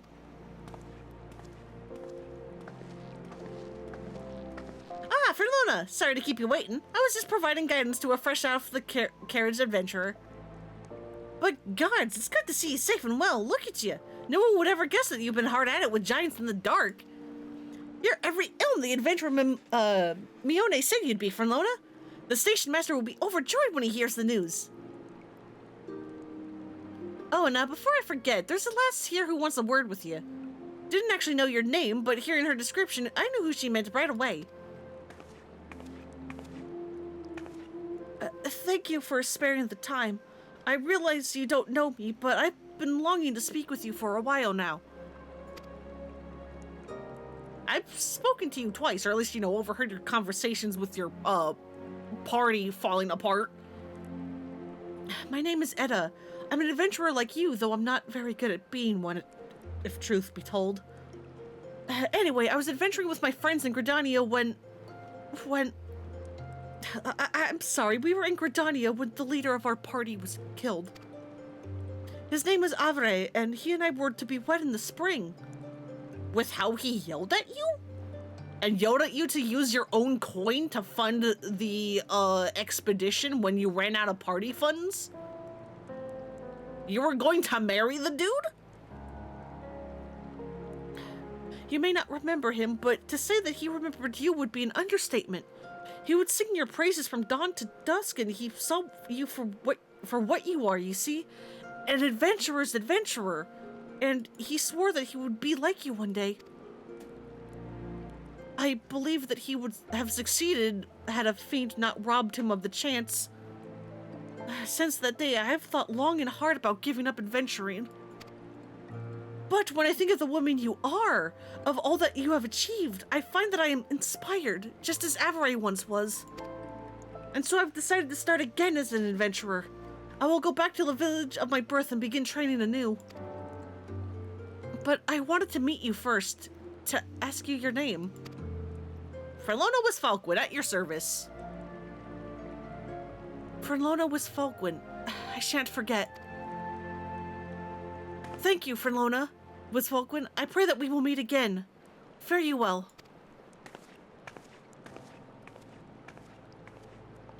Adventuring can be a cruel, bleeding business. Time was, I didn't know why anyone would bother. When they first asked me to take charge of the guild here, I didn't want aught to do with you lot. Thought it'd be a right pain in the arse looking after you all. But against my better judgment, I decided to accept the post, and I'm full glad I did. I feel privileged to be a part of your lives. And that goes double for yours, Ferlona. So about the secret society, how do I join? Eh? What did you say?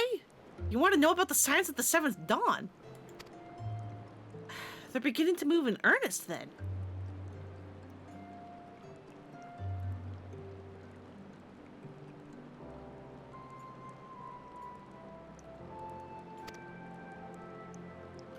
Listen, Ferlona, the Scions ain't no ordinary folk, and the work they do ain't no ordinary work.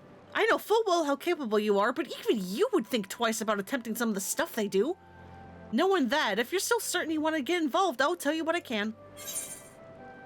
Hooray.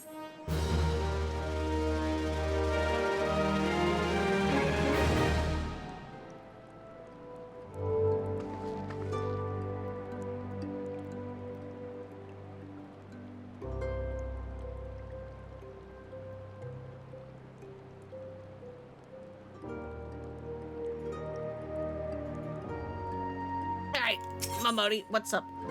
The Scions of the Seventh Dawn. Momodi is ready to tell you what she knows about the Scions of the Seventh Dawn. And again, these people may look familiar, especially if you are here for the PowerPoint. Because just like in 1.0, Yastola is the person you run into a bunch if you started in Limsa. Thancred is the one you run into if you started in Ul'dah. And Yida and Papalinimo here are the ones if you started in Gridania.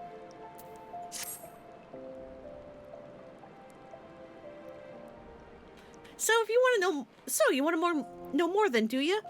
Well, ain't that a surprise? I swear, if I painted certain death on one door and limitless wealth on the other, 9 out of 10 adventurers would go through the first, and the older bloke wouldn't be able to choose on account of being Ul'dah. Anyway, don't say I didn't warn you. First of all, if you're wondering about whether you can trust these Scions of the 7th Dawn, you can. They're good people who've made it their mission to solve some of Eorzea's most pressing problems. Of course, that ain't no small task, and so they're always looking for dependable individuals to join them. Individuals like you, Fernlona. Now, I've been given leave to tell you where to find the Scions, but you must keep it a promise to keep this information to yourself. As you can probably imagine, it's something Eorzea's enemies would very much like to know. The Scions are headquartered in Vesper Bay out in western Thanalan. The place you're looking for is called the Wakened Sands. Give your name to whoever's at the entrance and you'll be let in. You're a woman in demand, Fernlona, and the days ahead promise to be busy, but I hope you won't forget about them as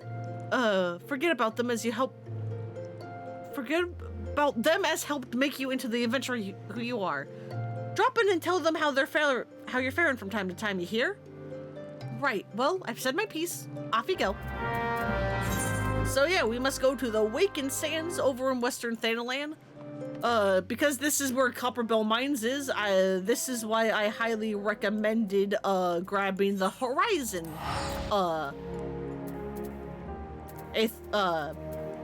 Aetheryte. So that you can teleport here and not have to make the whole journey on foot. Again.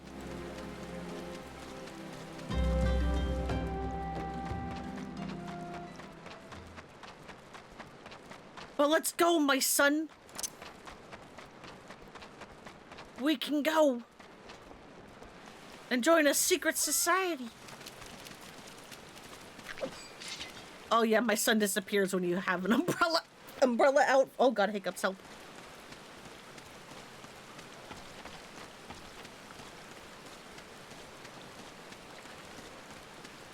But yeah, look at how pretty this area is. This area is actually one of the places that got hit by an update the hardest. It's like, they made the lily pads like way more green and violet. What the hell was I gonna say? Green and vibrant. That's the one. God, that hiccup like ruined me mid-word. They added in a couple more pillars to make this weird landmass make more sense.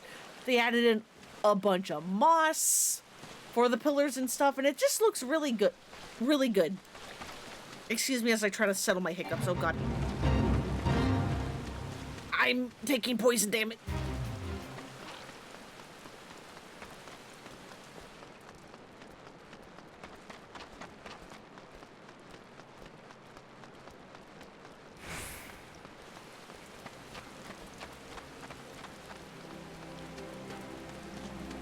And here is Vesper Bay.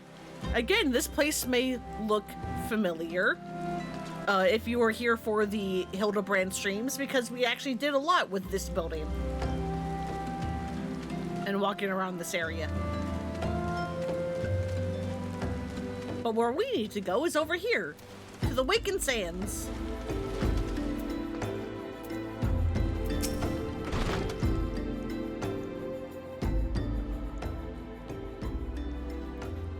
Deep in the desert of my heart, a lonely flower blooms, yearning for the heavens above to quench my thirst for you. Tra-la-la-la-la-la-la-la. Ah!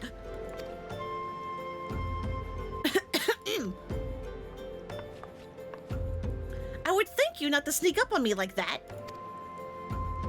Now, please be advised that this is private property. Unless you have a pertinent business here, I must ask you to... I've been invited here by Yastola. Here at the behest of Yastola. My sincerest apologies. May I please have your name? Frenlona was Falquin. Frenlona was Falquin. Frenlona was Falquin. Here you are. Ahem. I bid you welcome to the Waking Sands, headquarters of the Scions of the Seventh Dawn. My name is Tataru, and I look forward to assisting you during your time with us. The antecedent is within the solar. I shall let her know what to expect you. To expect you, rather. Words are hard.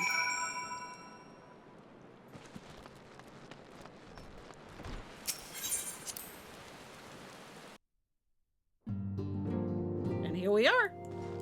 The Waken Sands.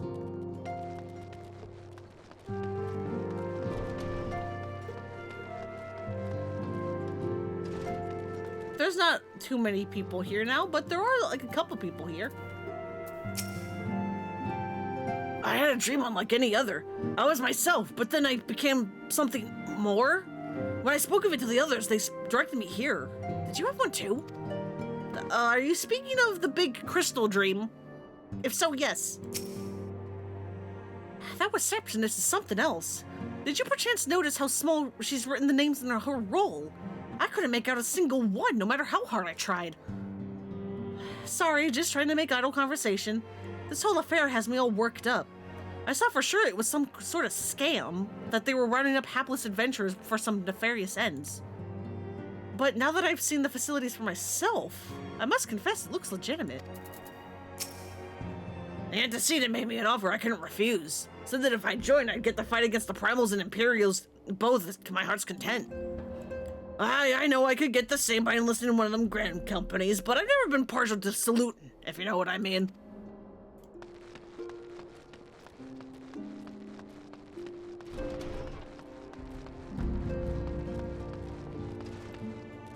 The Lalafels are so small, and I'm so big. I take it your Frenlona was Falquin. Tataru sent word that you had arrived. Lady Minfilia has eagerly awaited your coming. This way, if you please.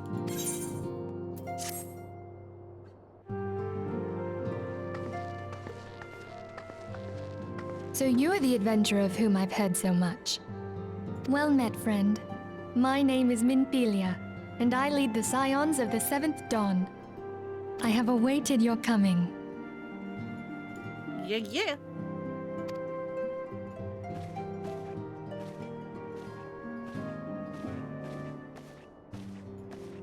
Please, be at ease.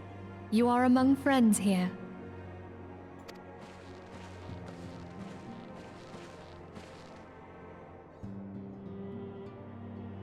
No doubt you are ripe to burst with questions.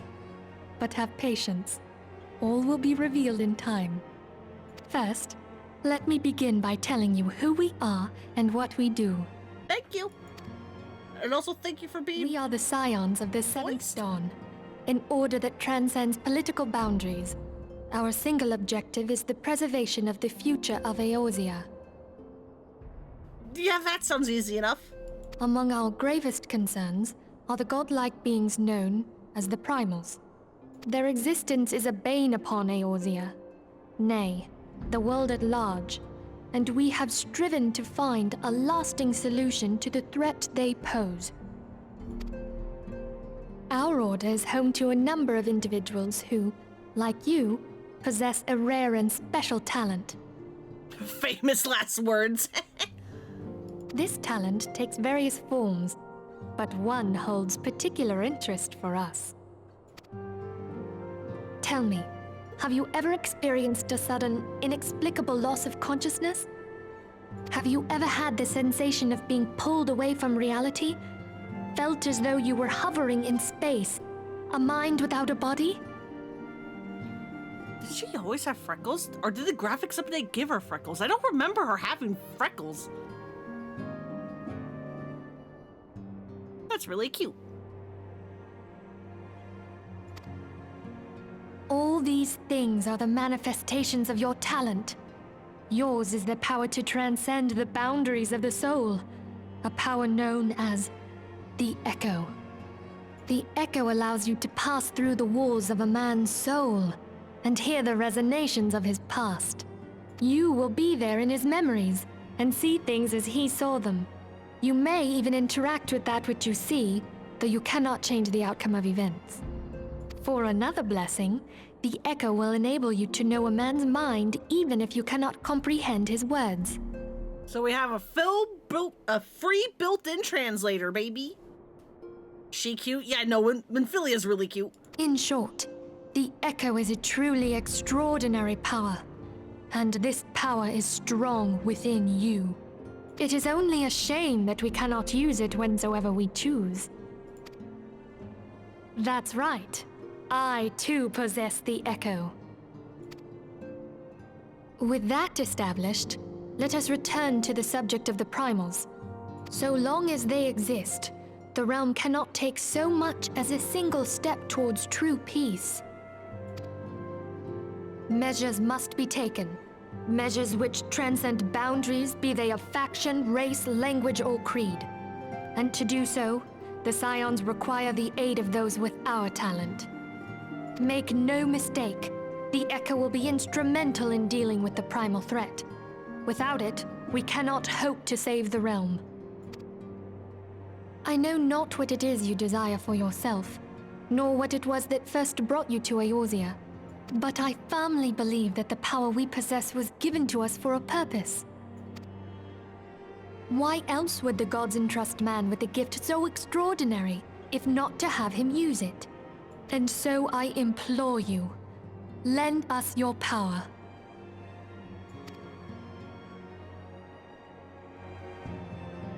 Do I have to voice act now? Damn it! Naturally, your aid will not go unrewarded. We are fortunate to have a number of influential allies, and at a word from me, they will gladly afford you certain privileges that might otherwise be denied you. The right to employ retainers, for example. Are you familiar with them? They are individuals who may have relied upon who may be relied upon to manage your assets and belongings on your behalf.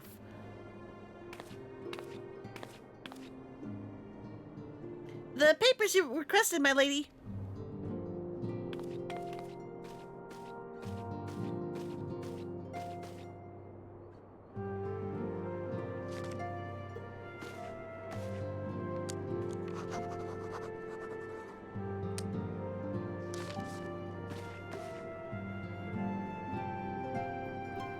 Thank you, Tataru.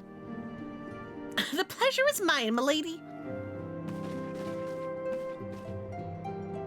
By way of welcoming gift, I have taken the liberty of adding your name to the retainer's registry. As of now, you are entitled to employ the services of a retainer. You will need to consult a retainer vocate regarding the particulars of this arrangement, and also you will need to be off the free trial. You're not allowed to have retainers if you're on the free trial because retainers are how you sell things on the market board.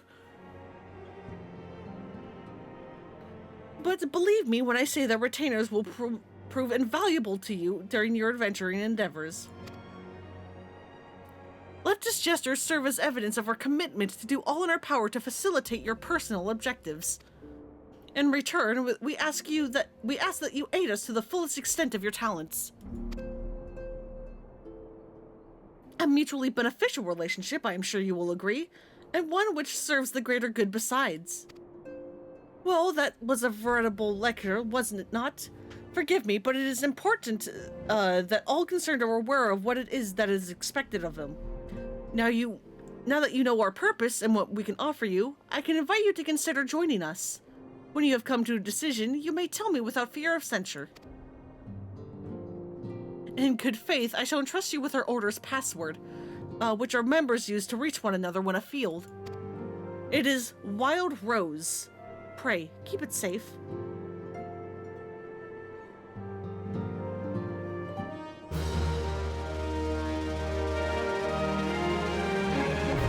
Hooray! So yeah, retainers are helpful NPCs who can be hired by players to carry out such tasks such as storing excess gil and gear or selling unwanted items on the market board. They can also be sent afield on ventures. Contracted service can be drafted from Freydwib in Limsa Luminsa, Parnell in Gridania, and Chachabi in Ul'dah, Prunia in Ishgard, Arkazashi in Kugane. But yeah, they are basically more inventory slots so you can continue to hoard things. And as I said, they are also how you sell things on the market board. Because of that market board feature, however, you cannot have them on the free trial. But anyway, how you guys doing? Our organization, the Scions of the Seventh Dawn, was formed through the union of two separate entities. The first was comprised of Sharlayan natives such as myself and was called the Circle of Knowing. The second, made up of individuals that shared your rare gift, was known as the Path of the 12. The terrible events that ushered in the Seventh Umbral Era taught us that only together may we stand against the evil that seeks to consume us. So yeah, again, for those of you who are here for the PowerPoint, this is what became of the Path and the Circle. They merged into the Scions. Summoning a primal is no small feat. It requires a tremendous concentration of ether, which is why the beast tribes go to such lengths to obtain crystals. Once they manifest in physical form, their unquenchable thirst for ether only grows stronger. They would drink the land dry with nary a thought to the consequences. Considering their fearsome strength, it could well be within their ability to do so. It is for this reason that we must do our utmost to oppose them. This place is called the Wakened Sands, and it's our headquarters. It used to be somewhere else, you know, but then a bunch of things happened and we ended up here instead. While there are others who possess the Echo, none are near as strong as you with the power, hence our extremely high expectations of you. 7 waning moons see 7 suns rise, divine order roils and fallen corpses writhe. Thus the Divine Chronicles seek to warn us once more. The meaning of these words now shines clear. They invoke the dire circumstances of this imperiled age. Or imperiled age? That's the one. The realm doth shudder and twist, and the dawn lieth cowering neath the stifling blankets of night. And we abide. We await the coming of the unborn era's seeds, the light which shall pierce the glowering darkness. Yeah, okay, Urianger. So Urianger, speaks in Old English and likes to talk prosophies a lot. There's no real explanation for it other than he just chooses to be like this. Because as you can see, no one else really speaks in Old English, but he freaking does. We Scions have but one objective: to safeguard the future of Eorzea. Among our gravest concerns are the godlike beings known as the Primals, and long have we striven to find a lasting solution to the threat they pose. I know not what it is that you desire for yourself, nor what was it that brought you to Eorzea, but I firmly believe that the power we possess was given to us for a purpose. Pray, consider this when you give me your answer, Frenlona. I will go whither the wild rose blooms. Yours is no small endeavor, the dangers are great, or say nothing. I will go whither the wild rose blooms. I will speak your password. Does that show my commitment? A wild rose by any other name. Minfilia is waiting to hear from whether or not you will pledge your support to the Scions of the Seventh Dawn.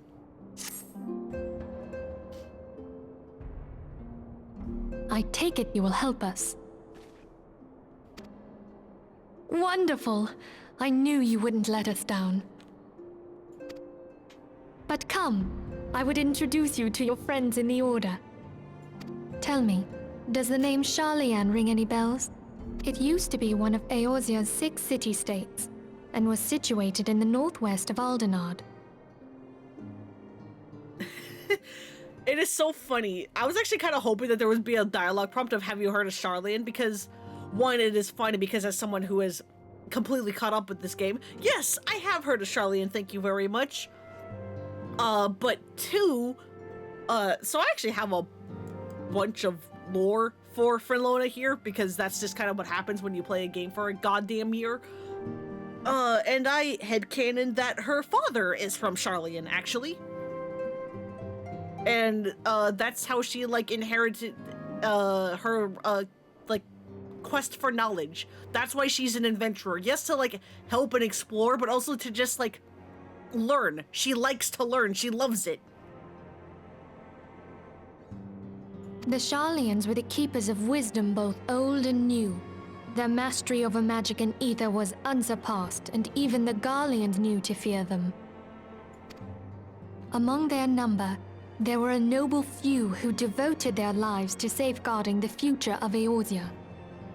When the realm began its descent into chaos, and their countrymen fled for the motherland, they alone chose to remain here. These noble men and women were called the Archons. Those same brave souls stand before you now. The masked woman is Ida, and beside her is Popolimo. The two are charged with surveying the Twelveswood. Hello there. Welcome. Thanks, Popolimo. Okay, my turn to introduce someone. That there is Thancred. He is our man here in Ul'dah, Jewel of the Desert. Welcome to the team. If I may, the lovely maiden beside me is named Y'shtola. Limsa Lominsa has the pleasure of being under her care. And Thancred is Taliesin Jaffe. He's one of the few voice actors for these people that I actually know. Greetings. I have been expecting you. Last but not least is Urianger, who presides over all affairs within these halls. Pray seek him out whenever you have questions. Dawn may banish even the darkest night. Who is voiced by Gideon Emery. At least I think that's his name. The words of a dear friend. I'm glad of our meeting. At the Battle of Carteneau, our leader was taken from us. But we did not stray from our purpose. We sought out Minfilia and others with her talent, and together established the Scions of the Seventh Dawn. Along with the Archons, those blessed with the Echo play a pivotal role in our endeavor to forge a brighter tomorrow for the realm. Oh, I should also introduce you to Tataru, our clerk. She ensures that everything runs smoothly. Pleased to make your acquaintance. In time, I hope you will come to think of us as family. But without further ado... Oh, I will, don't you worry. I would assign you your first task. Urianger, have the documents arrived from the students of Baldessian? Aye, my lady. They arrived but recently.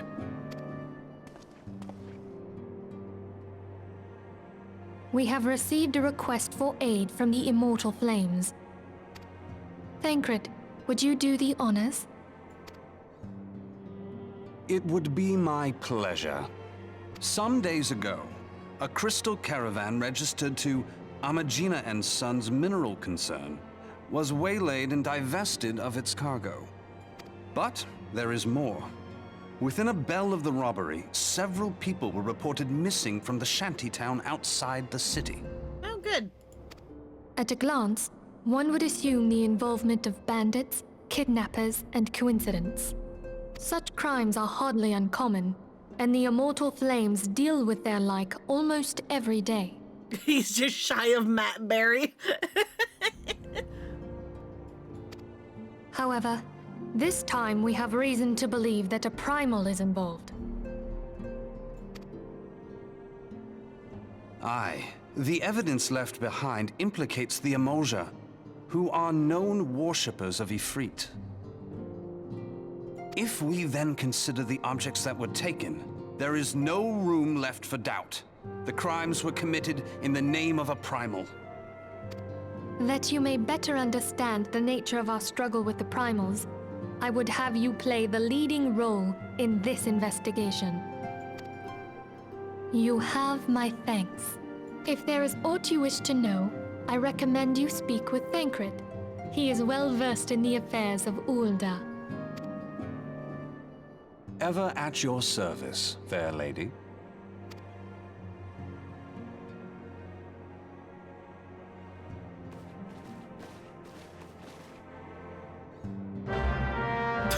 I got scared when the screen flashed. I was like, what? Who? Why? And I'm just like, oh no, they're just, it's just trying to hide deloading everyone. Through this first mission, you will come to understand the nature of our struggle with the primals. The world may appear on its way, well on its way to recovery, but the reality paints a far bleaker picture. The truth is out there, Finlona. Someone play, fuck, what's the thing? X-Files, there we go.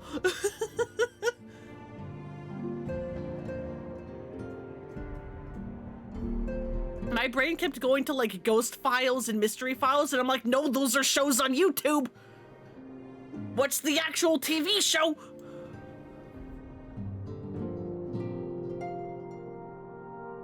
The truth is out there, Finlona, and I would have you discover it for yourself. Ready to begin, are we? That's the spirit. So then, your mission is to investigate a crystal robbery and the spate of abductions. Crimes which we believed are connected. Assuming we are correct, it is like that any discoveries we make in relation to one will further our understanding of the other. Now, since the attack on our caravan, our friends at Amajima and Sons Mineral Concern have doubled security over all their shipments. In light of this, it is my judgment that the abduction should be our priority. According to our preliminary findings, the majority of the missing were last seen in the vicinity of Camp Drybone, so that would seem a fine place to begin. A fellow by the name of Isambard serves as the camp's de facto leader. Pay him a visit and see that he gives us his full cooperation.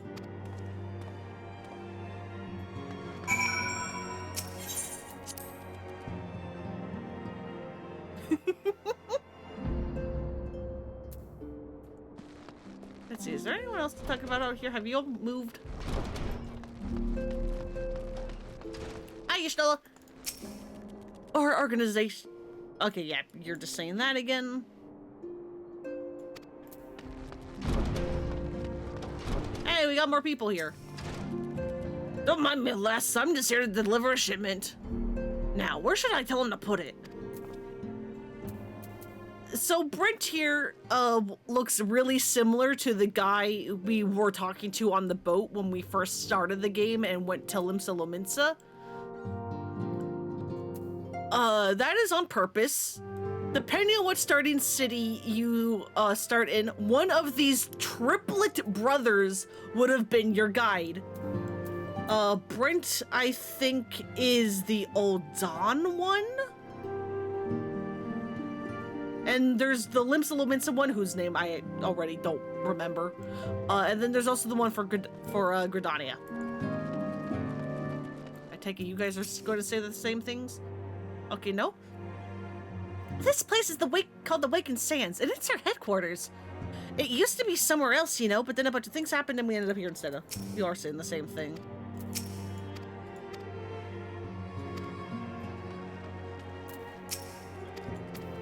Oh, you're actually saying a different thing.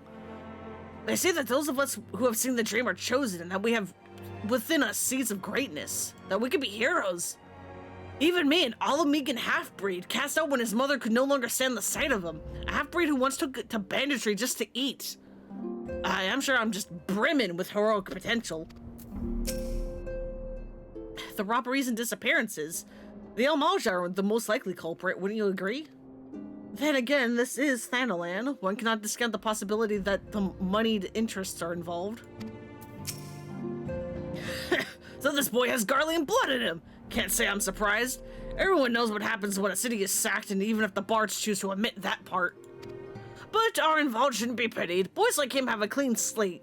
An opportunity to write their own history, free of the ties that bind the common man. Sorry guys, but you're dying of sleepiness because of all the meds you're forced to take. Oh no. so it'll be forced to get going. Yeah, no, go get some rest, Queen. I'm not going to be going for too much longer. It is almost 5 here, as you can see in the corner. Yeah, go get good sleeps. Hopefully you get out of the hospital soon and your kidney stones pass.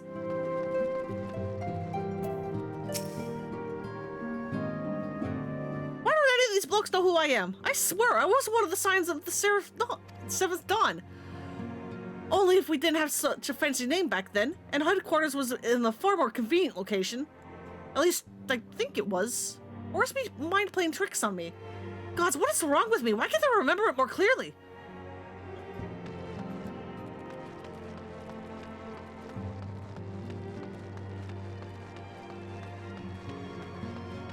But yeah, hopefully you feel better soon. Anyway, we need to go to Camp Drybone. Which is technically a place I haven't been to yet, so I'll at least teleport here and walk this bit to show off the path. Even though, if you're fresh playing the game and you didn't start in Thanalan or in Ul'dah, you'll have to go and find this Aetheryte and then go run on foot. It's not the fucking map.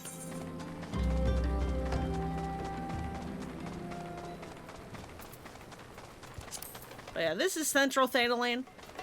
We got our big deserts. Yeah, no, there's like way more grass here now. Now they can actually like pay attention and I have an excuse to be here.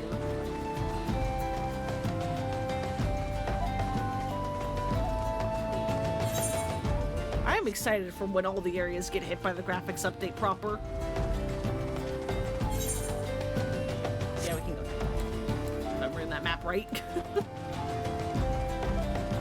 Because yeah, there is a mini map here, but it can only zoom out so far.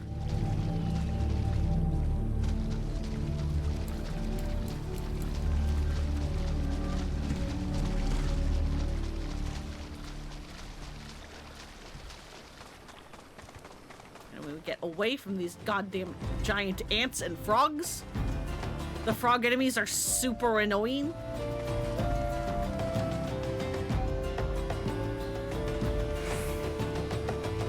And then here we are to Eastern Thanalan. We've got our weird crystal structures because of the calamity disrupting the balance of the elements.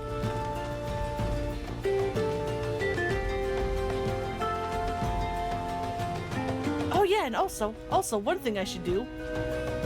Oh, here's someone doing. I know what you're doing. You're doing a leave quest.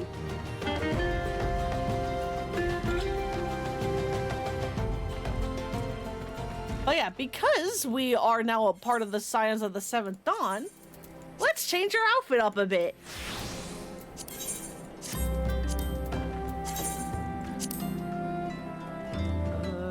Change it to this one. And there we go. We're no longer just a baby adventurer. We're at least, you know, something of our name to ourselves. Again, new place, new Aetheryte. Please attune to it.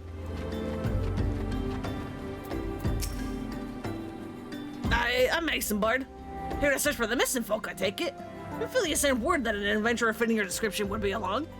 She also warned us to be wary of the Amalja. Seems we know who the culprits are at the very least. Now, I bear no official title at this camp, but the people here have come to look to me for leadership. You have my word that I'll do all I can to help the victims safely return.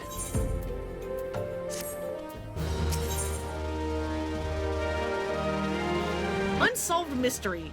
Isambard of Camp Drybone is seeking to solve a mystery of missing persons. Let's get right to it then. Ophelia names the Amalja as culprits in all this. You would do well to investigate them first. Much harm has been levied on these lands by the Amalja hands. The flames burn where they might, but their light cannot stay the darkness in all places of all times. There have been brutal murders of callers at the Church of the There have been brutal murders of callers at the Church of Saint Adamanda Landama. Okay, sure.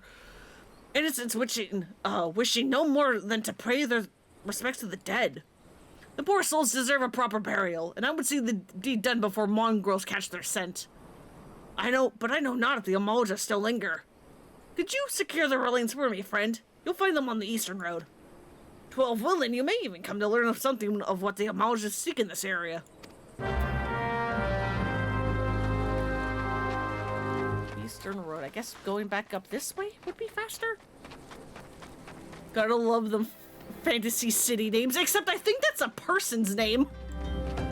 Because it was like the Church of the Saint Adama Landama. And I'm just like, oh, that's a person.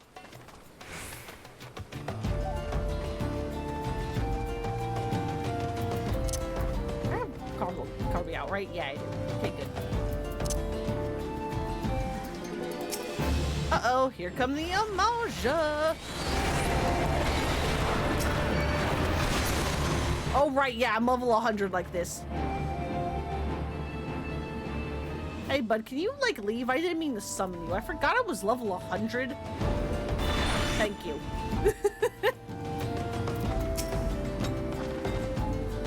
Best way to come up with fantasy names is the keyboard smash and then add vowels. Yep.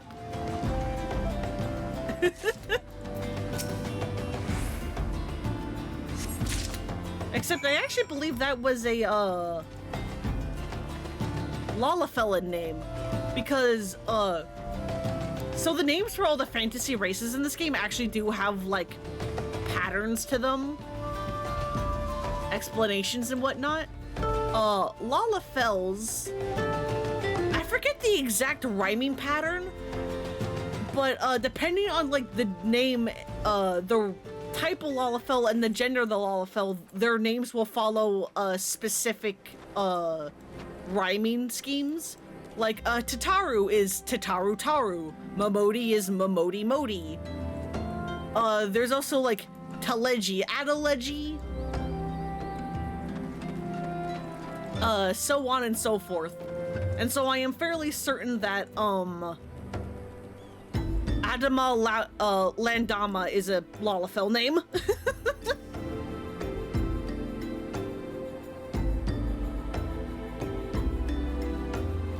Good to see you returned. Were you able to secure the remains of our fallen? Yep, we have shoved 3 ripe corpses into our pocket. Don't even worry about it. This poor soul appears to have been ravaged by the Amalja before sitting to rot for several turns of the sun. With them bodies being given back proper to the earth, the souls will find their way across to the other side. You've done a noble deed this day, I thank you. Now then, what of the Amalja? Did you see any? Surely such massive monstrosities as they cannot conceal their presence must, like, take their quarry unawares. Ah, so there were Amalja remaining after all. I feared as much. Their part in the lowborn disappearing is all but confirmed. But I sense there is more to this than meets the eye. The occasional Amalja raiding party would not account for the people going missing in these kinds of numbers. The total is too great, and the questions too many. It would not surprise me in the least to learn of there being another hand in this. But whose? Countless travelers pass through Reborn every day, and even if one were among them, how do we best discover who may be implicit in these vanishing?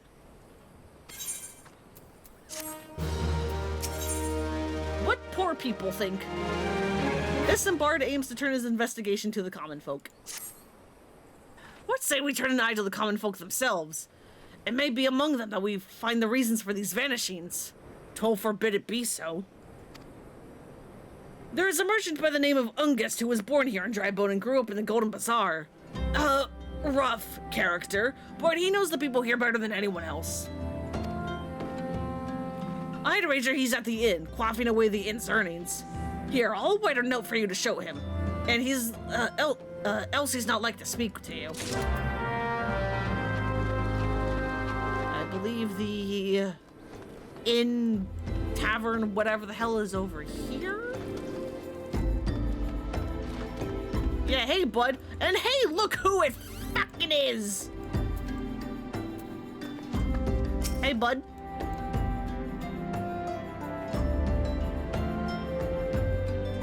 Hang on, you want me to burp? I can burp. I can do a real burp, hang on. Well, gods be damned. You're that bloody adventurer who threatened me back in Ul'dah. What in the seven hells do you want me for with me now? Also, I'm so sorry. If you don't like burps, it's just that I can burp on command. It is something I taught myself as a teenager. So I was like, hang on. I haven't done this skill in a while, but I know how to do it. Give me a sec.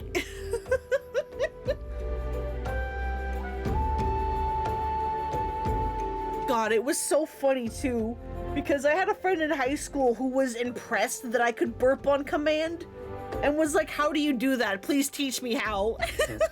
And so I did. I taught her how to burp on command. Granted, you know, I can't do the presumed drunken burp on command, but it's close enough. You thought you taught yourself how to do it because you thought it was hilarious to burp the alphabet as a kid? No, I can't do that. I can't burp the alphabet.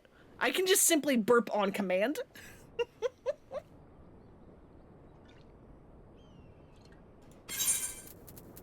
Hey, talk to me. Your leader demands it.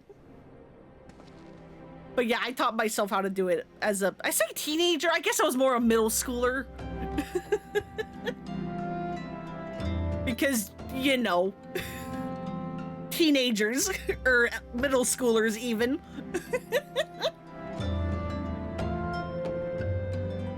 Isambard's note, a few words scrawled in code by Isambard of Drybone. Dear friend, missing people, please help. Yours, Isambard. Folk around here is as wary as they come. They turn tail and run if you so much as pass wind nearby. Play them all for fools and coax some hard labor out of them, I did. If anything, they're even more timid than before. What with all the disappearances. You can go talk to them yourself if you don't believe me. Your brother and you would burp words at each other specifically to annoy your mom. I mean, what else are you gonna do?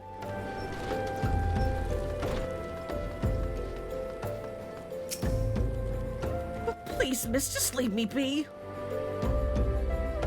Okay, bye. How about you? I have nothing to say but this. Foul take who, or whatever, has been feeding off us low folk.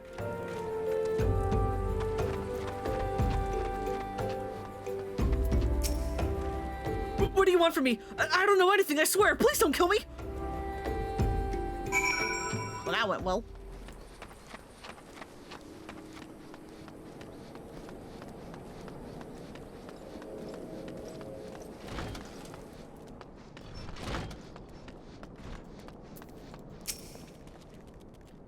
Just as I told you, wasn't it?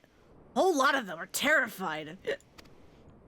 There's been talk of folk getting abducted, but if you ask me, they simply up and moved on to a better place.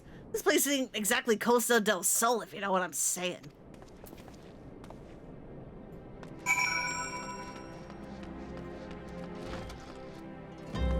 I mean, yeah, but home is home. If there's one thing I've learned about staying in a place is that it may be a shithole, but it's your shithole. Welcome back, friend Lona. Have you learned aught of import? I see. I suppose I should have expected as much from Ungust. Well, another thought occurred to me in your absence. The common folk are nothing if not fervent in their religious beliefs. Perhaps if they speak freely to their gods, then the clergy may know something of use. A proper burial.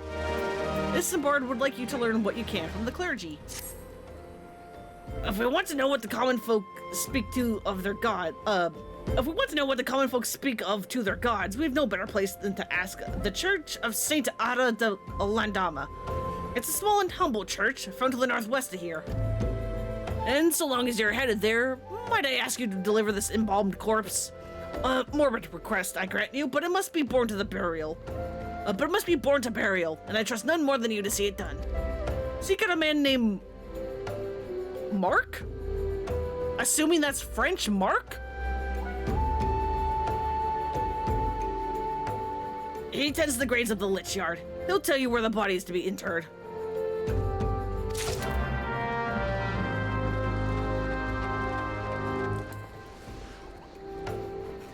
Oh yeah, but... I don't know if either of you were here during that one slide of the PowerPoint I had on Sunday, but you know how I also explained that also existing, as like a city-state in, Eorzea is Ishgard, and I was just like, Ishgard is also here and it's Catholic? It's not just Catholic, it's also French! But we'll see there whenever we get to Heaven's Word. Either Mark or Marcus, yeah, okay. I'm just assuming Mark because I know, like, Jacques is, like, Jacqueus, and that's, you know, I guess more like Mark. Yeah. You need to watch my PowerPoint. It is a highlight on Twitch, so I believe if you just go to my videos, it should be one of the ones there. If you look at highlights, I believe the other highlight I have on my stream is like the very first time Haku like photobombed the stream. Back when we first got him and he was really skinny. And I'm just like, what amazing things I have. Oh, so hello, sir. What a lovely face you have. Yeah, the boobs approved PowerPoint. I am Mark, yes. A body, of course. There have been many. So many bodies of late. I apologize, miss. If you seek a place of burial, then there is an empty grave atop the ridge. Take the path and lay him to rest there. Alright, thanks, bud.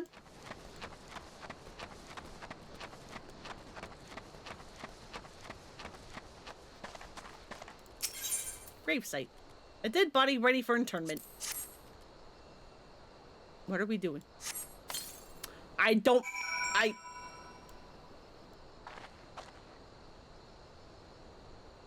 How?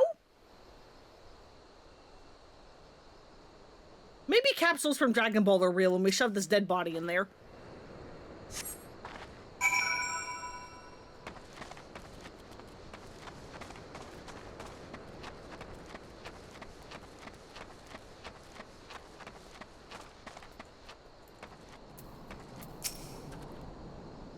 May they all walk in Thal's realm. What? Missing people? I'm afraid I cannot help you. But maybe Sister Orkin can? She has been kind to me. Everyone has been so kind. I don't know why, though. Pardon me. You'll see Sister Orkin within the church walls. Orkin? How do you say the C? I need voice acting, please help! I hear you have done us a service of burying a fallen soul. Please, accept our gratitude and extend it to Isambard when you next see him. You seek knowledge of missing people you seek the knowledge of missing Drybone inhabitants? It is true that I am closer to the people than to any other of the Order. I confide in them, and they in me. When they wish to speak to their keeper, Thal, I am the medium through which they do so. Should I learn anything pertinent, I will be sure to share the information with you. I only wish Mark would be more... Mark? Whatever. I do hope Mark would be more helpful in the matter. I pray he did nothing to offend. He saw terrible things during the calamity, and his scars run deep. Indeed, he seems to now prefer the company of the dead over the living. While tragic, I fear such behavior ill befits the church. I received word not long ago of our recent visitors. A man named Thancred, I believe, took offense at his conduct. I must have words with Mark soon.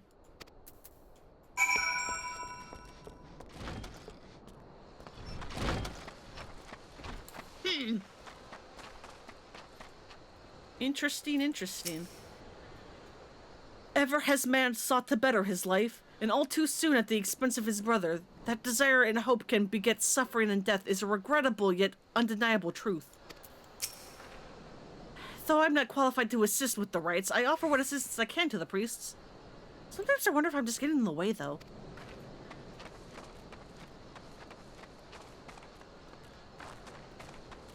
Oh yeah, if this next quest is what I believe it is... I may end stream here, so that the next phase in the investigation can happen on Sunday. Where's this part? There he is.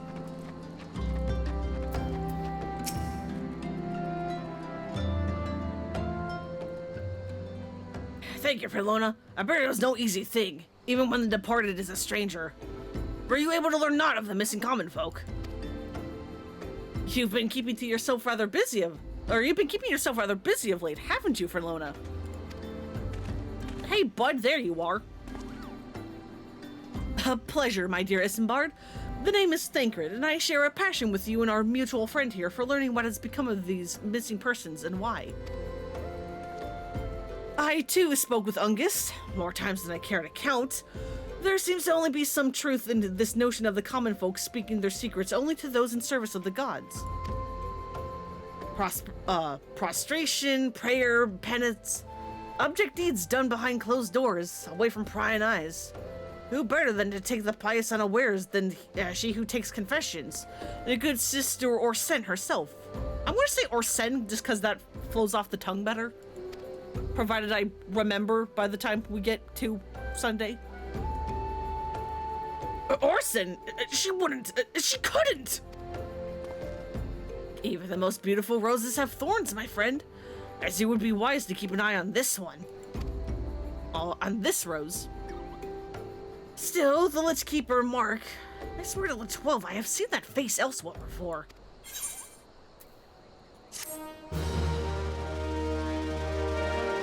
You know what? One more. We'll do this last one for the children, and then I will call it. One more.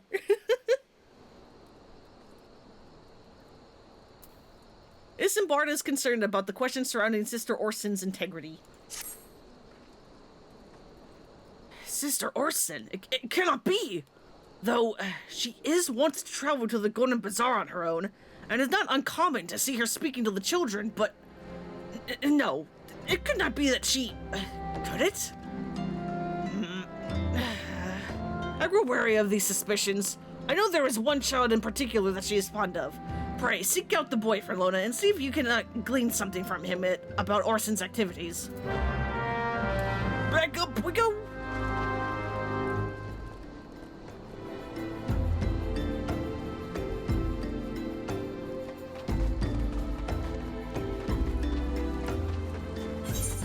Yeah, the bazaar is this way.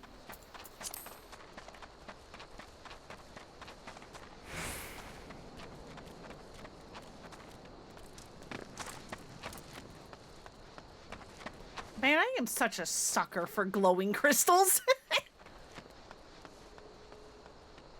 If there was like one like fantasy environmental thing that I could have in the real world, it would just be random glowing crystals everywhere.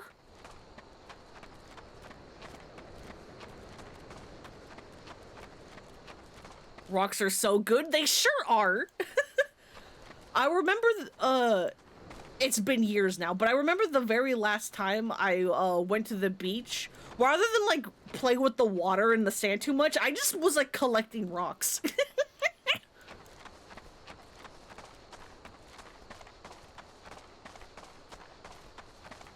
Especially glowing rocks, yeah.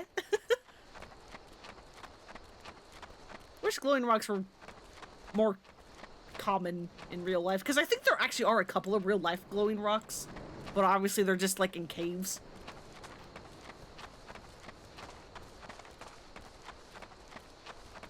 Yeah, bioluminescence, except is it bioluminescence if it's like rocks? Do rocks count as bio?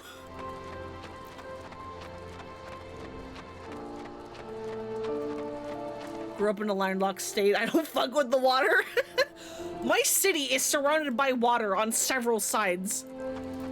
I just don't trust our beaches. Our beaches are bad.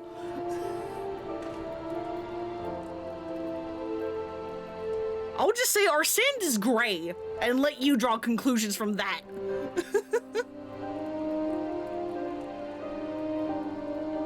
Bioluminescence occurs in diverse organisms ranging from marine vertebrates and invertebrates, as well as some fungi. Microorganisms, including some bioluminescent bacteria, dinoflagellates, and terrestrial arthropods such as fireflies. Okay, you're mostly thinking of glowing mushrooms, to be honest. Yeah, no. Glowing mushrooms are fun. Just because I was like, bio means like life, and rocks aren't living. So I'm like, I don't think rocks count as bioluminescence. Yeah, most glowing rocks only glow under UV light. Yeah, also that. Please help! Sister Orson went all out on her own and hasn't come back! She always reads to me right here about following the order and the other side. I told her I lost my shiny thing and she went looking for it. But what if the monsters outside hurt her? Please find her. Okay, fine.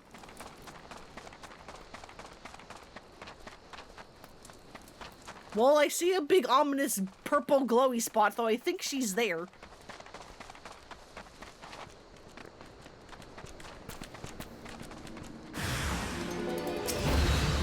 Rotting mage. Rotting pikeman. Is it zombies? Don't worry, you are safe.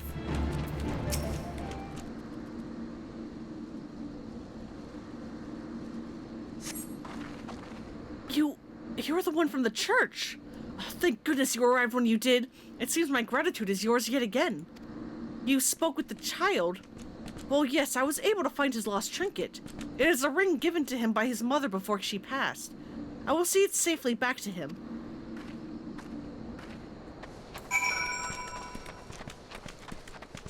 Well, I mean, she sacrificed herself for a child. So, if she is working with the Almalja, she must be doing it for money or, you know, being able to provide support to the kids.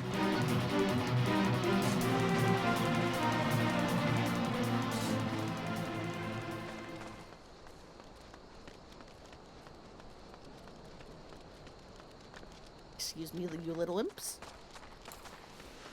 Used to go out and hunting for petrified wood and arrowheads. Really want to have a uranium glass collection, but you do not have the money / room. Yeah. I need like more like shelf space. I have so many figures that are still in their boxes, not so that I can like keep them in like good condition and like not dusty or anything, but simply because I don't have the space to display them everywhere. I need more.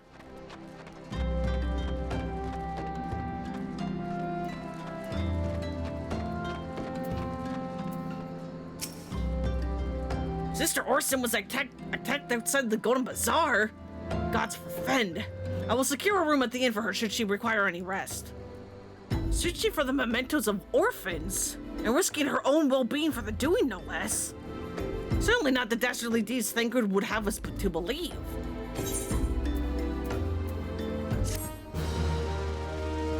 But yeah, that will be where we call it then. Because I don't know where a good stopping point is before the next thing is, but I don't want to do the next thing this stream. So we will call it there instead.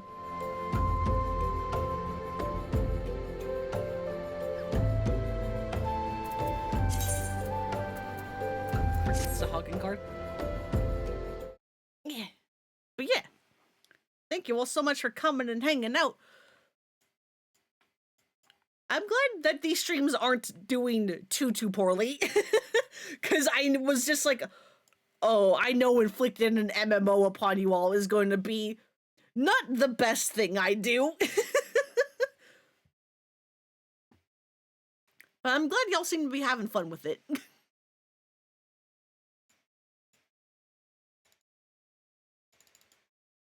Let me just see if there is someone to raid.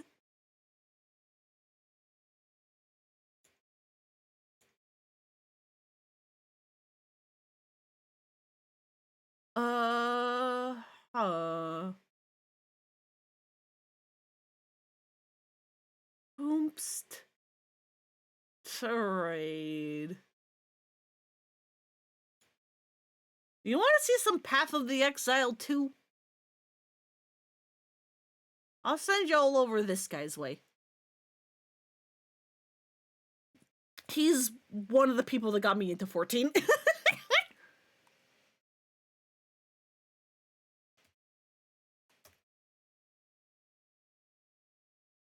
But yeah, thank you all so much for coming and hanging out. I hope you have a good night, a good evening, whatever time it is for you.